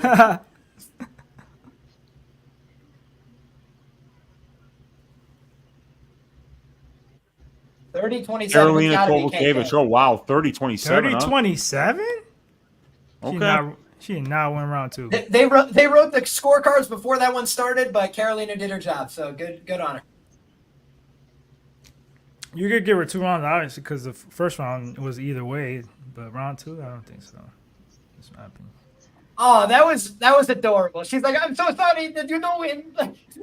I'm so sorry. I fucked your eye up. You look like Ugas from boxing. I'm sorry you're a victim of violent crime now. Wow. Yeah, big win for Karolina Kowalkiewicz. She gets it done again. Yeah, she looked good. It's about time I got one right. Well, my DraftKings lineup is now 0 wins, 4 losses, and 1 didn't show up to fight because he was sick. Grant Dawson, for the love of Jah, don't shut me out. Please get a win. I hate that line, though, man. Even though I think Dawson wins, but I just hate that line. Oh, yeah, it's wide. It's really wide. Jesus Christ. It's the last leg of my I cannot get that. legger. Like Glenn fucked him up so bad in round 3. I'll never forget that. Yeah, that shit's it was so bad. And then when he beat Santos, he was losing that whole fight. Literally got Danny. 2 seconds left. He was at Glory MMA though. I know that he's gonna look better because of that gym, but still, I'm just saying I just can't get that out of my head. I got it out of my head because at first I still bet was him on the same type time as you, Danny, and then as the years have gone by and the stories that have came out of Glory MMA, that shit is a carnival gym, man. I mean, that good for mental health and good for your career to get out of that gym. Everybody that left that yeah, gym, but come on now, we gave him no pun intended, but we literally gave him a lot of glory. We was giving him glory, but little did we know we had it was just they like to bet on fixed fights. I mean, smashing Gina Vanzanti on Tim Elliott's account and stuff like that, as everybody knows, and just training together and just let's roll together. And I can't imagine who the fuck was Grant Dawson really training with in that room, because he was a lot younger at the time and a lot smaller. So, I mean, I don't know, man. It just doesn't seem like American top team training with Matthias Gamrot, Dustin Poirier every day seems a lot better of a training situation. Oh, yeah. Well, especially for him. Yeah, that's what I'm the saying. Cardio, the wrestling, I mean. Cardio, wrestling. You want to get – I always feel like if you ever want to make an assumption of a big price tag, you have to look at their training situation and, who are they training with? Is their opponent that they're training against? Are there people inside that gym that have that same exact training style method that they can implement implement rounds of stuff like that. So, for example, I'll give you an example since he's coming across the screen right now. Body bags. I like body bags tonight. Granted, has he done anything to look like a minus 400 favorite? No, but I mean, is there spots that I think that he could really take advantage in this fight? Yes, and I'm just going to make the assumption that body bags is going to get the job done. I mean, Dana White fucking paid for this dude's rent for 12 months last year. I think he's more than invested in the Dana White. Dude, he can look at that price because he's got a clear advantage in grappling, like clear. Like, I mean, he could knock him out too, but situation, man. I mean, you want a big scary guy that's going to knock you out in round one, go train with Ruziboev. If you want to have Jeremiah Wells go out there and blitz you in round one, you can do that too. Yeah. Andre Petrosky. I think the fight that really got me sold on Joey Pyfer was the Gerald Meerschaert one. I mean, you saw Andre Petrosky fight Gerald Meerschaert, and he was fucking struggling, man. I mean, I never sweated so hard in my life to cash a fucking parlay ticket. We were all saying this is gonna be a classic round 3. He made it look so good. He said, "Yo, let's run him back in 2 weeks in grappling, so I could beat your ass again. You want to run it back?" It's like they ran a train on Gerald Meerschaert. Pause. No homo. Exactly what happened. Gerald Meerschaert got if you're running a train on someone, how can it not be? Bro, you be saying some stuff. Well, so yeah. With all that being said, Pyfer by sub. I like Pyfer by knockout. Oh, I like that for sure. Pyfer by knockout round 2, round 3 plus 500. Oh, you switched now? I didn't. I don't say you didn't. I bet round 2. I bet round 3. No. Last week or the last time we were on, you said you were with me. Oh yeah, that's a sneaky spot. Sub. Literally, your own words. Yeah, but then I had you want to be I didn't win it. So shouts to my man over there on IG. Make sure you guys go follow them. No free promotions, but I got shouts to friends and families of the podcast. Shouts to my guys over there at Steady Picks. Was talking to him, and he went on a big vacation from Philadelphia over there to California. And obviously, if you're going on vacation, you're spending a bag gambling, and those are the picks that I want to tail. And I said, "What's the pick that you're going with that again?"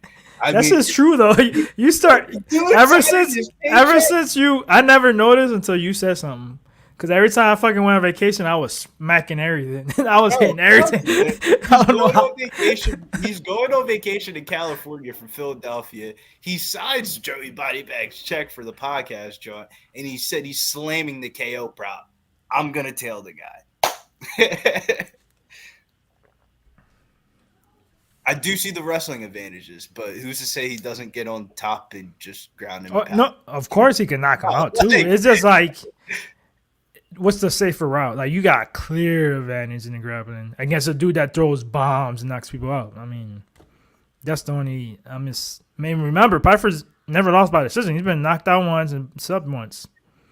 So he's been finished. So that worries me. The only thing that worries me is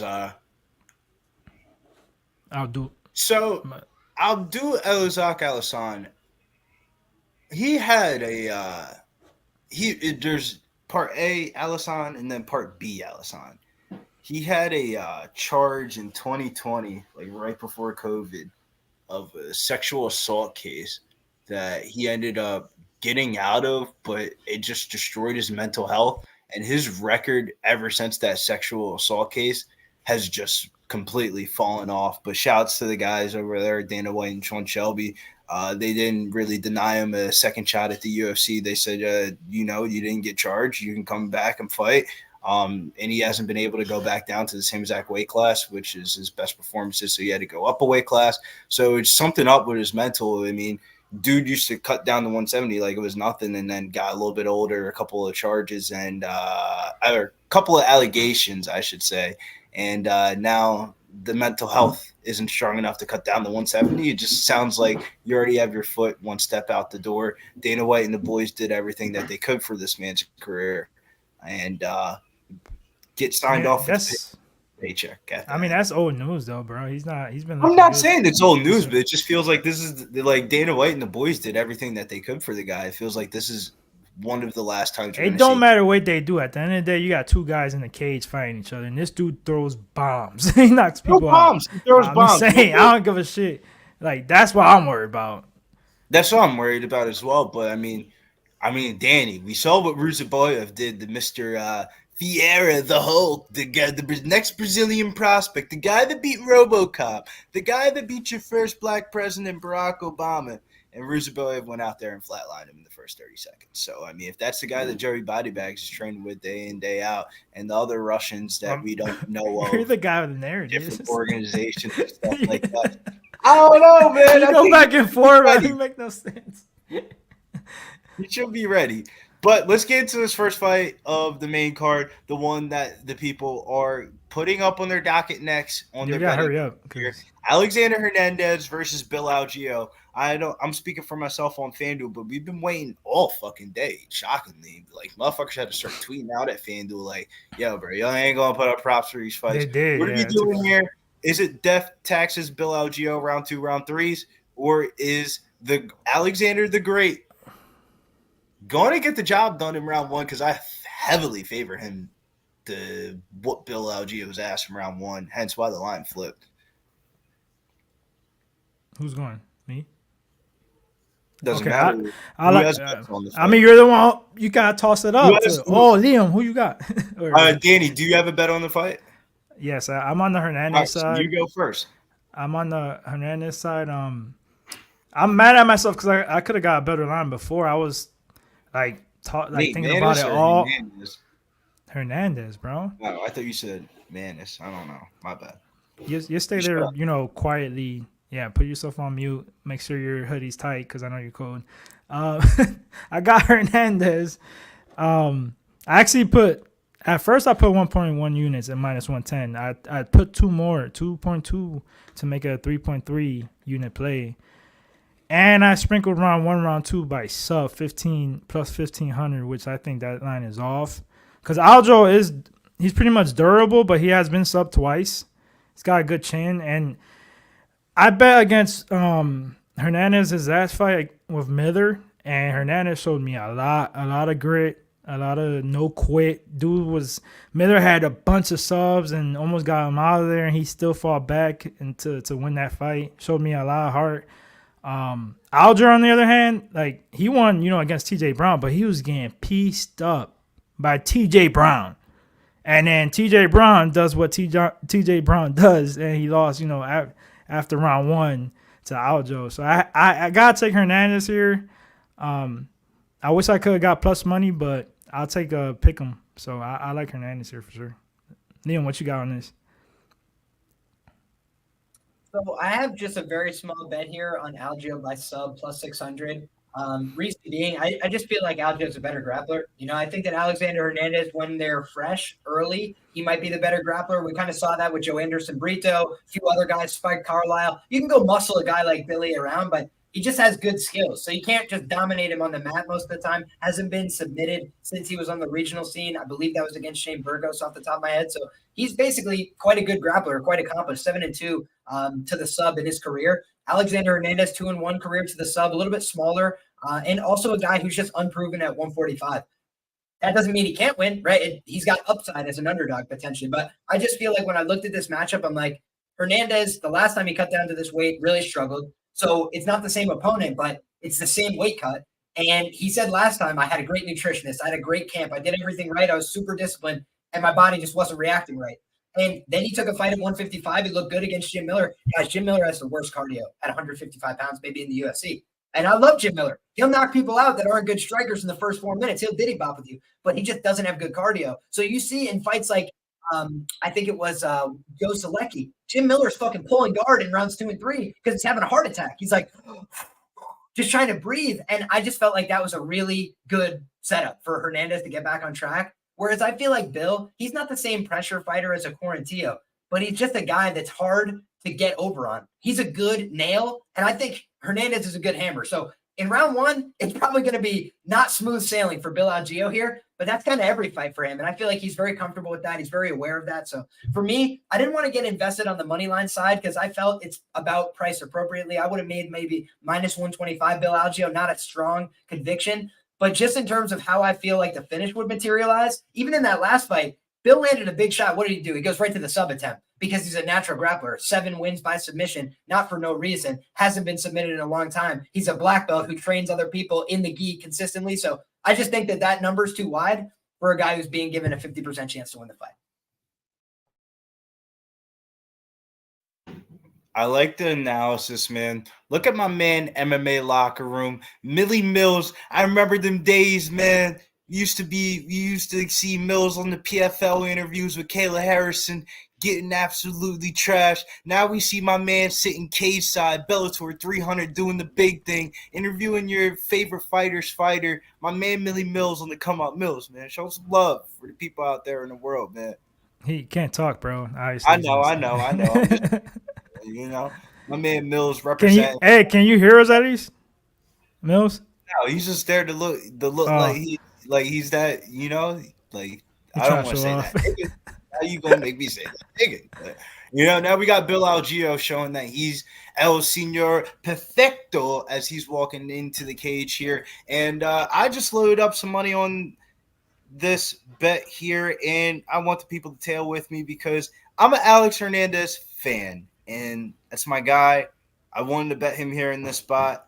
I slept on it. I woke up and bet Bill Algeo round 2 plus 950. Bill Algeo round 3 16-1. Oh my god! And we're going to both sides. Jesus Christ!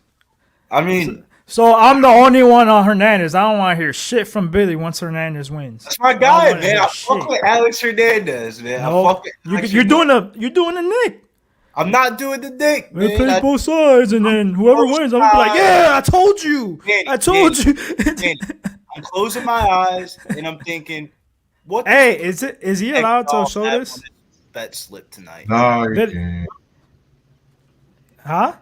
Oh, okay. I was gonna say. I said I'm closing my eyes and I'm. No, I'm talking about Mills, bro, because like I don't want to get shut down. Bet slips tonight, and you know what Preston has on his bet slips tonight? A fade of Alex Hernandez, his least favorite MMA fighter. But he's super biased, of course. Like he hates him. Super biased, hates him. But I'm gonna ride. I don't let that. I hate Josh Warrington. What is he doing, Mills? That ain't good. They can't get nothing for that. He keeps showing the like. Let him feel himself, man. Let him celebrate. Bro, like, I'm not trying to get copyrighted or something, bro. Like, chill out. Like, you should know this, bro. You've been in the game for a while. What I was gonna say? Oh, I can't stand Josh Warrington, even though he lost. But boxing wise, and I still bet him. Like I don't let that. If I think you're gonna win, you're gonna win. I don't care what you are, what race, how tall, or if I hate you. If you can make me some bread, I'm gonna pick you and bet you. Aaron in the chat, man, he's all over Algeo, bro. He's like Algeo however he wants. Algeo however he wants. Algeo however he wants. Weird, man, because I feel like the line flip is more reflective of like I think the live line after round 1 is probably gonna be Alex Hernandez 275. Like yeah, I got 2 bets on this fight, you guys. I got got it early, the over 2.5 rounds. I got it plus 125 here. You know, I think no violence. What's that? You said over or under? Yeah, I got the over 2.5 rounds. I got it at plus 125. I think it's a lot different than that now, but and that's also the second leg of my greasy 4-legger is the over 2.5 rounds in this one. And then holy shit. My dog pick of the week was Hernandez by decision. Got it at plus 350 for a half unit. Weezy, don't have a heart attack watching this fight, bro. Because if you got the over, this shit's gonna be. It should be crazy. I think Algeo is a really durable guy, and I don't think Algeo is gonna finish Hernandez. So I like it going by over. sub. I'm calling it. Yeah, we'll see how this one. Well, hopefully it's very late interesting third round fight for my boy Weezy. Yeah, there you go. We'd both like that, right? But I'll be pissed because I got round 1 and 2. Oh, yeah. It is what it is. But I got his money line obviously too, so as long as he wins.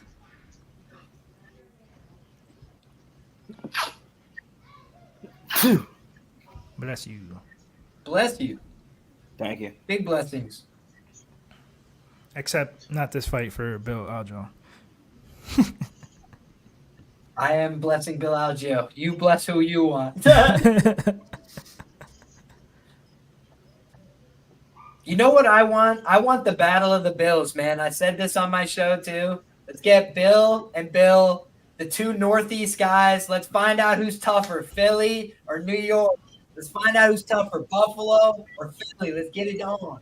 It's Philly all day. I don't care who you're fighting. I know. And after it happens, we'll get a guy from New York City, so we have a real chance. But still, I mean, fuck. No, I'm just... Shout out Section 6. They got some hammers up there, bro. I'll be honest. I got whooped the only time I went up there. So shouts out to him, man. State champion. God bless him for it. Kevin, I'll be drinking soon. I actually don't got my... I don't know if it's good. I took my boy at work gave me a 18-pack of Coors Light. And I'm like, I like Modelo's and shit. I mean, I'll drink this. I'll still drink it. Don't get me wrong. But fuck it. Who you got, BDQ or Algeo? In that fight, if that happened. It'd be a tricky one for me. Yeah. It'd be a tricky one for me. I think I got BDQ. I think BDQ's better. I got Billy. I think Algeo's a better grappler and Billy Q is a better striker. So I think it would be interesting. I got Billy in that one. Algeo's doing the...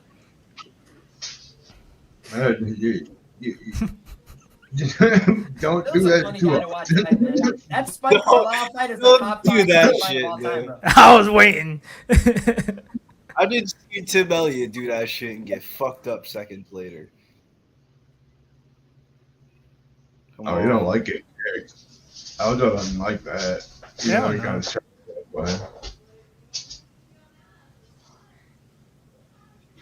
I like his feints, but he's not throwing it. Oh, that almost fucking dropped Alex Hernandez. Come on, Alex. I know you're not Hispanic, but you got Hispanic last name. I don't think he's Hispanic, is he? Like a little bit part. He might have like 5% or something. You almost got him with a knee up the middle. Liam, you're muted, by the way. Bro, he's got to be the only white guy named Hernandez. Well, obviously his family, but...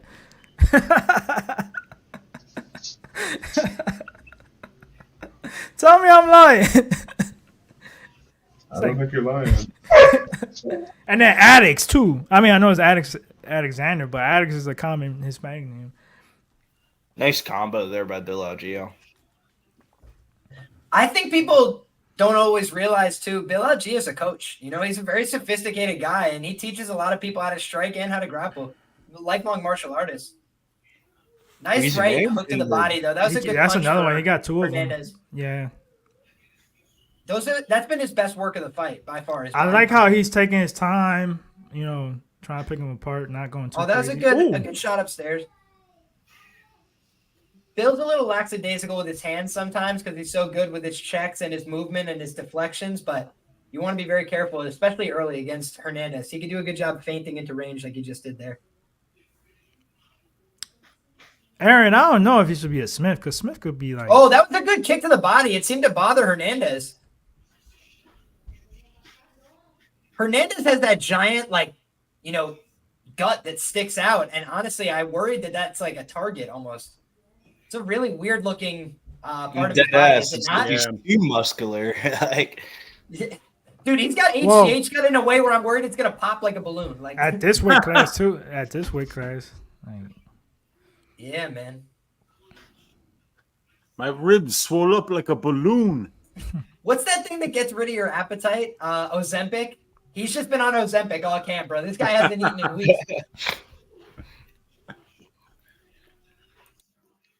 Hey, you do what you got to do when you got to make weight, man.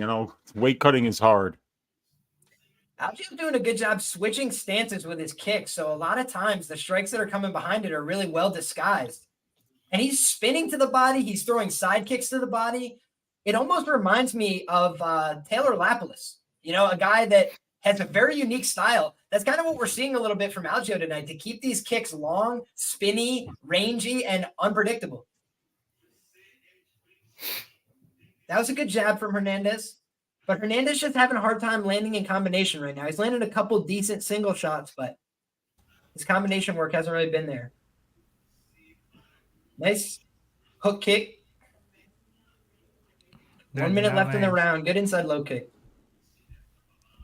Algeo scoring a little bit here. Ooh. That kick came close, but no cigar there for Hernandez. Algeo's controlling center, using that jab to try and create some more space. Nice job dipping to the body there from Hernandez. He went for a kick to the body as well. Algeo unable to deal anything back there. Vince from Hell Pichel in the corner over there. Mark Montoya as well for Alexander Hernandez and the Factory X crew. Bill Algeo, King of Prussia, represent. Yeah, yay. Philly suburbs. Yep. Yep, indeed. That's where you go to the mall. Billy would be. Billy had. You ever been there? The mall in King of Prussia? Yeah, King of Prussia Mall. Snow bunnies. I like how big televisions are in there. That shit's crazy. That was a good jab from Hernandez to the body late, but Algeo does a good job answering with a series of kicks, punctuated by a knee to end the round. Good, close round, honest scrap. I don't have a strong opinion, honestly. I don't know either. Because a lot of those shots they were throwing too missed or got blocked, and it was just like a technical fight. Like, round, I mean.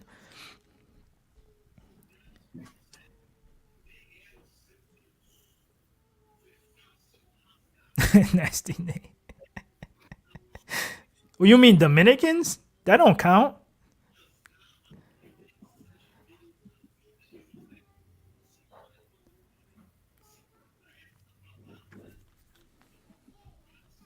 So you guys got Bill Algeo winning round one there? I thought it would be Alex Hernandez, but I actually got Bill honestly, I don't know. I mean, that's a close round. It was kind of like the Belbiṭă fight for me. It can go either way. I don't want to sound biased if I say Hernandez. You know, I'm biased because it's definitely not a clear run for either guy. minus 330 for Bill Algeo currently right now. 330? Yep. Damn. That's crazy.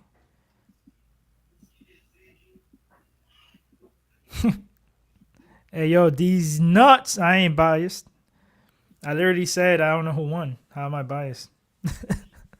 Make it make sense. So Hernandez, guys, I actually have the commentary on in my headphones, and Hernandez said in his corner that he thinks he's losing the point scoring matchup, and his corner agreed with him. So they think he needs more of a sense of urgency. They want him to go out there and be a lot more aggressive in this round. That was a good knee from Bill Algeo. He kind of caught him and intercepted him there with a good knee. Good job throwing these long, low-line side kicks. Nice left hand as well. Bill Algeo seems very aware and sharp right now. This is a good performance from Bill. Alex is still doing his thing. He's landed good shots to the chest, but it seems like Bill Algeo is starting to find a little bit of a flow state here. Trying to find some counter shots. Alex did a good job disrupting the rhythm there, but an overhand left and an open side body kick is starting to open up the offense here for Bill Algeo. Both men competing in the center of the octagon, but these little disruptions with the kicks to the leg are paying dividends for Bill. Alex wants to load up on his shots, and so when you threaten those legs and make him reset his feet, prevents him from loading up on some of his boxing attacks. You couple that with the knees up the middle, and it creates, a lot of difficulty establishing safe lanes of entry and exit. The thing that really impressed me when I was doing research on this fight is the Joe Anderson Brito fight, guys. Joe Anderson Brito has been like minus 600 his last couple of fights. He's been going out there starching guys, looking like a problem. And whoa! I don't know what just happened. Oh no! I actually missed that one because I was clicking back over to the screen to unmute myself. Oh no! Aljo's shaking his hand like it hurt him. He literally might have broke his thumb off. Thumb like in the eye. Oh no! Because he was shaking his hand afterwards. So I don't know if he was. He was shaking it out.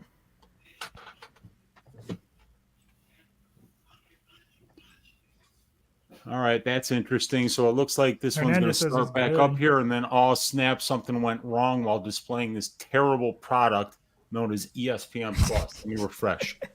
Dude, every app's been acting up lately. Like fucking Netflix, Disney Plus, ESPN Plus, everything with a plus, pretty much, and then Netflix. Wow, anybody who had rounds 2 and 3 for Algeo is fucking crying right now because they're just letting this guy get the ultimate break.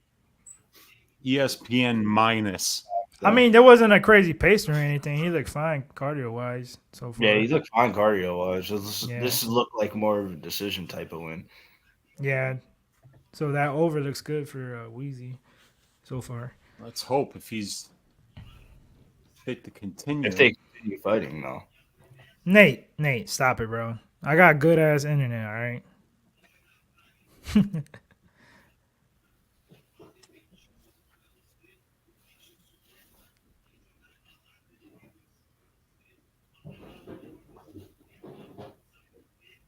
I'm trying to see they keep showing like replays like far as fuck. Like, you can't see the thumb.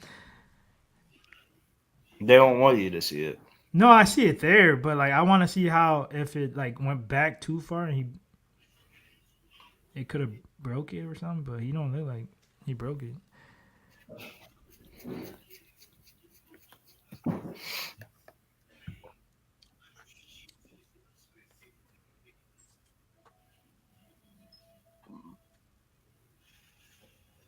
I wonder. Right, he's ready. He's ready to go back now.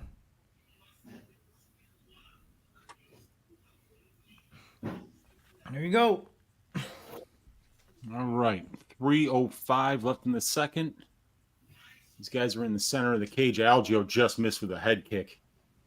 Hernandez lands a good straight right. Hernandez starting to pressure just a little bit here. Landed a good straight right again. Ooh, another right hook there. Hernandez got a little bit of a blow. That helped him. And now we're seeing a little bit more pressure and output from him. Not drugs. Yeah. No, never said that. Flintstone vitamins, saying your prayers, you know. That's how Hulk Hogan got the 22-inch pythons, by the way. He went to bed early and he had asparagus. That's right, really. Baby. Liam don't know about nutrition. That's right. Got to treat your body right. It's a temple. Oh, big right by Hernandez. Dude, Algeo just eats it like a flapjack, though. He did, yeah. He was like, whoop, I'm here. Yeah. he literally was. Yeah, dude, super durable, man. I like this. I like this pressure from Hernandez. But still, I don't want him to go too crazy. He's definitely got to win this round, though. Oh, Algeo just dropped him. Oh, never mind. As soon as I fucking say that. Bill Algeo is a fucking dog, bro. Holy shit. So Hernandez is recovering here. He's got Algeo's back up against the fence. He's kind of relaxing here for a second, catching his breath. 1:33 left in the second. What I've always respected about a guy like he caught him. What I've always respected about this guy, Bill Algeo, is he's not more athletic than anybody he fights. He is a fucking fighter. Yeah, at his core, dude. He will not give anything up for free to anybody, dude. He's a dog. I think some of those shots that Hernandez landed would have dropped other guys. 100%. He's got a hell of a chin. He's got an incredible chin. He always has. And a lion. That's the other thing. You can hurt him, but it's hard to make him quit. That overhand right from Bill is starting to connect. Ooh, he dug. These guys are swinging hard, but I think Algeo's just a little bit better with the defense. Ever so slight. Nice knee up the middle and a right hand. Good jab as well.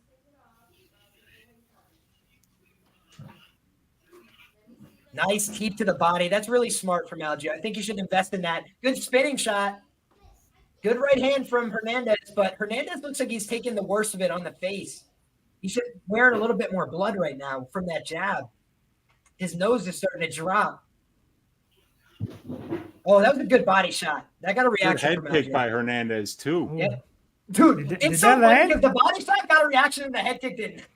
Yeah, I know. I mean, it's crazy, dude. This I don't guy know if it Algeo- landed though, did it? Because he shook his head like, nah, bro. Like, but it looked like It might have brushed the shoulder and oh. just like grazed off him, but it looked like he didn't take any damage from it. That was a Oh, good nice left left hand. Dude, Damn, that bro. left hand didn't even move him. Bro, literally. Algeo just ate that like nothing. Yeah, he absolutely just ate it. It's ridiculous how durable this guy is. That's why I was on this over, because I kind of felt like Hernandez was the guy with more power, and that if he wasn't able to knock Algeo out, that it probably went to decision. So we'll see. That was a shot, though. Whew, that was the second shot of the. There was another one earlier in that round, and he still ate it. Yeah, he ate a couple of big ones for sure.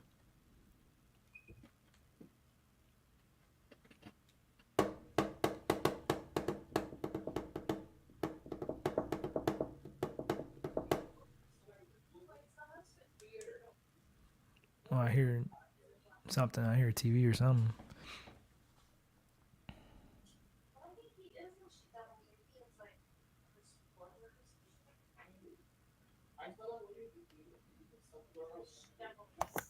Sounds like somebody getting yelled at. Wheezy. Oh, he's got years of experience. He's got years of experience. He's got this. He's got this. There he is. He's back. He's fine. No wounds. No black eyes or anything. Wheezy, you good? Yeah, dude, just nervous, man. I hate betting overs, dude.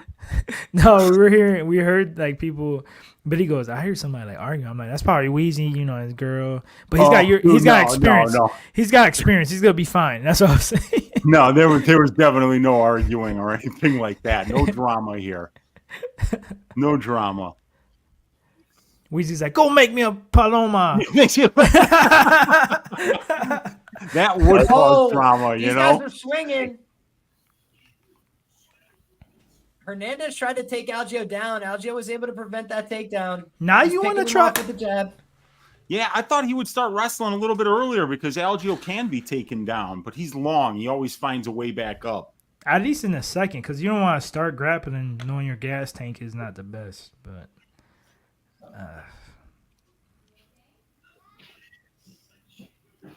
Bill's getting a little loopy with his shots. Oh, that was a good left hand. Bill is just sneaky, man. He's just more deceptive with his entries. His hands are down. He's switching stances. He's a tough guy to figure out for sure. A lot of the things he does look like each other, Wheezy. When he throws that hand forward, a lot of times it's to bring up that lead, the trail leg for a kick. Oh, that was a beautiful combination, though. Let me shut the fuck up. He's going off right now. Bill Algeo saying, get in front of me, young man. I want to throw some volume. But Hernandez got out of there and landed a couple of good shots after that. And he's still kind of trying to be the one to pressure here. Yeah, these guys are, but Algeo's not letting them. Algeo's just getting his respect. Every time, Hernandez crashes that pocket, Algeo's got something for him. And it's coming from strange angles.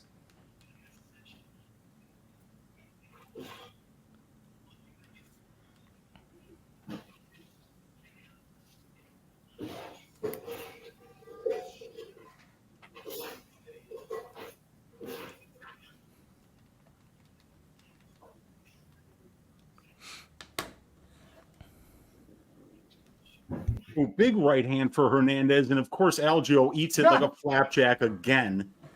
Oh my God! Oh, he didn't eat that one like a flapjack though. That was a better connection. Damn. Yeah. He still ate it though. He recovered instantly. That one impacted him more, but like he still. That's crazy. Another. Oh his shit! Tall. What happened? Peterson was drunk and not watching. Whoa, Keith, are you drunk again? Keith. That's no nonsense, Keith. He didn't have any booze or cigarettes today. He was like, nah, I saw that didn't hit, bro. Nah, he's drunk, bro. He's seeing like triple. I don't know. I gotta see the replay, but Algeo just hit a 360 kick to the nuts. I'm not kidding about that. Hernandez is like, this guy's not listening to me. What the fuck am I gonna say? Like, good body kick by Hernandez. Hey, yeah, you got the over, by the way, Wheezy. Yes. I'll take it, man. Very nice. Plus 125. I'll take it. It was a good one. And I've got Hernandez by decision at plus 350. So, but I don't know. I think this is Algeo's I think he needs a fight. finish. Yeah. Yeah, I think this is Algeo's fight. But, it's close. It is a close I mean, fight. I take that back. Round 1 was super close in my opinion. Yeah, it was. But Algeo dropped him in the second, even though I think it might have been Hernandez who landed the better shots. He was winning that round till that. And then, he was. So I'm going to need a little help from the judges if this does get to the scorecards here. There was a fight. Oh, wow. Hernandez landed some nice shots here, you guys. Oh, that's right. And the left.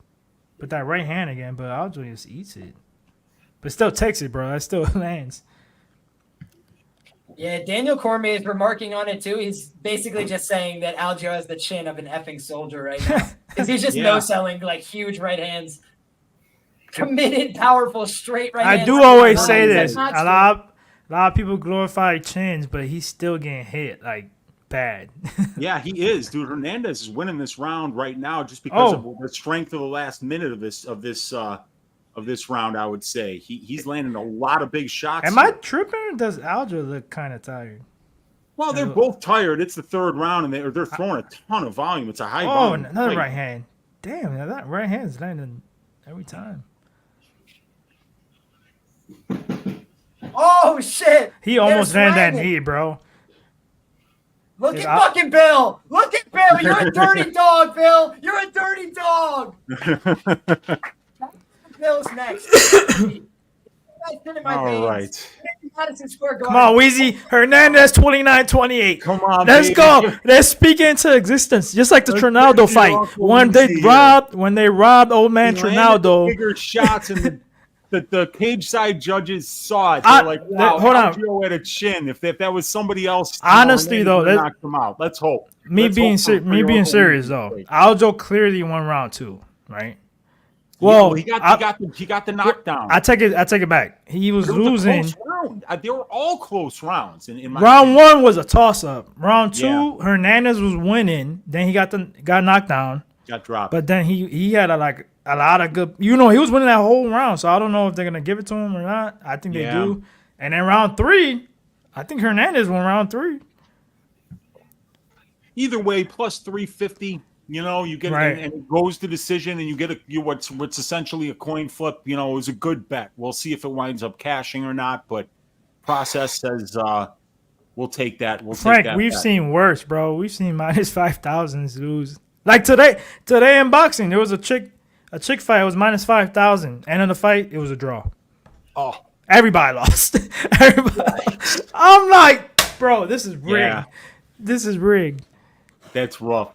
Yeah, I mean, but we all know that these commissions, they are beyond corruption. These are some real stand-up guys, not mob affiliated at all. Really about the sport and about being educated and good at what they do. So these commissions, they're the best. Let's give them a hand. You guys, these commissions, if it weren't for them, right? What would we have? An honest sport? We don't really want that at the end of the day, do we? Come on, Hernandez. Let's get this one. Bill Algeo decision. Yeah. Yeah, I thought he won. To be honest with you, I thought he won that fight. So, big ups, Bill Algeo. 327. All three? All three. 30-27, did you say? Yeah. Wow. What? I thought that's crazy. I thought he won all 3 rounds. Yikes, man. Round 1, we literally all. Really I hate when Billy does this. We all say. Tell me I didn't say it when I bet it after round 1. Literally, we all said round 1 was close as fuck. Round 2, Algeo won because he got the knockdown, and round 3, I thought Hernandez edged it out, but it was close. Yeah, I thought Hernandez. I'm not mad at Algeo winning. I'm just saying that all 3 30-27. That's all I'm saying. Like, I will say though, the books are starting to get hip towards people playing these split decision props, and maybe they just don't want to hand out split decision. He just called out Billy Q. Oh shit! Get out of here! Bills. I said it before. Oh, that's awesome. It's lit. That is an interesting ass fight. Like, It's because they're the same style. Keep confusing them. I'll get a definitive answer. Who's better? Who's coming? Who's going? I'll get to know my answers. I confuse them every so often, guys. I've looked at 500, 600 fighters in the UFC. So 2 guys named Bill in the 145-pound weight. Hold up. You gotta get them to square off. Hold up. Bill called out Mark Zuckerberg too. I think he called out Fauci. That's what you heard it here first. He whoops Zuckerberg's ass. You heard it here first, baby. Dude, that's hilarious. Lost to Bill Algeo, man.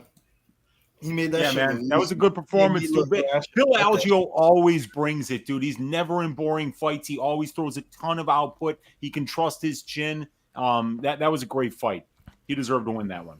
Billy, who you got between the 2 Billies? Triple Billy. Billy Q. Give me Billy Q. I think Billy Q. So right now, without like looking at fights or studying and shit, I think Billy Q. But I want to see how that line is. Billy Q minus 150. I definitely want to see that line. You think minus 150? Billy Q minus 150. The job for the bookies is to set the line where the money comes in on both sides.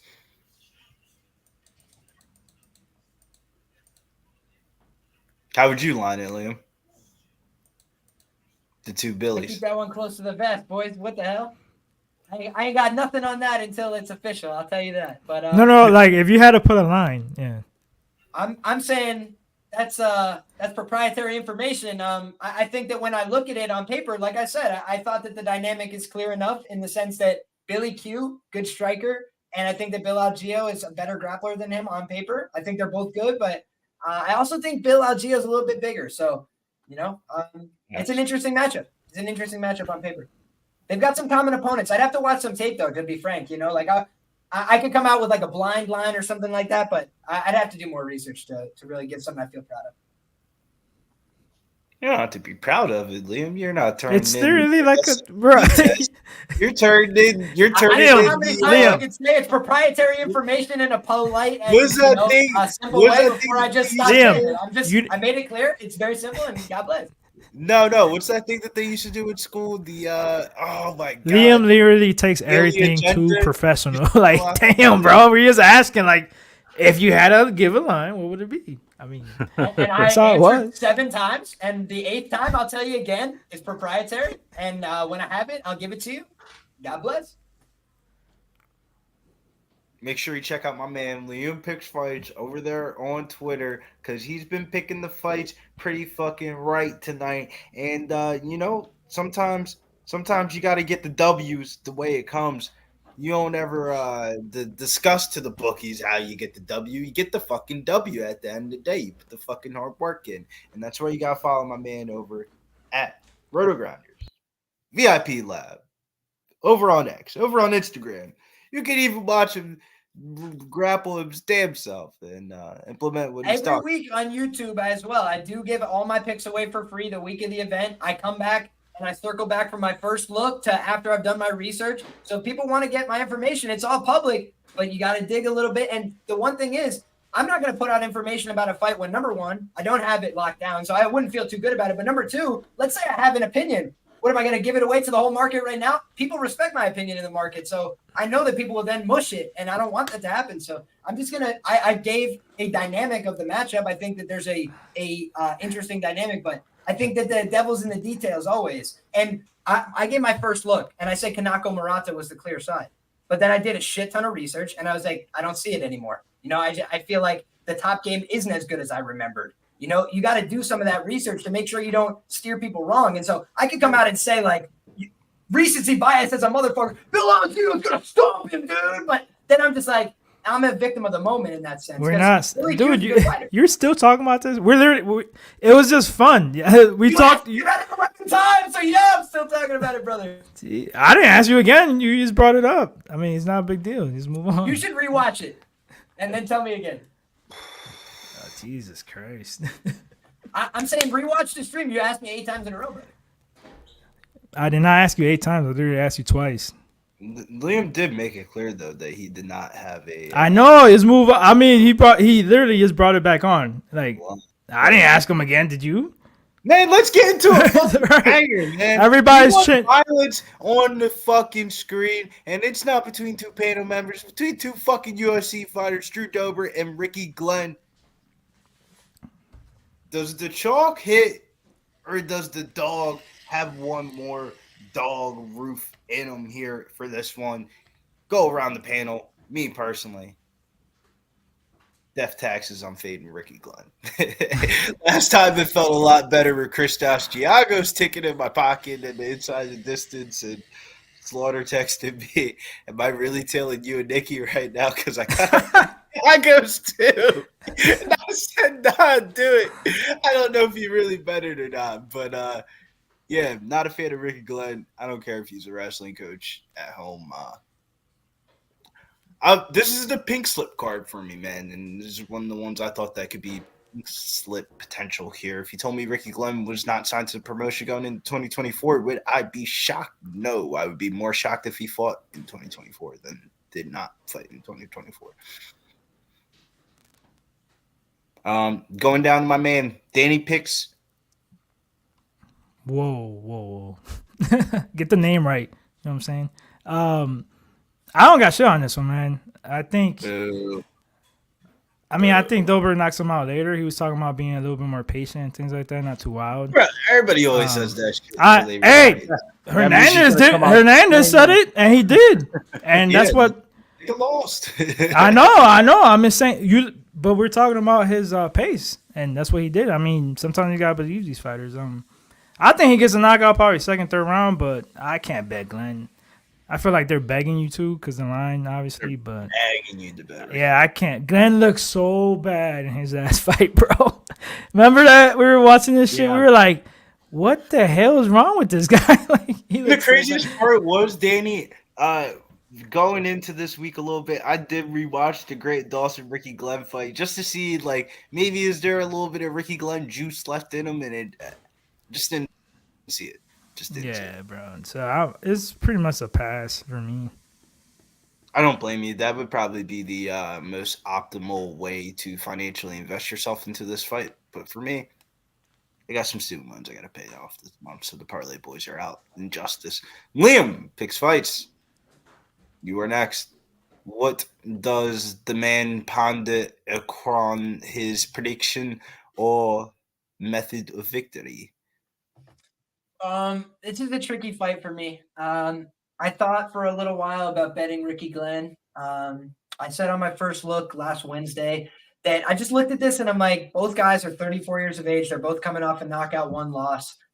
You look at a guy like Drew Dober, he's been in the UFC, I think, since 2013, and he's had 20 professional fights in the UFC. But the thing that really stood out, he's been submitted 4 times, and some of them are like shocking. Like there's been multiple controversial subs where like he taps to something that's like a half guard submission, and then he's like looking at the referee like what happened. And then he had the one with Islam Makhachev where I believe he's the only guy to ever submit to shoulder pressure in the modern UFC. Again, I could be wrong about that, but the only one from memory that I could produce. So I think that Drew Dober on the feet is a hammer, right? And I think we all know that he's a big hitter, swings way more fluently than somebody like Ricky Glenn. But I think that there was a chance he could have got knocked out by Terrence McKinney. And I think if that had happened, we'd be having a whole different conversation about this fight. And I also just think that when you look, we've seen gradual regression from a guy like Drew Dober leading into this fight. So he's a minus 400 because he's a better fighter. And if you ask me who's more talented, who's a better fighter, I'd have to say Drew Dober.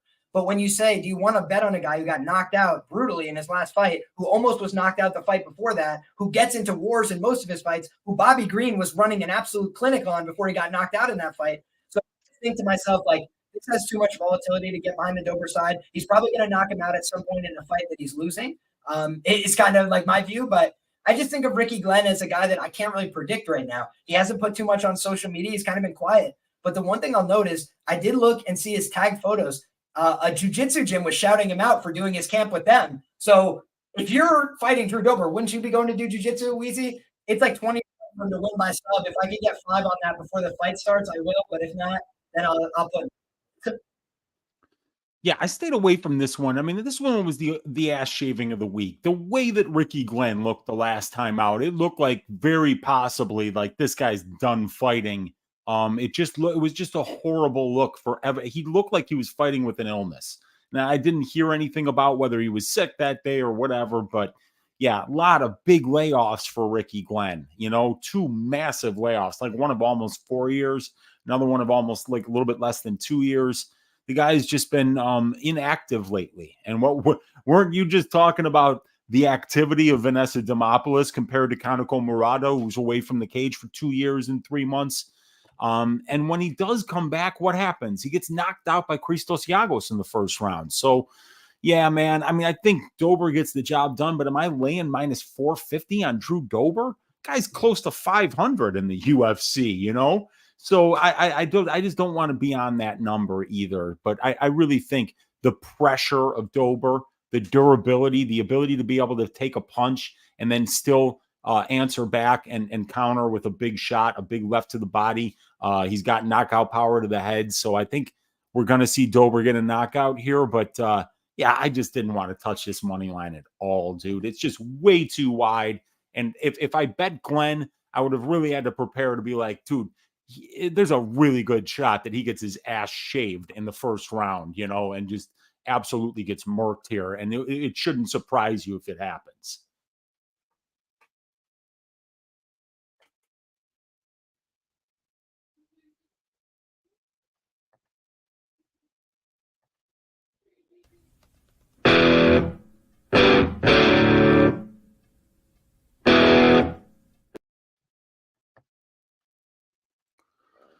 This is going to be a fun one, though.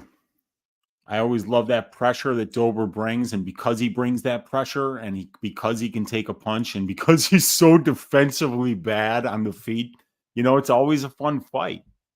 It's a great style. There's a lot of tension in the air in this fight right now. Just feels like a pin could drop at any time in this one. Yeah, you're listening, right? You're actually hearing the fights go on? Yeah, see, I'm not, you know, like I have to keep it muted over here. Otherwise, you know, we'll get busted for trying to broadcast this thing, you know? So, yeah, I never hear the commentary anymore. Yeah, Rick's getting hit clean. He's got to go for a takedown, in my view. Dober's just a bigger hitter than him when they're fresh. Yeah, Ricky Glenn, one thing that bothered me and really kind of like took it out of my mind that there was any chance I was going to bet him even at the big plus money number was he's 4 of 29 on his takedowns in the UFC. So, you know, I mean, like you would like to be able to count on him to wrestle successfully a little bit, you know, keep Dober out of striking range. Oh, he just got rocked. Who did? I'm behind you. Damn it. Ricky Glenn is rocked. Okay. Yeah. Drew Dober how much time is left in the round, dude? 3:13, and Ricky Glenn is badly hurt. Drew Dober's now in the top position in the full guard, though. So interesting. They've gotten into a guard exchange here, and Dober is wisely standing out a bit. Rick Glenn just grabbed the ever-loving shit out of his glove, dude. I just refreshed it, so I'm caught up. He had every part of his glove, bro. The referee was like, yeah, what? Like, Glenn's getting marched down right now. Oh, like big left. Oh, dude, Dober's going to knock him out. Yep. Connect. Oh, it got him again. Another big left. He gets dropped. Landing big ground and pound is Dober. He is hurting Ricky Glenn here. Oh, big ground and pound. Oh, man. He's out. Drew Dober, first round knockout. Ass shaving of the week. Once again, shaves ass and does it brutally. Wow. That's nasty. Dude, Drew Dober is just such a big hitter, dude. He's such a big hitter.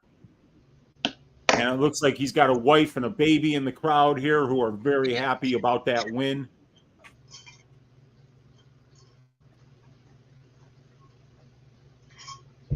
Man, he's got just that left hand. Oh, he's just winding up, too.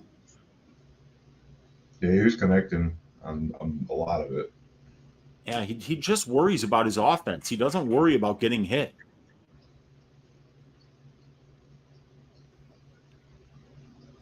Oh, right behind the ear. That's what put him down. But Glenn was still kind of there, but he was just eating these big shots in the ground and pound. That was a good call, too, I think, by the ref. Yeah, I mean, Rick was in a whole heap of trouble there. That's for sure. The way that fight went made me think that Glenn actually didn't train for the fight. Dude, that's how he looked. That's how he looked against Yagos. I mean, I just didn't get it. I'm not sure he trained for that one either. I just was more bullish on this one because the jiu-jitsu gym claimed him. They literally probably deleted that post, bro. They might have deleted their whole account. They were like, yeah, we taught him how to grab the glove, but unfortunately that was the only lesson we got through. They were like, we were going to build on that. We really were. Stepping stones.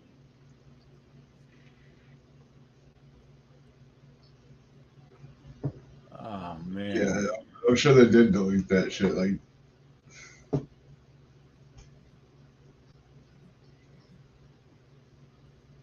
yeah, that was a failed game plan right there. 100% of the way. Yeah, that was he made it look easy, you know, and that's why he was that big of a favorite.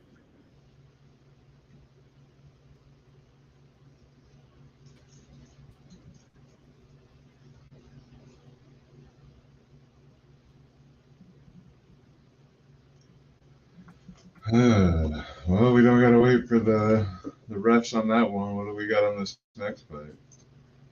That's for sure.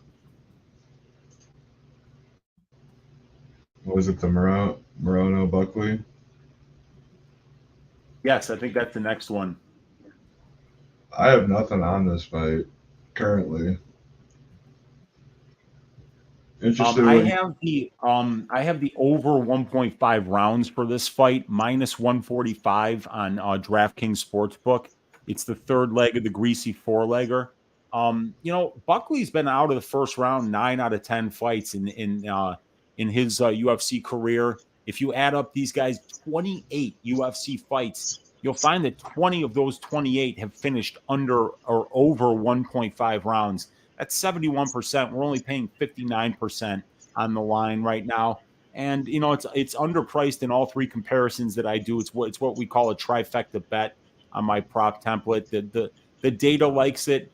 As long as Morono's weight cut wasn't too horrible, he's a pretty durable guy too. So I see this one going over 1.5 rounds. I've got 1 unit on it tracked at minus 145. I'm hoping that hits.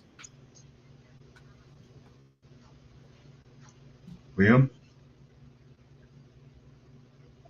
Oh boy, I was listening to Drew Dober be the nicest guy in America, just absolutely put over Ricky Glenn. I think debuted on the same card, he just said. But if we're talking about the matchups that are coming up next, then the question becomes, do I have anything on the fight? And the answer becomes, no, I do not. This is Morono and Buckley, right? Yeah. So for me, tricky fight for me. You know, at first I thought when I did my first look, Morono was a live underdog. You know, he's like a plus 170. I'm like, he's a veteran savvy guy. He constantly underrated in the UFC, produces as a money line underdog, produces on the money line period. He's profited for you in every odds category. So when you look at it, he's got like a credible case. But then the footage is just alarming. You know, he gets rocked in a lot of his fights. He gets hurt.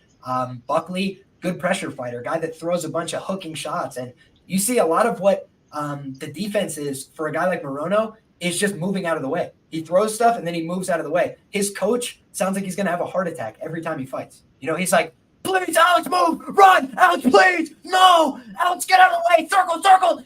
Saif Saud every time is screaming at this guy, and he's coachable, but he's screaming because he's so nervous. Alex is like this, like completely chin up, just facing his opponent here. And so he does his movement, he does his hands, he does his zippy stuff, but a lot of it just ends up being jabs and right hands, you know, and like a little bit of switching stances. There's not that much clever sophistication to what he's doing. It's a lot of simple shots that are just applied in unique ways.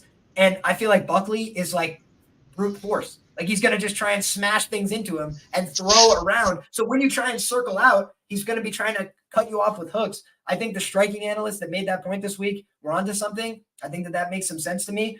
But the other thing is I look at it from a grappling standpoint, and I thought about playing Morono by sub here, which I do think he's got a nasty guillotine choke. He's very adept on the mat.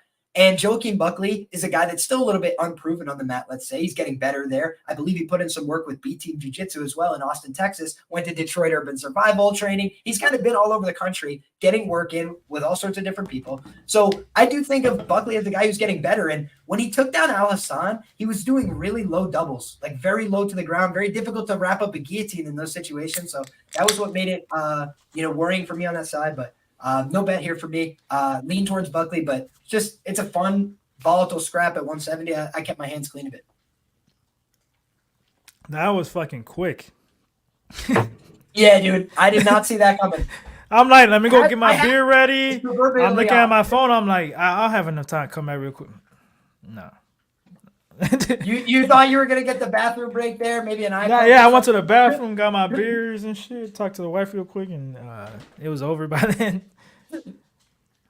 And now they're promoting Contender Series because Drew Dober just effed up their time slot. So. Oh, yeah. Now they got to wait for another because the other fight might end. All these fights might end inside the distance. So I took since you were talking about the fight coming up, I got Buckley round 2, round 3. I think it's plus, where did I get that? I like that angle. Plus 360, I think it was. Let me make sure. Yeah, I just think like rough at the weigh-ins, man. You said, oh yeah, I noticed that for sure. I just think like Buckley's gonna have a little bit of issues with like with the movement, different angles. But after that, he'll get his timing, picks his spots, and he's just too athletic, too young and explosive at this weight class. And we seen Morono like get knocked out before. I mean, Buckley has too, but I mean bigger guys in my opinion. Yeah, mostly middleweights, right? Yeah, exactly. So that's what people forget. And he got caught with Curtis. I know it was literally the same fight like Morono. Like he was winning clearly that fight, and then he gets caught by Curtis, which we all know Curtis has power, and that's how he wins fights. But hey, 4 rubbers. Hold on, this is perfect. 4 rubbers a day. Put that comment out real quick. I actually do have to leave at 9. I'm being completely honest, and this is fucking funny because of your name, 4 rubbers a day. I'm gonna announce this. Fuck it. I have 1 child. Me and my wife are trying to have a second one. And no rubbers, obviously. So today is one of those days I gotta go upstairs and handle business. You know what I'm saying? So good man, absolutely. Nothing better than a good UFC to get the blood flowing, my brother. Exactly. Couple beers, ready to go. Nothing better, man. She's like, make it quick. I'm like, no. You're like, it's up to them, really. It's I'll control what I can control. No, I'm talking about something else.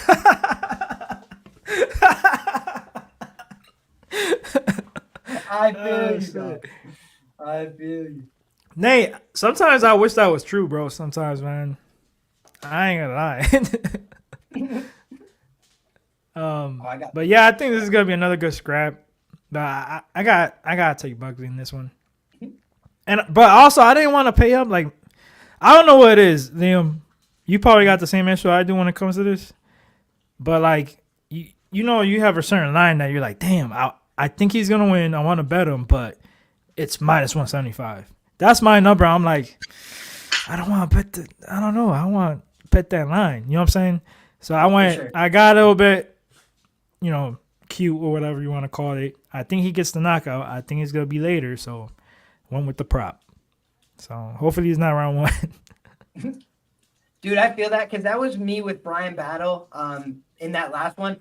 Exactly. I very rarely lay chalk, but I was like, I feel good about this one. So I had to talk myself into it 5 times. I'm like, just bet Brian Battle. If you don't like other things, don't bet other things. Just bet what is there. And that's you got to remember, every week the bookie won't give you the same thing. So they might give you a minus 175 that should have been minus 500, but the next week it might be a plus 250 that should have been a plus 160. So for me, that's always just trying to make sure I do my real due diligence and give everything a fair look. And this card, I felt very sketchy about chalk just in general. So that's why I took a couple props on the next 2 fights, but I just I don't want to be sitting there with a minus 450 or something and just be like, oh God, this is about to go sideways, isn't it? We've had that too many times. There's always a parlay buster. Usually, always. Well, shit, you saw I didn't, but the chick fight.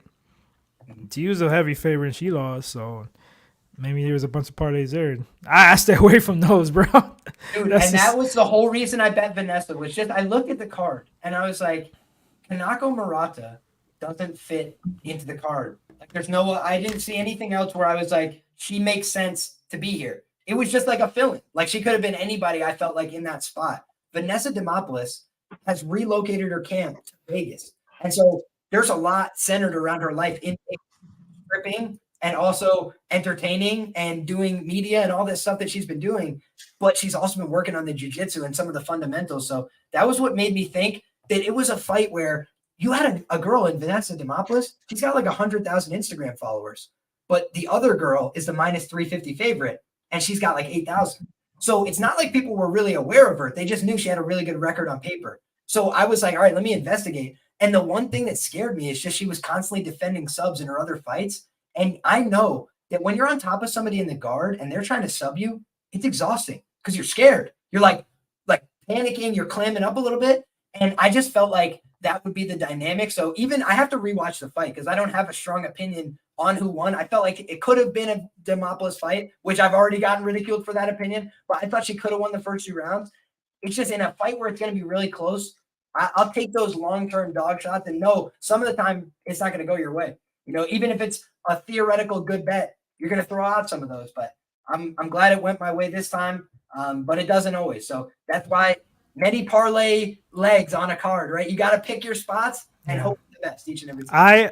I honestly didn't watch that fight, but you always, especially in women's MMA, you'd rather have a plus 300 ticket or around there, knowing it's a close women's fight. Hey, it went to decision. I mean, that's gonna go a decision. I mean, that's clear as day. Like Liam said, people make fun of that shit, but it's so fucking true because I use it a lot for boxing. I look at the IGs, I look at the promotions, I look at how many follows they have. You gotta, especially if you think it's gonna go a decision, you gotta look at that, bro. Definitely, for sure. You know when it's a good idea not to look at that? When you're under the impression that the governing body or the owner is really about true competition and what's best for the fighters. And if you're under that impression, don't ever look at that shit because it's always about who the best fighter is in the cage, right? Yes. Always. Always. We're obviously being sarcastic, boys. Before bone dry sense of humor, but I think you guys understand where I'm coming from there. These guys were a bunch of scumbags, if you ask me. And if you ask me, will they give a bag to a couple of judges to lean in other ways so that the organization gets to promote, a fighter that they think is promotable. You know what's crazy too? People don't talk about. Like, say it's a bad decision, it's a robbery. Twitter goes nuts. That is great for promotions. Even if it's negative. Yeah. It's views. They're talking about it. Blah, blah, blah. It's a win-win for the company, bro. Like, I see all the time in boxing. You were wrong about that, dude. Dude, it's facts, bro. Like, I see all the time in here in UFC, but boxing too. Like, you just gotta watch out for that, man. People don't think about it, and then they cry robbery. I'm like, but you have to implement that in your handicap, bro. Like, you gotta think like that because we've seen it way too many times. Yeah, I mean, I'll keep it real. I thought Murata won that fight, but we were talking about it while it was happening, and I said at the end of the second round, I go, you never know, man. Like Vanessa was super busy from the bottom, and it sounded like Conoco really did anything or got close with any submissions. So I'm like, you could see this going either way, So yeah, man, congrats to Liam for getting that plus money number and cashing it. It was minus 145 in the beginning of that third round because I remember I bet it. Conoco or Vanessa? Murata. Yeah, that means a lot of money came in on Vanessa. And she did a great job. Grease, stand up. Your girl got it done.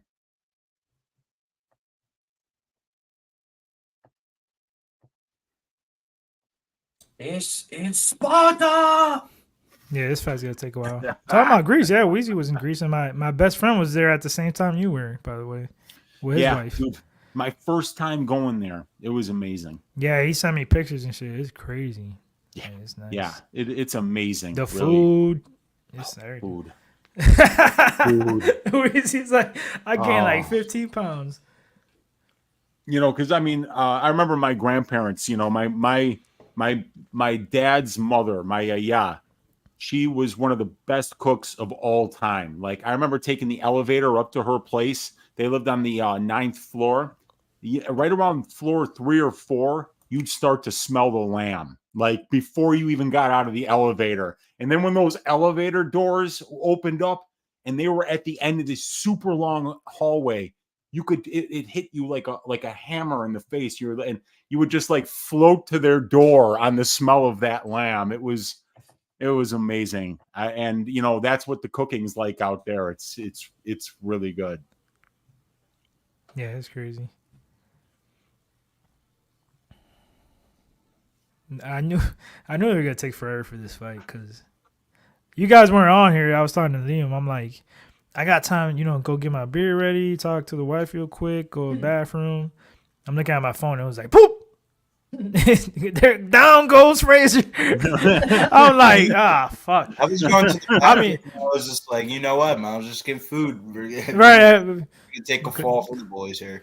That was just a fight. Literally, bro. Go smoke a cigarette and watch this fight, and by the end of your cigarette, the fight would be over. Lamb stew. That sounds good. With some bread? Ooh. Buckley KO. Yeah, I'm around round 2, round 3. Hopefully he gets it, but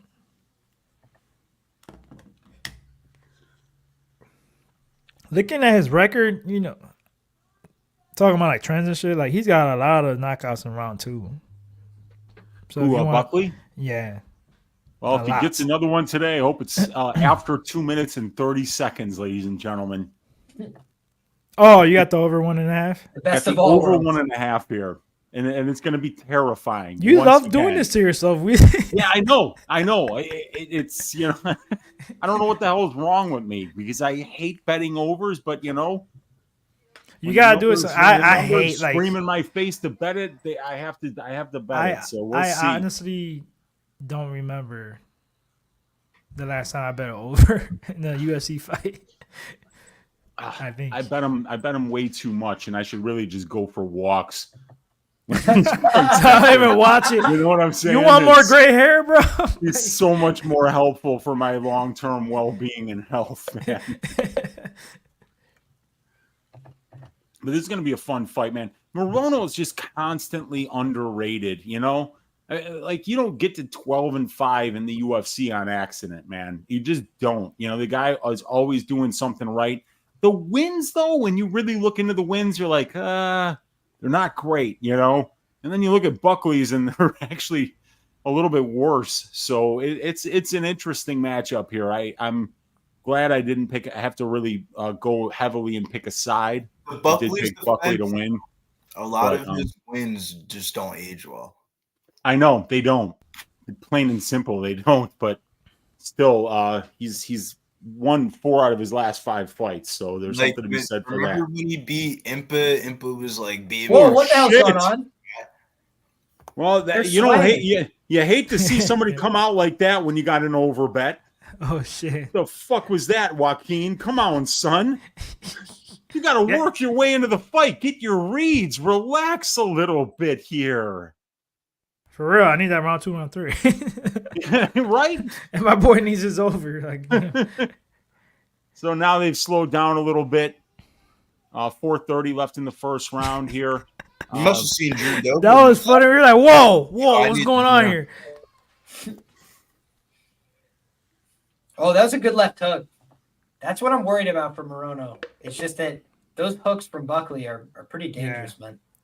Especially the left one because he's, you know, obviously a southpaw. So the open stance. Sure. In a weird way, I kind of like the way Buckley came out. I feel like that kind of threw Alex Morono off. It did. It threw all of us off. Yeah, I feel like Alex I almost had a jump scare, dude. Yeah, man, that was wild. What the fuck is he doing? I got an over here. Come on. We were just talking about Weezy taking walks and shit, and that happens. He's like, whoa. Always. It can never be easy with an over, you know? Gotta be a sweat. Absolutely. Only the best. Isn't that, you know, I mean, How I much love happening? These guys aren't touching each other really yet. I It love seems easy like bets. Morono's happy to stand outside of range here and kind of wait to counter maybe a little bit. Oh, he just got touched with a big shot, but he got his feet back underneath him quick. You know what's crazy? Oh, yeah, he did. is Wow, yeah. Morono had a full camp, and he looks skinny fat. He looked even bad, still. yeah. It's unbelievable. He always looks like that. That's what I'm saying. Bro, I feel like he always takes the fights on short notice. I was like, man, maybe if he comes in with a full camp, then he's like hurled over at the weigh-ins. I'm like, bro. Yeah. I honestly thought he would look worse today, though. But look at the flab, like, in his stomach. Like, every time he's bouncing around, you see You should have seen him at skin. 180. It's like, His last fight was at 180, and it was like, whoa, dude, Morono's fat. You know? it's crazy. Morono. Right. Pretty much. Till he loses it. Oh, that was a good right uppercut from Buckley. Famous son of a bitches. What'd you say? So as I'm eating pizza, I said, "You fat shaming son of a bitches." Never that. Big So's like, you motherfuckers. Fuck. If you were, if you were trying to make like only in the welterweight for a UFC cage are you fight, we getting would have a fat conversation. shamed for looking like that. Yeah, but you're you know? not a UFC professional fighter, bro. Like, they got, they gotta make weight. Oh, Buckley's got to be a little more careful. He's kind of getting a little bit wild. Yeah, he's Maybe he just doesn't walk into respect a the hook power. here. Maybe he just doesn't respect the power coming back from Morono. Morono's not really the biggest hitter, in fairness, but He really doesn't. It looks like. dude, there's a few times he walked into a punch and just like it wasn't like Algeo no selling it. It was like he didn't feel it at all. It was like a bug had went past him. He was just like walking still. Fly meet windshield. It just evaporated. Oh shit! I forgot. Buckley's taking his time though. Oh, that was a good left hand from Buckley. I think that got Morono's attention.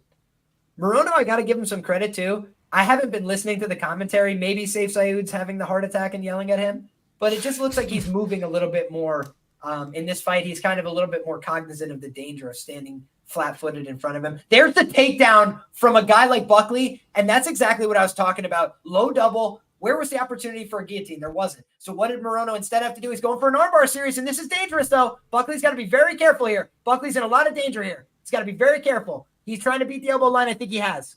But he's in a triangle series now. He's got to be very careful. He's done the right things. He's got posture, but he's against a black belt here. 28 seconds still to work. He's got to be very disciplined. Great job from Joaquin Buckley. He managed that position perfectly. And I think he did the better scoring by getting that takedown. So wise optical move, waiting around. And he gave him something else to think about, right? Because now if he level changes, he might be able to That's go what I was upstairs. thinking too. Dude's athletic, bro. He could get his own takedowns, and that's exactly what Oh, he's going again. Oh, now he's in the guillotine, though. So please don't do that ever again, shit. Buckley. Oh, Buckley just slammed himself onto his head, but he got out of it. He's the soldier. Yo, my God. Buckley showing the new wrinkles to the wrestling game, man. Showing that he can get out of some tough spots tonight. Dude, Alhassan, He's wrestled he's a before, big, though. strong guy who's got like He's three strong wrestled, legs, and he was but it's getting like the- taken down. Like, Well, what do you submission-wise, you mean? It's like the I'ma hug you and pull you down to the ground. I'm a little bit stronger than you are at this. Like, Well, remember, yeah, that's when he was in the other weight class. Now he's like, he could bully people. But shouts to Jesse Nunez. In the let's chat. go, Colorado! I bet 14, him. I got Colorado money line, so keep on getting Same. Me too. Facts. I was talking about it in the telly this morning, and I was just like, I had the over. Why is this not minus 200? Bro, the only way Colorado loses if it's a low scoring game, and it's a low scoring game, so it's tied. I try not to do this, but I bet the LSU game over. I bet LSU live. That was the easiest over ever. And then I'm like, damn, I should put like way more on it instead of being happy about it. Yeah, shouts to Mills. Mills sent me his me and Mills are talking in text messages, and I sent him a picture of my PayPal thing, and he was like, "Oh, that's my sub pick of the day. Is the over." I was like, "Damn, you couldn't have sent me that 35 minutes ago, man." Right. LSU money line. Yeah, at least you got that though. Yeah, I got lucky. though. Morono caught Buckley on his heels there. It kind of looked like he dropped Buckley, but obviously Buckley wasn't hurt at all by it. Yeah, that was more of a slip and fall. Yeah. But Morono just landed a nice right hand there. 4:31 left here in the second round. These guys are swinging. These guys look to have gotten their reads now and have looked to have thrown caution to the wind a little bit. I thought one prop that was very interesting on FanDuel for this fight, I forgot to talk about it. I just checked my bet slips and it was on there. Joaquin Buckley to win and fight to start round 2 was plus 160. I thought that was a pretty interesting way to get around that chalk Oh, price. that's a good. Oh yeah. Yeah, for a guy in Buckley who 9 out of his 10 fights have went to round 2. I forgot that's to a talk great about way. That was a good bet for sure. Yeah. Yeah, Make sure way you to guys, get the price way down on him. because this is one of the rare weeks that I had to bet some stuff pre-flop. Like I think I bet everything Friday night after wins. Okay. Not a big CLV fan. I gotta look more into those. I don't really pay attention to those like that. Those little fight parlays.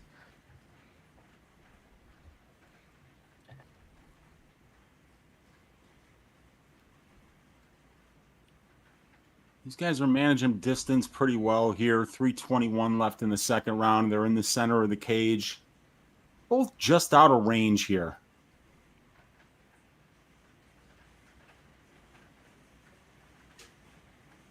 Morono's always good at staying up on his toes and kind of like moving laterally. So he's not really just like standing in front of Buckley, not letting Buckley kind of like plant his feet and really try to land something huge here because, Morono moves pretty well. On FanDuel, minus 235 for Buckley right now, plus 180 for Morono. Oh, he just hit a huge kick to the body. Who? Buckley just landed a big kick to the body. Minus 310. Right when the head. Yeah, no, at minus 310.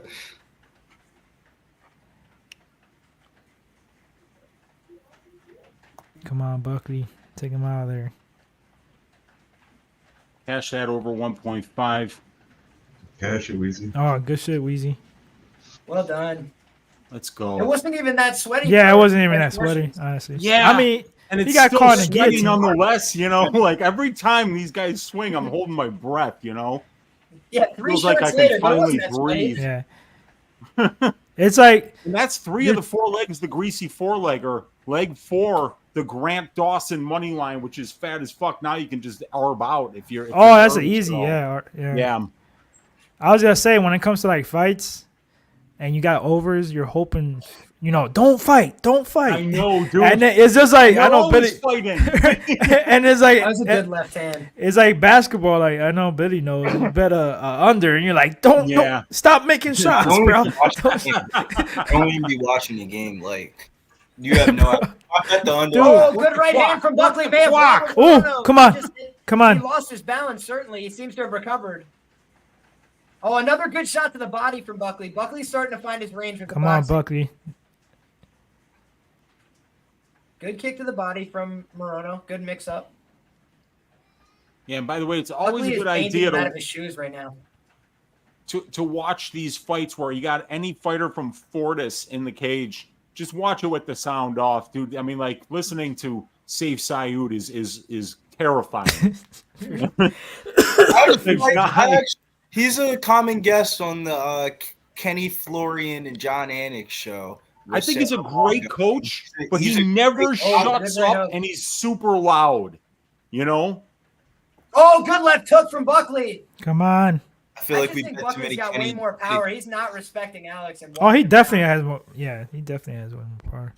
Oh, and now he's got this body lock. I think Buckley should throw him sideways with a big step through, and he does just that.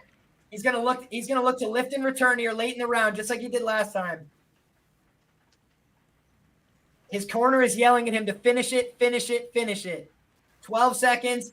Lift and return, Buckley. Lift and return. 7, 6, 5. Nice knee to the body and a good right hook on the break with no takedown. That's fine. I mean, it's clearly 2-0. I need this. I want him to knock him out, though. That's a great way to describe it, Danny. I think this is a clear 2-0 Buckley. Yeah, he didn't have to like waste that energy for something like you already won the round. Damn it! Arizona State went up 3. Fuck.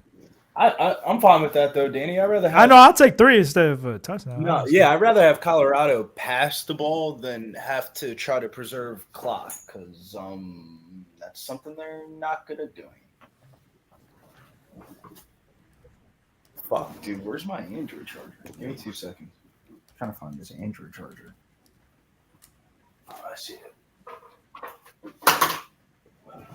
There we go. Get the pen charged up. But Mark Schilling says, are you guys staying on for the Bellator main card? Just to be determined, man. I got to do some I got to get back in the library, as they would say, to research this NFL card for tomorrow, man. I got mad leans and thoughts and opinions, daily fantasy lineups and stuff to do. So I got to update my projection model for, like Wednesday night. So I got a lot of stuff I got to do for NFL tomorrow. Hold on, let me check this before I say it. All right. But I will say, though, I will give you an NFL bet. I did tease it a little bit earlier. NFL bets we're on for tomorrow. Houston, first half. Indianapolis Colts, first half. And, well, I'll give you the Falcons one. Falcons are 0-9, first half, ATS. Oh! Buckley just hurt him! Oh, Come Buckley on. just busted his face. Come on. His face. Come on. Morono did not like that at all. He's reacting poorly. And it feels like Morono did this in his last fight in the third round. Ponzinibbio. No, brother. dude.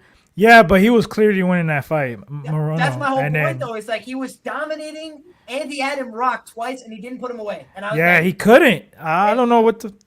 I don't know what dude, happened. he doesn't Like- put his foot on the gas. I don't think he has yeah, the he's power too to do it. cautious. Damn, it was. Unless you shoot into a bad guillotine, he's like, fuck, what do I do? But I think that's why he doesn't want to get knocked out. He knows if he storms in there, and he still got caught. He's not that great an athlete, but I always credit fucking Morono for just being a dog and like whatever you have, maximize it. He doesn't have much, and he makes the most of it every time. So God bless him for it. But I just think Buckley, way more gifted athlete, and wants it right now in this moment. Right. It's weird. It feels like Buckley is always fluctuating between being overrated and then underrated. Like it's never like still point. I'm like No, you're right. You're right on that. Everybody's worse. It's like, oh, highlight kick reel with the and then. Bro, I'll never forget that in my life, man. I think I had a fight doesn't go to distance. We're at my brother's house. Me and my girlfriend were watching it. Literally dropped the ball and broke it. Take a picture. That shit was crazy. That's crazy. And that wasn't me. That was my girlfriend. Dropped the ball and broke it. That's brutal. I went to my BetMMA.tips before this event, and I lost heaps on Impiksangandai in that fight. And I remember in the moment saying, I can't even be mad at it. Like, it was just beautiful. Like, God bless him for it. Like, it just was one of the best knockouts you'll ever see. I think Morono's about to go down, man. His visuals are looking really poor. I hope. Nice body kick from Buckley. Buckley just seems fresher, more dangerous, and I think he's landing the better strikes. Oh, he went for that spinning kick and gave up a takedown. That was a huge mistake. That was a huge now mistake. now you're getting too fancy, bro. Oh, good job standing up. The thing is, though, that's what being fresh gets you. It doesn't matter how good you are at jiu-jitsu if you're fucking exhausted and your nose is broken, you can't breathe. And strong, like he's stronger, obviously, than Morono. Way stronger. Oh, he's beating him up. Gets up and fucking bops him. Come on, He's beating him up. take him out of there. Oh, it's over. Morono's already done. What are you waiting for, Ref? Come on, bro, put him away. Very happy is not a Morono fan, bro. What the hell? He is not a Morono fan. Put him away.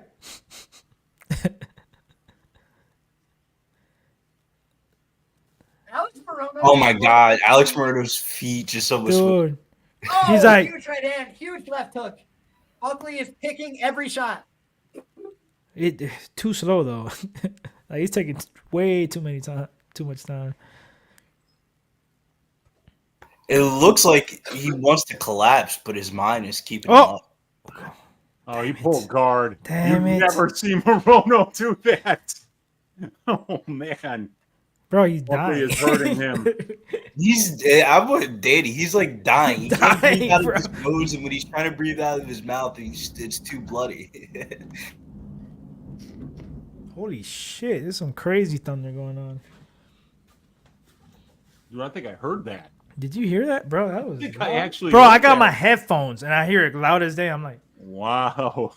Trust anybody that bet Buckley by decision, man. You got balls. man, Yo, this is why you go money line, boys. Fuck. shout out to I think Ozzy P and Martian. They do a great show every week. I always say, don't just listen to me. Listen to all the best information you can. I listen to the smartest guys I can. I think they do a great program. And I thought that he had a great point about this, which is he thought this fight was going to go over no matter who won. And I did think that Buckley did the better work here. I thought he got the win. But I think that, if we had seen a couple more mistakes, if we had seen him react poorly to a couple shots, which he's done in the past, could have been a different story. But the over did look pretty solid here because Morono, he's tough as fuck, man. He can get hurt. He can get finished. But look at what he's doing to survive in this fight. Anything he can. Literally anything. He's falling around like a spinning top. So shouts out to these guys. They put on a hell of a war, but that was a Buckley win and an easy one in my view. Yeah. Good Let me win for digress Buckley. a little bit about the MMA content community. Sometimes I feel like, not talking about your specific group of fellows that you listen to, but I don't know why, but it feels like, fuck, man, we can't spice this shit up a little bit. Like, it's like I got to take an espresso shot, smoke a blunt, and fucking make sure I had 8 hours of sleep before I listen to somebody's podcast. A lot of people's podcasts are snooze fest, man. I like I gotta find the mixed balance between good information, entertainment, and do I really, really agree with you, or do I really, really disagree with you? Because sometimes I think there's as much value as disagreeing so strongly with somebody as there is agreeing with them strongly. I think in the MMA community, disagreeing with somebody is more profitable than agreeing. Where is this I coming like from? to see if somebody's making an argument that I haven't thought of. Because I try Right, to think of every box, leave no stone unturned. So sometimes people think about these fights different than I do. Like, especially I come from a wrestling background, a grappling background. That might be where I put the bulk of my energy and focus because it's what I understand better. But if somebody else is making a read, I want to shout out Sweet D Bets is a guy that I communicate with sometimes on Twitter. And he had talked to me about this fight with Buckley. He had asked my opinion. And as we discussed it, just like making arguments back and forth, it actually convinced me that Buckley was the side, wrote him up as the side in my article. I had been back and forth all week making good arguments, for both sides. But sometimes just to write well is to think clearly. That's why it's so hard. So when I have somebody that I could dialogue with, dialogue will get you further into the topic, right? It'll open up some things that you can't see by yourself. So I think talking to people, sharpest chat in the game, all the people that are here with us, we be pubbing each and every week trying to get the best of it. So good guys versus the books. Appreciate you guys. I think another thing is when you're sometimes, like, when you pre-flop look at a card, you might identify like 3 or 4 fights, but it's not until you have a conversation with somebody that you start looking into a fight way deeper than you thought you were like a week out prior. And that's definitely how I thought for the Buckley fight, because I Don't Tap Podcast, shouts to my man, Don't Plus Money. He was on Morono, and I was so strongly on the other side that I ended up making a bet of a parlay in the second leg of the parlay. It's about to come up. That's the next fight that we have. Joe Bodybags Pyfer versus Alhassan. As I'm jacking up your name, but it don't matter because you're not going to be in the UFC after today. Joe Bodybags Pyfer, round 2. And Joe Bodybags Pyfer, round 3. I see the sub, but I'm betting the KO. Yeah, I took I like Pyfer here. I think I sprinkled him by sub at plus 600 because I've been saying all night like he has a clear advantage in grappling. Like I know you want to get there and get a highlight reel of a knockout or something like that, but this dude is Alhassan is definitely dangerous, bro. Like Pyfer could definitely get a knockout on this one, but like when you have a clear advantage like that, like at minus 400. You got to use it, in my opinion. But, yeah, I got bags here for sure. Yeah, I'm going to tend to agree with you on that one, Danny. And this is where I got to bid farewell for a little bit. I'm going to hope to be back here for the main event, but I got to check out and get some grub, get some coffee in me. I'm depleted of nutrients right now. But what I will do is give you guys what I have for the main and the co-main event. I also tweeted this out as well at Liam Picks Fights. As soon as I won my first bet of the night, I just tweeted out what I had left on my slate. And the two things that I have left are Grant Dawson by knockout at plus 500 and Joe Pyfer by sub at plus 600. I just looked at two guys that are both big implied favorites to win their fight, and I think that both of those lines are a little bit too wide given the fact that they're expected to win. And I think that in both cases, you have the bigger, stronger fighter who's a better grappler. And in those situations, I always talk about if you have somebody who's being expected to win the fight by sub, it means that they're going to be in positions where they're eligible to get a TKO. Conversely, on the other side, Joe Pyfer, it's not like he's only gone out there and swung and banged with people on the feet. In his fight with Ozzy Diaz, he took him down multiple times. He attempted multiple submissions. And then eventually, the guy wanted to stand on the feet with him. He's like, all right, fine, let's send you to hell on the feet. So I just think of Joe Pyfer as a guy who will take with him. And Alhassan in that fight was kind of getting up to the fence, right? They were doing a little bit of cage pushing. And I think if he does that with Pyfer, Piper's put on so much muscle since he got to the UFC. I think he might just turn a mass over TK him, pick him up, throw him. So fun fight, scrap. I didn't lay the money line or nothing here, but I do think that that Pyfer's going to get the win personally, and I thought that Pyfer by sub was a look here. For sure, man. Hopefully he gets it done. I don't want to see him get knocked out. Now, Billy, I got a question for you, bro.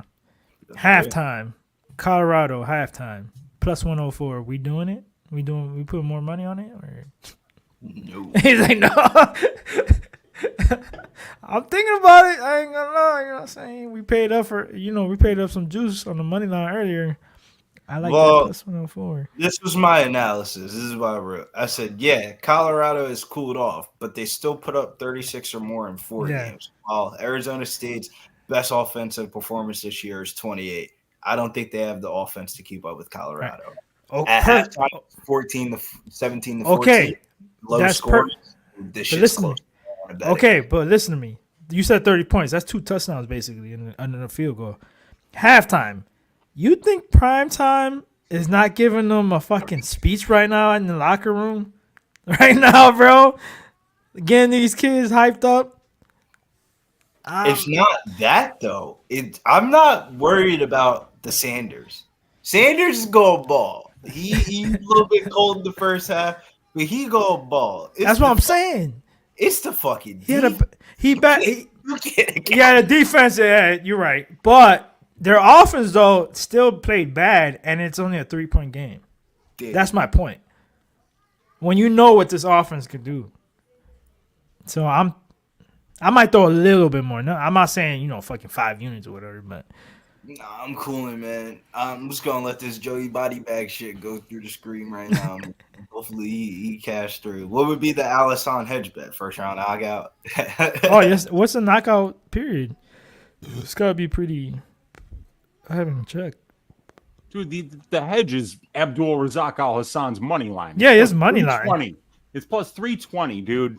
Yeah. The guy who's rounded out his game recently, he's a little bit better than what he used to be. I don't think he's just dependent on the first round knockout. What's anymore. crazy is I forget how old he is, bro. Like, well, let your Uncle Weezy tell you, Danny. That's what I know. I know how old he is. I'm just saying, like, it's crazy. He's that old. Yeah. 38 years old. Yep. I'm not saying that's old. You know what I mean? Fighters, because I'm almost that age. Pyfer's almost 20, or Pyfer is 27. 27, bro. Years old. 11 years, like that's a big difference. It's a huge difference. We know that number when it comes to younger fighters fighting. In general, in boxing too, same thing. Like 10 years and more, the younger fighter's gonna win usually. Yeah, I mean, even Deanna Belbiţă was close today. That was a close fight. She was 11 years younger. But that's women's MMA though. Yeah, it's a little bit different. Dude, I don't count. I don't count women's MMA, bro. Women doesn't count as much. It's like it's crazy. They can be strong and really good until later. It seems like Yeah, dude. Like I told you earlier, the chick that fought today, I had no money. She's like a minus 800 favorite. She was 26. The woman she fought was 40.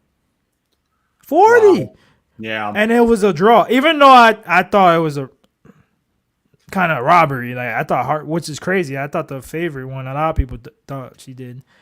But that's a big gap. And like, look, a draw.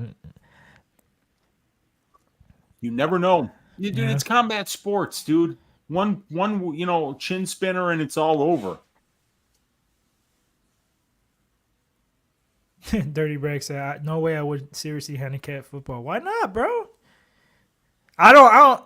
I mean, once in a while, dude. I love football. It's rough. It is. I put my like single parlays and shit out there just for fun. I'm not like a NFL handicapper or whatever. I do say this though, it is kind of biased, but my Eagles, I don't give a fuck. Cooper Cup, 2 girls, 1 cup, coffee cup. I don't give a fuck. He's coming back.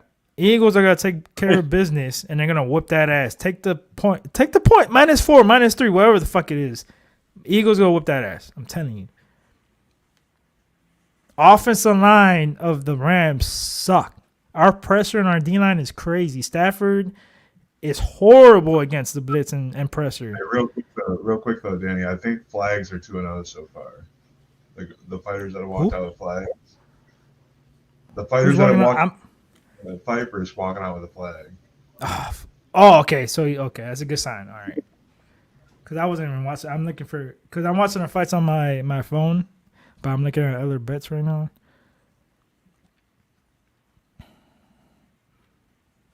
Michael, that's fine. Have you heard of our rookie, like Carter and Davis, like Sweat? Like these guys are fucking vicious. Like Hassan Reddick, like we could miss 2 of those guys. It's fine.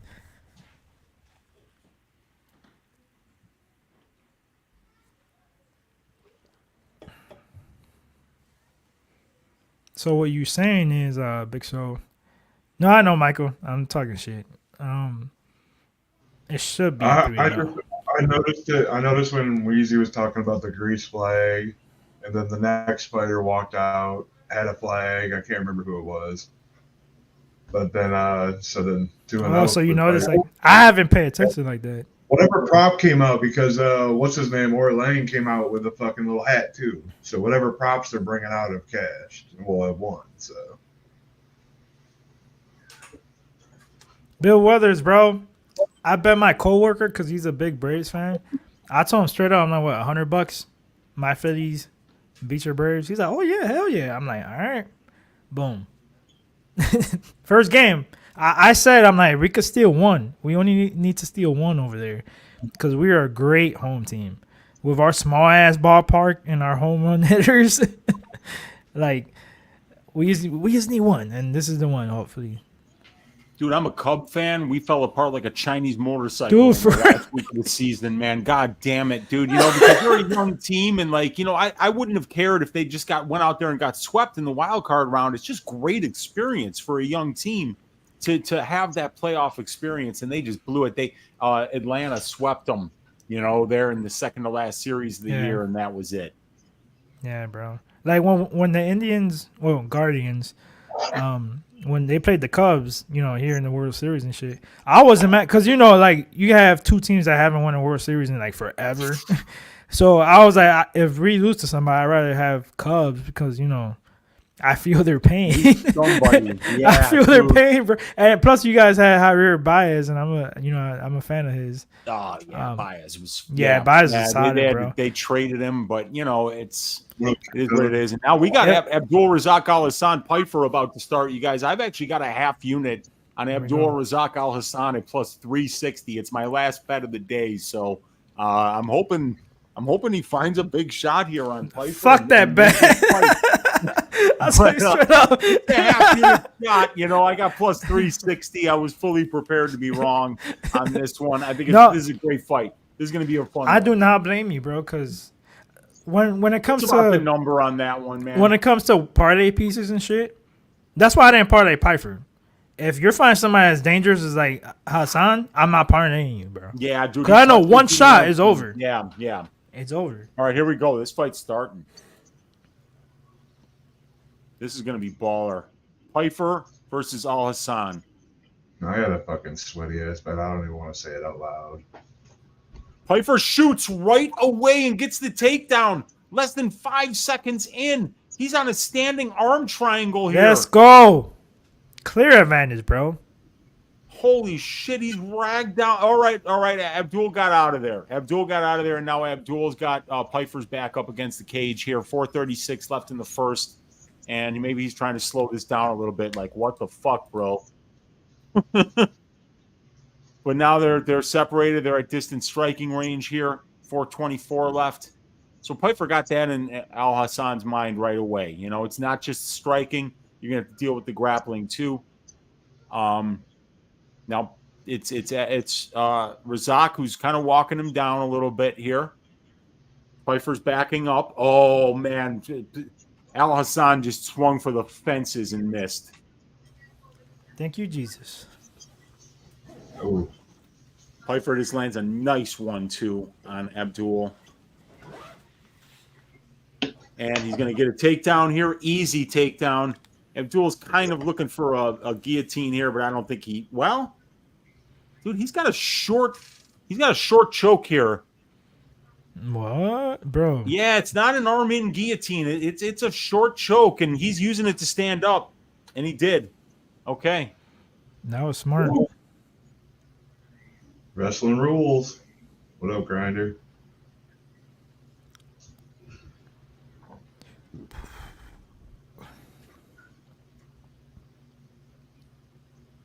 These guys were in opposite stances, so both of their big shots. Well, now Razak just switched back to orthodox here. But now he's kind of letting Pyfer pressure him. Like he's like trying to make Pyfer walk on to something here. These guys, you know, they're just kind of standing at outside range right now, really respecting each other's power. Stare, stare, stare. Yep. Stare, stare, stare. I'm with Joey. I'm with Joey. I'm not about to blitz inside the pocket. Oh, big calf kick for Razak. He whiffed on the second attempt. 2:30 left in the first. Cash the over 0.5 for anybody that had it. Congratulations. I had a little bit more money on Colorado, by the way. You DJ. I already got a bet on him, bro. Better than Not much is happening here, but I'm still holding my breath. Oh, Pyfer comes forward with a left hook and just misses. I think Razak blocked it. This is going to be a long Razak swung for the fences and hit nothing but fresh air. Yeah. Dude, he throws bombs. Yeah, he does. It's so telegraphed. Like, they they are quick enough. telegraphed, and now Pyfer just cracked him. Gauge.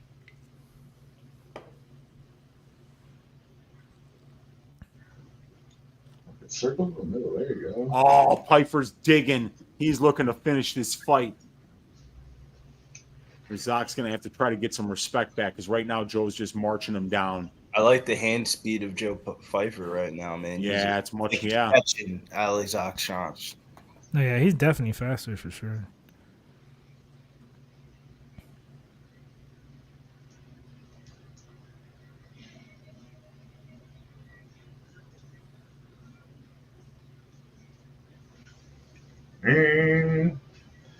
Boring. Big Show said that. 58 seconds left in the first round here. I want boring. I'm just kind of everybody's anticipating. really trying to call it in, bro. Like, just keep it When boring. it comes to these type of fights, we all know this is one shot. It's like it's over. You get that a lot. 41 seconds left here. Now it's Razak's backing him up, but missed by a mile trying to swing for big shots. And now he's backed up to the cage, and Pyfer's unloading on him. And Razak's in a shell here, but he looks okay. He's fine. Don't go too crazy. Oh, man, Pyfer's just missing. That elbow down the middle was wild. Dude. Yeah. Take that.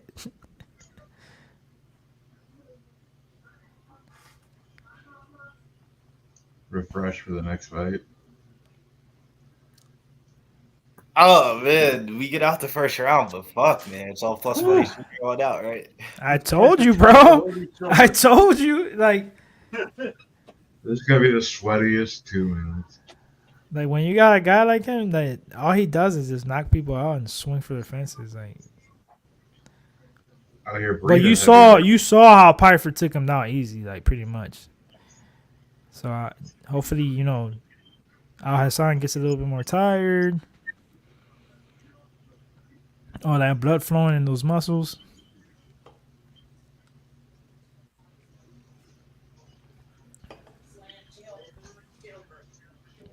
If you DJs in the chat are looking for another bet, I got a plus money bet for boxing tonight.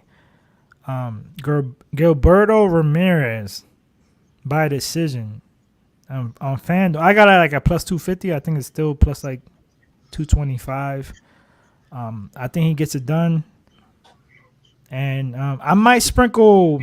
I can't pronounce his name. It's like Beck. It's the co-main event. He's gonna get a knockout for sure. I think his knockout is like minus 350, but I like the under is minus 5.5, and I'm gonna sprinkle around 5 and 6. So that's what I'm gonna do tonight for that shit. UFC hasn't been looking good for me today, but all week boxing's been looking great. So hopefully we keep that going.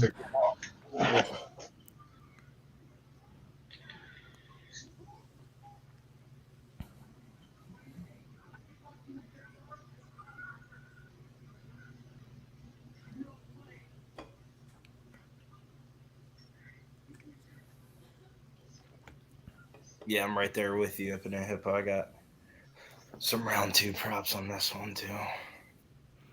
Yeah, the one bet that everyone was going after was Pyfer's second round sub, and here we are into the second.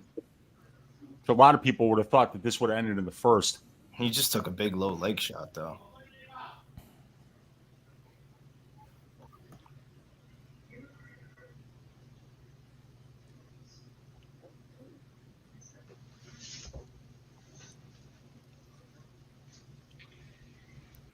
Weezy, what you drinking there? Asking.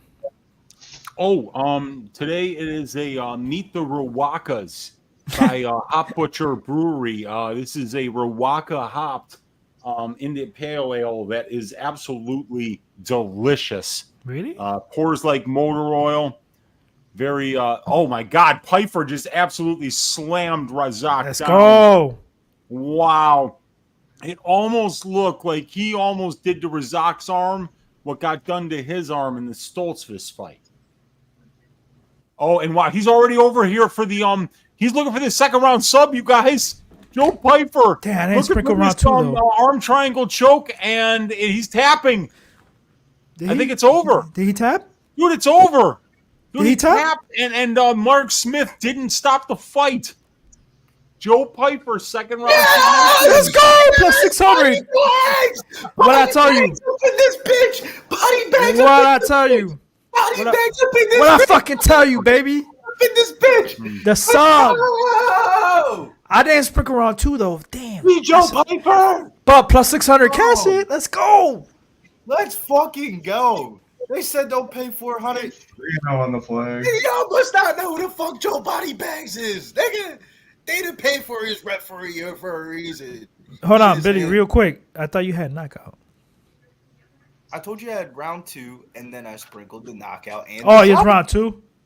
Yeah. Oh, now the sub. When you were like, I'm going to go and knock out because my one buddy. I swear to fucking God, I will send you a picture of the fucking. No, that's fine. I'm just telling you what you told me. You're like, well, I was going with my buddy because, right here it says. He writes the checks. This is literally what you said. Right here it says, props of the night. Joe Body Bag Pyfer to win in round 2. Plus 600. Billy, I'm telling you what you told me on stream. That's all I'm saying. I told you I'm betting everything. Anything outside the first round, I'm smacking it. You're like, nah, not so. I think he's gonna knock him out because the boy I know he be writing his checks. Shout out to him. We don't do free. Oh, You literally said that. I put more money on round 2, round 3 knockout at plus 500. But what's a plus 500 that doesn't cash if the plus 20 to 1 cashes? Who gives a fuck, right? Did you get sub? Yes. I bet Nice. everything. Andy, I bet round 2. I didn't. I should have sprinkled around. 20 to 1. Round 2, round 3 knockout plus 500. I had a single bet. Round 3 plus I think it was like 1,600. Like, Bro, it was just too obvious. I'm like, bro, there's that. Like, he's clearly a way better grappler. Like, I don't understand.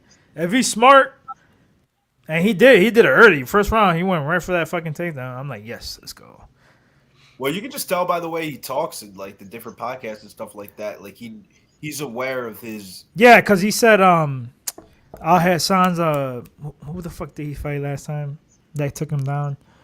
Like Alhassan was complaining about like the takedowns and shit, which is stupid. I don't know why would you say that. And obviously Pyfer knew about it. And he's definitely the better grappler. Let's go. Hey, Big Show, 3-0, the flags. Like I told you. Let's go. All the props are cash. Anybody that walks out with a prop. Bill Weathers got round 2 or 3.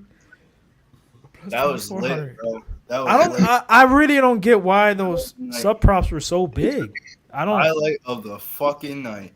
I don't understand why.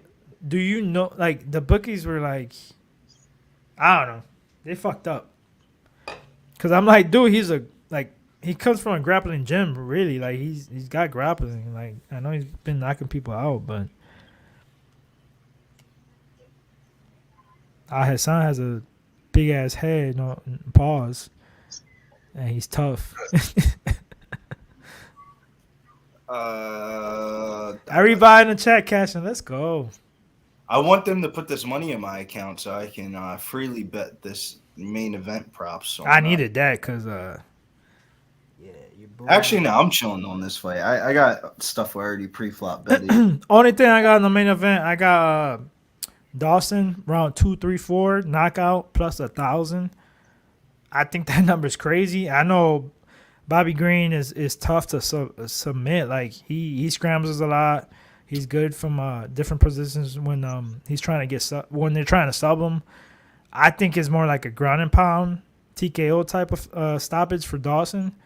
And I think that number is crazy to me. I had a bet at plus 1,000, 2, 3, 4. That's what I think is gonna happen. So yeah, it's only bet for me in this fight, main event. ZC said plus 600 in parlays. Let's go. Ian, Cash, Curtis, money.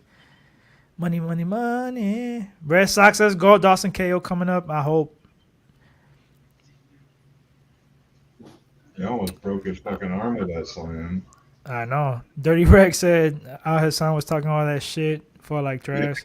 Yeah, he said him and Buck something like I don't know. I know I heard it a little bit, but he was talking about Pyfer was walking somewhere. He saw Buckley and Alhassan talking, and they didn't see him. I guess they were saying like, "Yeah, be like Pyfer," making fun of him or some shit like that.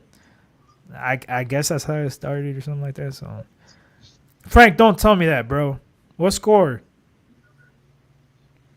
I mean, I bet them plus 1.5, but still, I need them to win this game. The Phillies. Weezy, what do you got in the main? You're muted.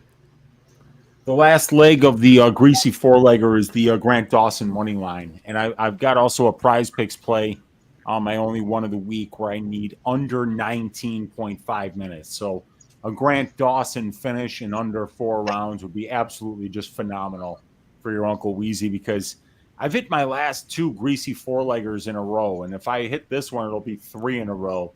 All plus 500 or better. So I'm looking forward to Grant Dawson getting takedowns, getting to this guy Bobby Green's back, and finishing with a rear naked choke. No, ground and pound. I'm fine with ground and pound. You got money line. Root for my bet. Absolutely fine with ground and pound. Ground and pound is fantastic. Whatever it takes, baby. Let's go. What if Bobby Green comes out with an American flag? Then I'm betting Bobby Green. An American By flag, what? man. He ain't gonna finish him. So I'm betting Bobby Green by decision. Well, I don't know, cause Dawson, if he first 5 rounds, if he gasses like crazy, sure. Oh man. Let's go. Let's get this last fight going, man. I'm fired up. Good for Joe Pyfer. Guy's a stud. Yes, sir. Great story. Pyfer.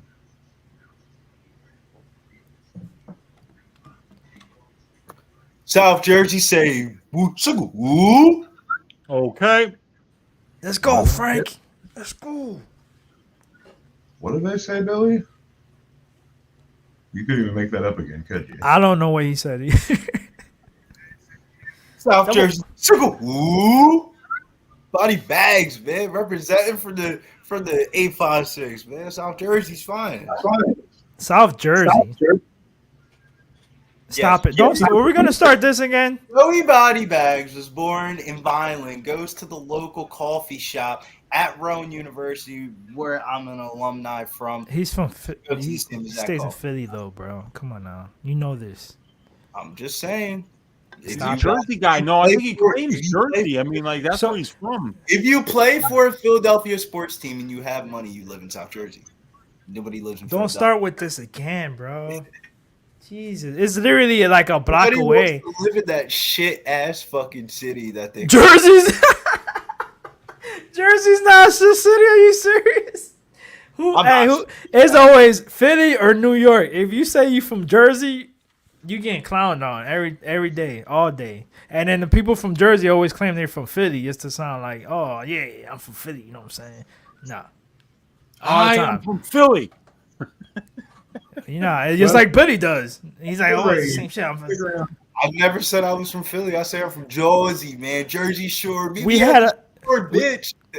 we had an argument about. Remember, you were like, "It's the same thing." It's literally, I'm like, bro, no, it's not. It's not the same thing. But whatever, we'll move on. Billy, I'm with you, bro. Billy W. I need this KO TKO round 2, 3, 4. Tone. Yes, sir. Let's go Phillies. You know, I feel kind of sorry. So, like I told you guys, I bet my coworker that Phillies gonna bet the Braves. And yesterday at work, he gets a call. He took his car to the shop, and they told him what was wrong with it. So he's gotta get a brand new car. I'm like, damn. I feel sorry for you, bro. You gonna owe me $100. I'm still taking your money though. He was like, "You're such an asshole, bro." I'm like, I mean, it is what it is. Nah, man, fault. You make a bet, you make a bet. You know, I mean, it is what it is. It's right. It's not my fault. He's like, "Yeah, I need like 3,500 in repairs." I'm like, "There's no point. You got a car over 200,000. You know, it's time for you to get a new car. Like, there's no point in like putting $4,000 almost."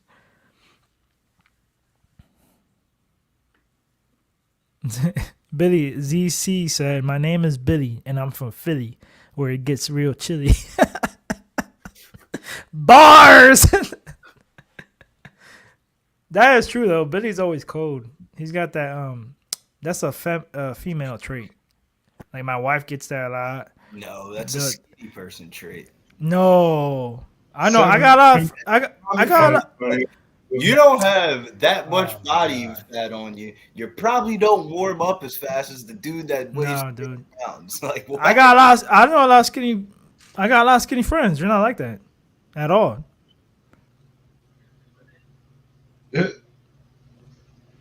So what you're saying is, I got fat friends, I got skinny friends, and you're not like it's all females.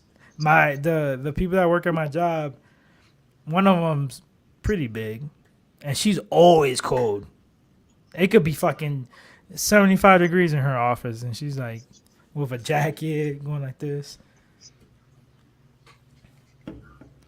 Curtis, so I know Weezy has money line to close out the parlay.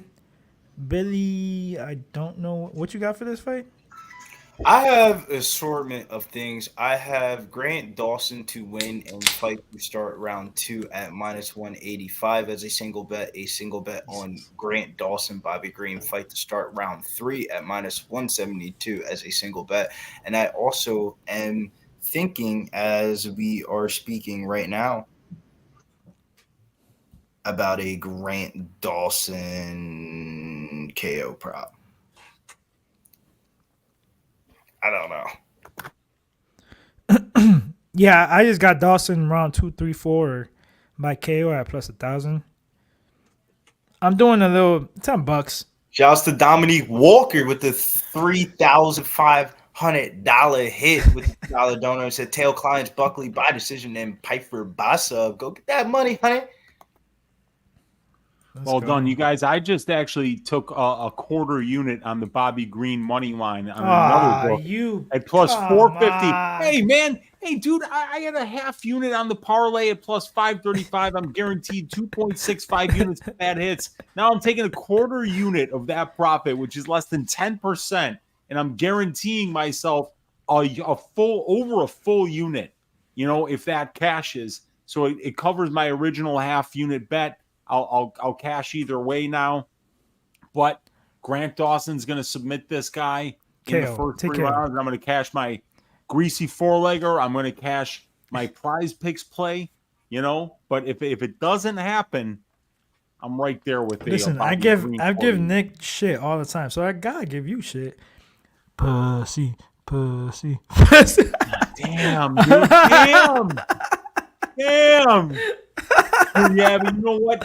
I'm joking, bro. That's smart. I know you are, but you got nothing to lose. I'm a former trader, so we love locking in profits. Yeah. You don't got nothing to worry about. I get it. I totally get it. Yeah. You still, yeah. It's a fight, man. Anything can happen. I don't want to be sitting here with my jaw open, going, no. Yeah, like we say, yeah, because Dawson still has question marks, bro. Like. First round, 5-round fight. His gas tank is suspect. I know he's in a new camp, but we still gotta see it. Yeah. And Bobby Green, you already know his cardio is fine. Yeah. Somebody asked. Michael asked in the chat, how long do I think this fight goes? I'd say, under 3.5. Fight doesn't start round 5 would be where the bets that I would be looking at to make. I want to give Grant Dawson time to find that submission. I also want to give him time to gas out should he over wrestle against Green and not be successful, and then Green land some big shots on the feet. Damn, I don't want to write this in the chat. It's too long. Be right back in a second, guys. Yes, Marie. So, who's taking the Bobby Green hedge bets? I don't really have Grant Dawson in parlays, but I do have him as a straight bet, so I have no reason to bet Bobby Green. No, that was Wheezy because he's got his last leg. Me, just in general, like I'm just in the chat. Just okay. Shouts to everybody in the chat. Matt W said, "This better not be no nickel versus Pyfer. Don't deserve that." All Ganon says, "I took Grant Dawson round 3 because his last 3 fights he finished in round 3. Probably not going to happen again, but I played small +500." I don't blame you, Ganon. I feel like that's at least a good basis of a start of where to play the round prop. Rendog said, "Yeah, they only offer by decision, but KO, TKO, no other props. So sometimes the lines are off because on my book it's -185 Grant Dawson inside the distance." That's crazy, Rem Dog. I got -185 for Grant Dawson and fight to start round 2. And I have fight to start round 2 to close out a 3-leg parlay with Joe Buddy Bags, Pyfer, and Drew Dober at -115. So I need this fight to start round 2 here. Yeah, I kind of want to take these round props. Danny, can you kind of lead us to the path of victory here? What round props did you end up taking? I took 2, 3, 4 by KO for Dawson +1,000. I think it's still like 900, 850 still out there. And Mark, bro, Brown lost. Close fight, but he lost. They give it to the other guy. I'm pissed. And I did, I don't know. This is going to take too long to write in the chat. I took Dawson by KO, Gilbert Ramirez by decision, and Bektamir Melikuev to win in round 5 and 6. Plus 7,534. $10 wins you $763. If you want to tail, go ahead. It's just a little DGen parlay for boxing tonight and Dawson fight. So that's all I got for this, honestly. I like it, Danny. Yes, sir. And Colorado is still 17-14. In a weird way, I'm kind of fine with that score. It's still, it's like nothing's happening right now. It's like 6, Like 7 as long minutes. as defense ain't giving up points. right. That. Right. Offense finds something eventually. Dominic, I'll screenshot it right now. I'll put it on my Twitter. It'll be easier, but you guys obviously got to hurry up because Dawson's about to fight. I'll do that right now. Hold on. So I screenshot that parlay. I'm gonna put it on my Twitter on Danny Betts. Dude, I got to peep for this main event, so I'll be right back. I'm fucking sweating. I'm here. I got my beer. I got my ass in the chair. I've taken my 15th piss today. Ready to rock. How much? What's the alcohol content in that? I know you drink some heavy ass shit, bro. Yeah, dude. This one is. Let me see. Holy shit, am I old? 6.5%. 6.5% here is what we're going with. Because it's hard, man. Dude, like you try to read this, like you put it up to the can.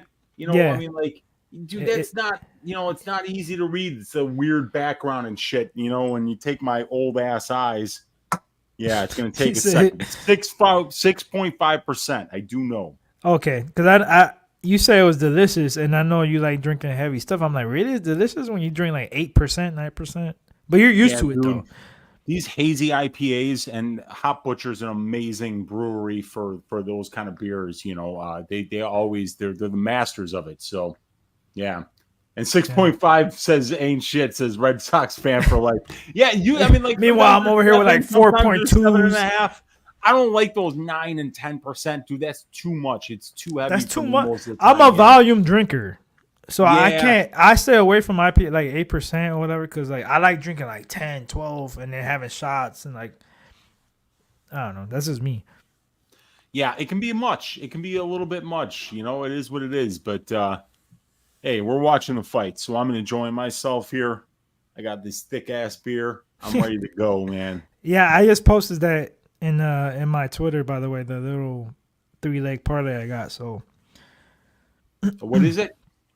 No, I was telling them my boxing and Dawson parlay. I put Dawson by KO, Gilbert Ramirez, which is boxing tonight, by decision. Okay. And then Bektamir Melikuev. Who? Is that? I'm sorry. Dude, I'll be fucking those names up. He to win in round 5 and 6. So plus 330, plus 430, plus 235 gets you plus 7,534. $10 wins $700 over. Okay, dude, I'm praying that cashes for you, man. That would be awesome.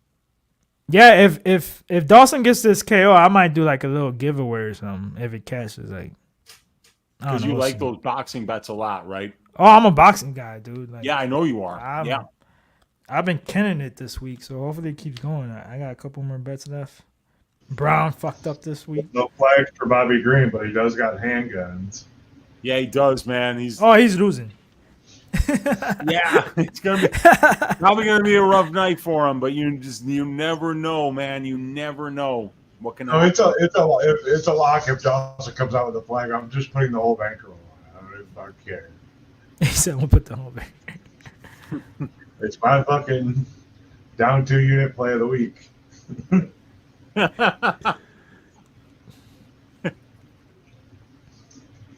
Yeah, I think I finished up 1 unit tracked, up 1.09 units tracked. But dude, if this fight ends under 19.5 units, that's another 3 units, and then if Dawson just wins, it's another 2.4 on the parlay, so I'll take it.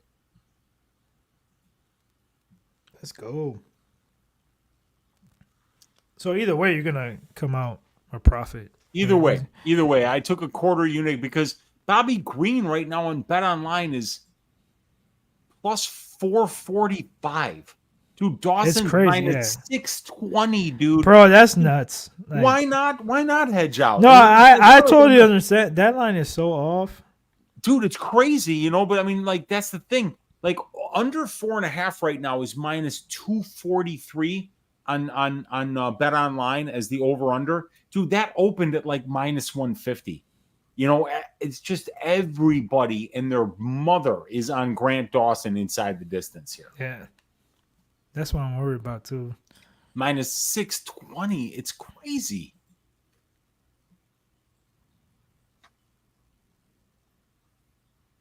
Yeah, it was just one of those type of fights. Like the whole week, I'm like, okay, I'm with the Dawson side, but this line is crazy. But I wasn't gonna bet. I felt like it was another one of those like, oh, just to like land in a way. But I don't see Green getting knocked out like that so quick. They're begging for money on the Green side, but that line is so crazy to me. Like Dawson 600. Yeah, that's.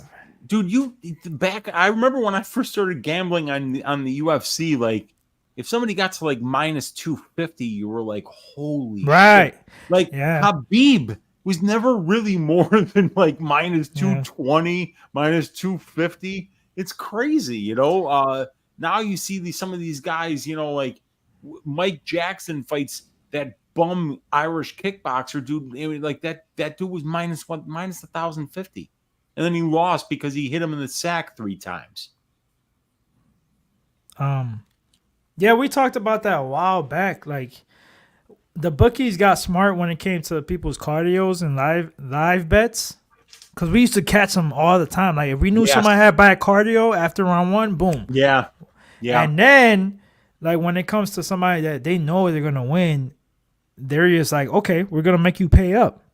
They're and just then getting sharper and sharper, dude. Yeah, and they're getting out of the way of certain bets, and they do it in a way that they encourage that you can't even bet on it. You know, like Bet Online, who's usually first to market, it's the sharpest book on the planet, dude. Like you can learn so much just by watching how they open lines, and you see how they stay out of the way of certain outcomes that seem to be very obvious. Yeah. Definitely, for sure. It's like, yeah, we're definitely gonna tax you guys and make you pay up, or you're gonna get, you know, the value boys, and the people looking for value, and they know they got a group of those guys that's gonna. So you go against the grain. You're betting on Bet Online. They're gonna overprice the prop that they know people are gonna go for. But if you're one of those value boys, they open some shit, and you're like, oh yeah, everyone thinks he's gonna knock him out, but I can get this sub prop. You know, at this price, which is like when Manel Kopp fought that shoot box guy on short notice. You know, I got Kopp by submission at plus 1,600. It was like, crazy. You gotta be kidding me, man! This guy's like minus 450 to win the fight, and you're gonna give me plus 1,600 on a Brazilian Jiu-Jitsu black belt here. You know, come on, man. You know, I mean, did it cash? Absolutely not. You know, but for a quarter unit, you know, I didn't lose any sleep that night, you know, going for that bet. And here we go, dude. 29-year-old Grant Dawson versus 37-year-old Bobby Green. Grant Dawson with a 1-inch reach advantage. God help Grant Dawson if this fight stays on the feet.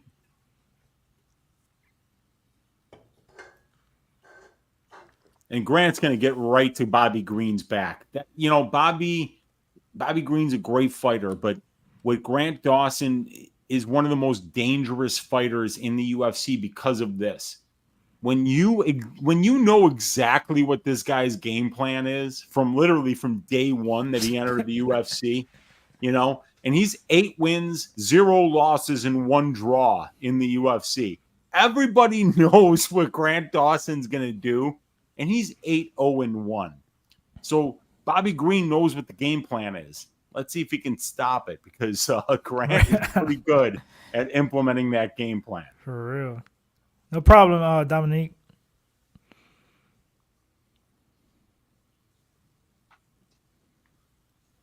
Let's go, Dawson, man. Plus, like we were talking about earlier, like the age gap too, man. Like that's just 8 years.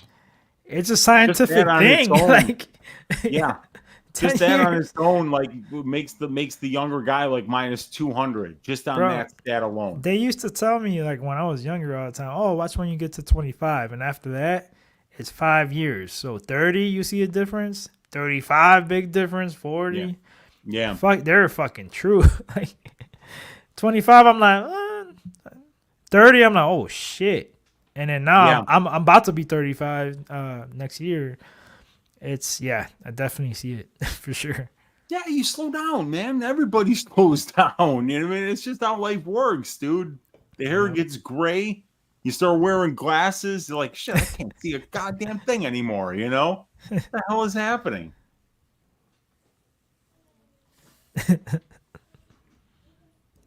Oh, dude, like Buffer is just screaming in Grant Dawson's face right now in front of this Apex crowd of 72 people.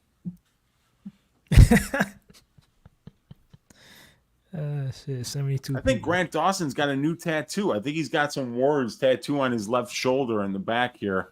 But here we go, you guys. Keith Peterson, who does not look sober, is about to start this fight and be in charge of fighter safety here. So, Weezy, there might only be 50 people there, but Tom Brady's sitting cage side. So Tom Brady? For real? Dude, the GOAT? I can't stand that motherfucker, but for real? I didn't know he was like yes. Fuck you. You lost to Nick Foles. Let's go. I didn't know. Like they should have like made that a big thing. You would think like Nah, you know how Brady is. Brady don't want me on no. Yeah, what do you mean? Tom Brady wants all that attention. Oh my God, Dawson got dropped. And it's over. Bobby Green. Main event. Holy shit, dude. Wow. There's a minus 500. Keep going, boys. Shouts to Bobby Green. Bro. That was the last thing I thought in the first fucking round. Wow. Ever.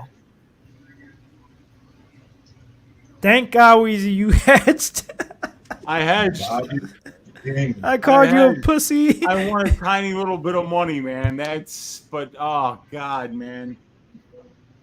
Bro, that's the last. Me didn't get the job done there, and that's rough. That's the last. I tell them all the time, you know, I offer you this opportunity to get out and guarantee money, and I'll do it myself. But my God, Bobby Green just shocked the world right there. You made that shit.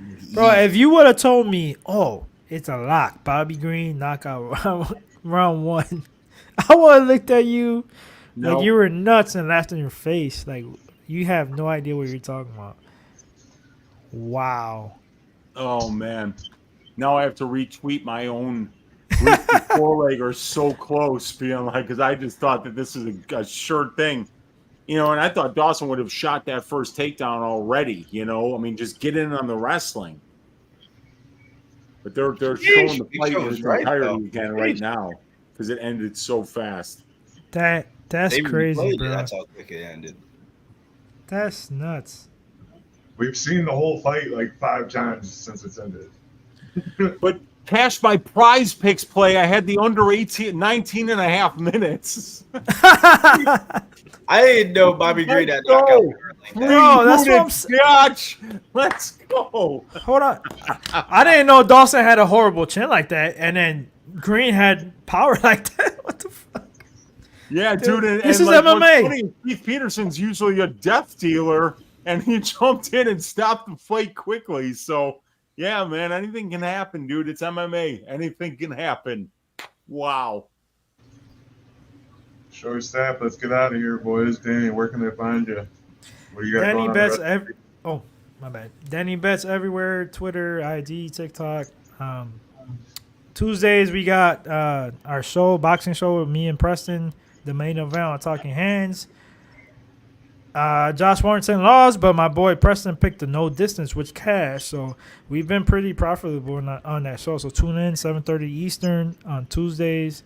And of course on Saturdays here with the boys live for UFC.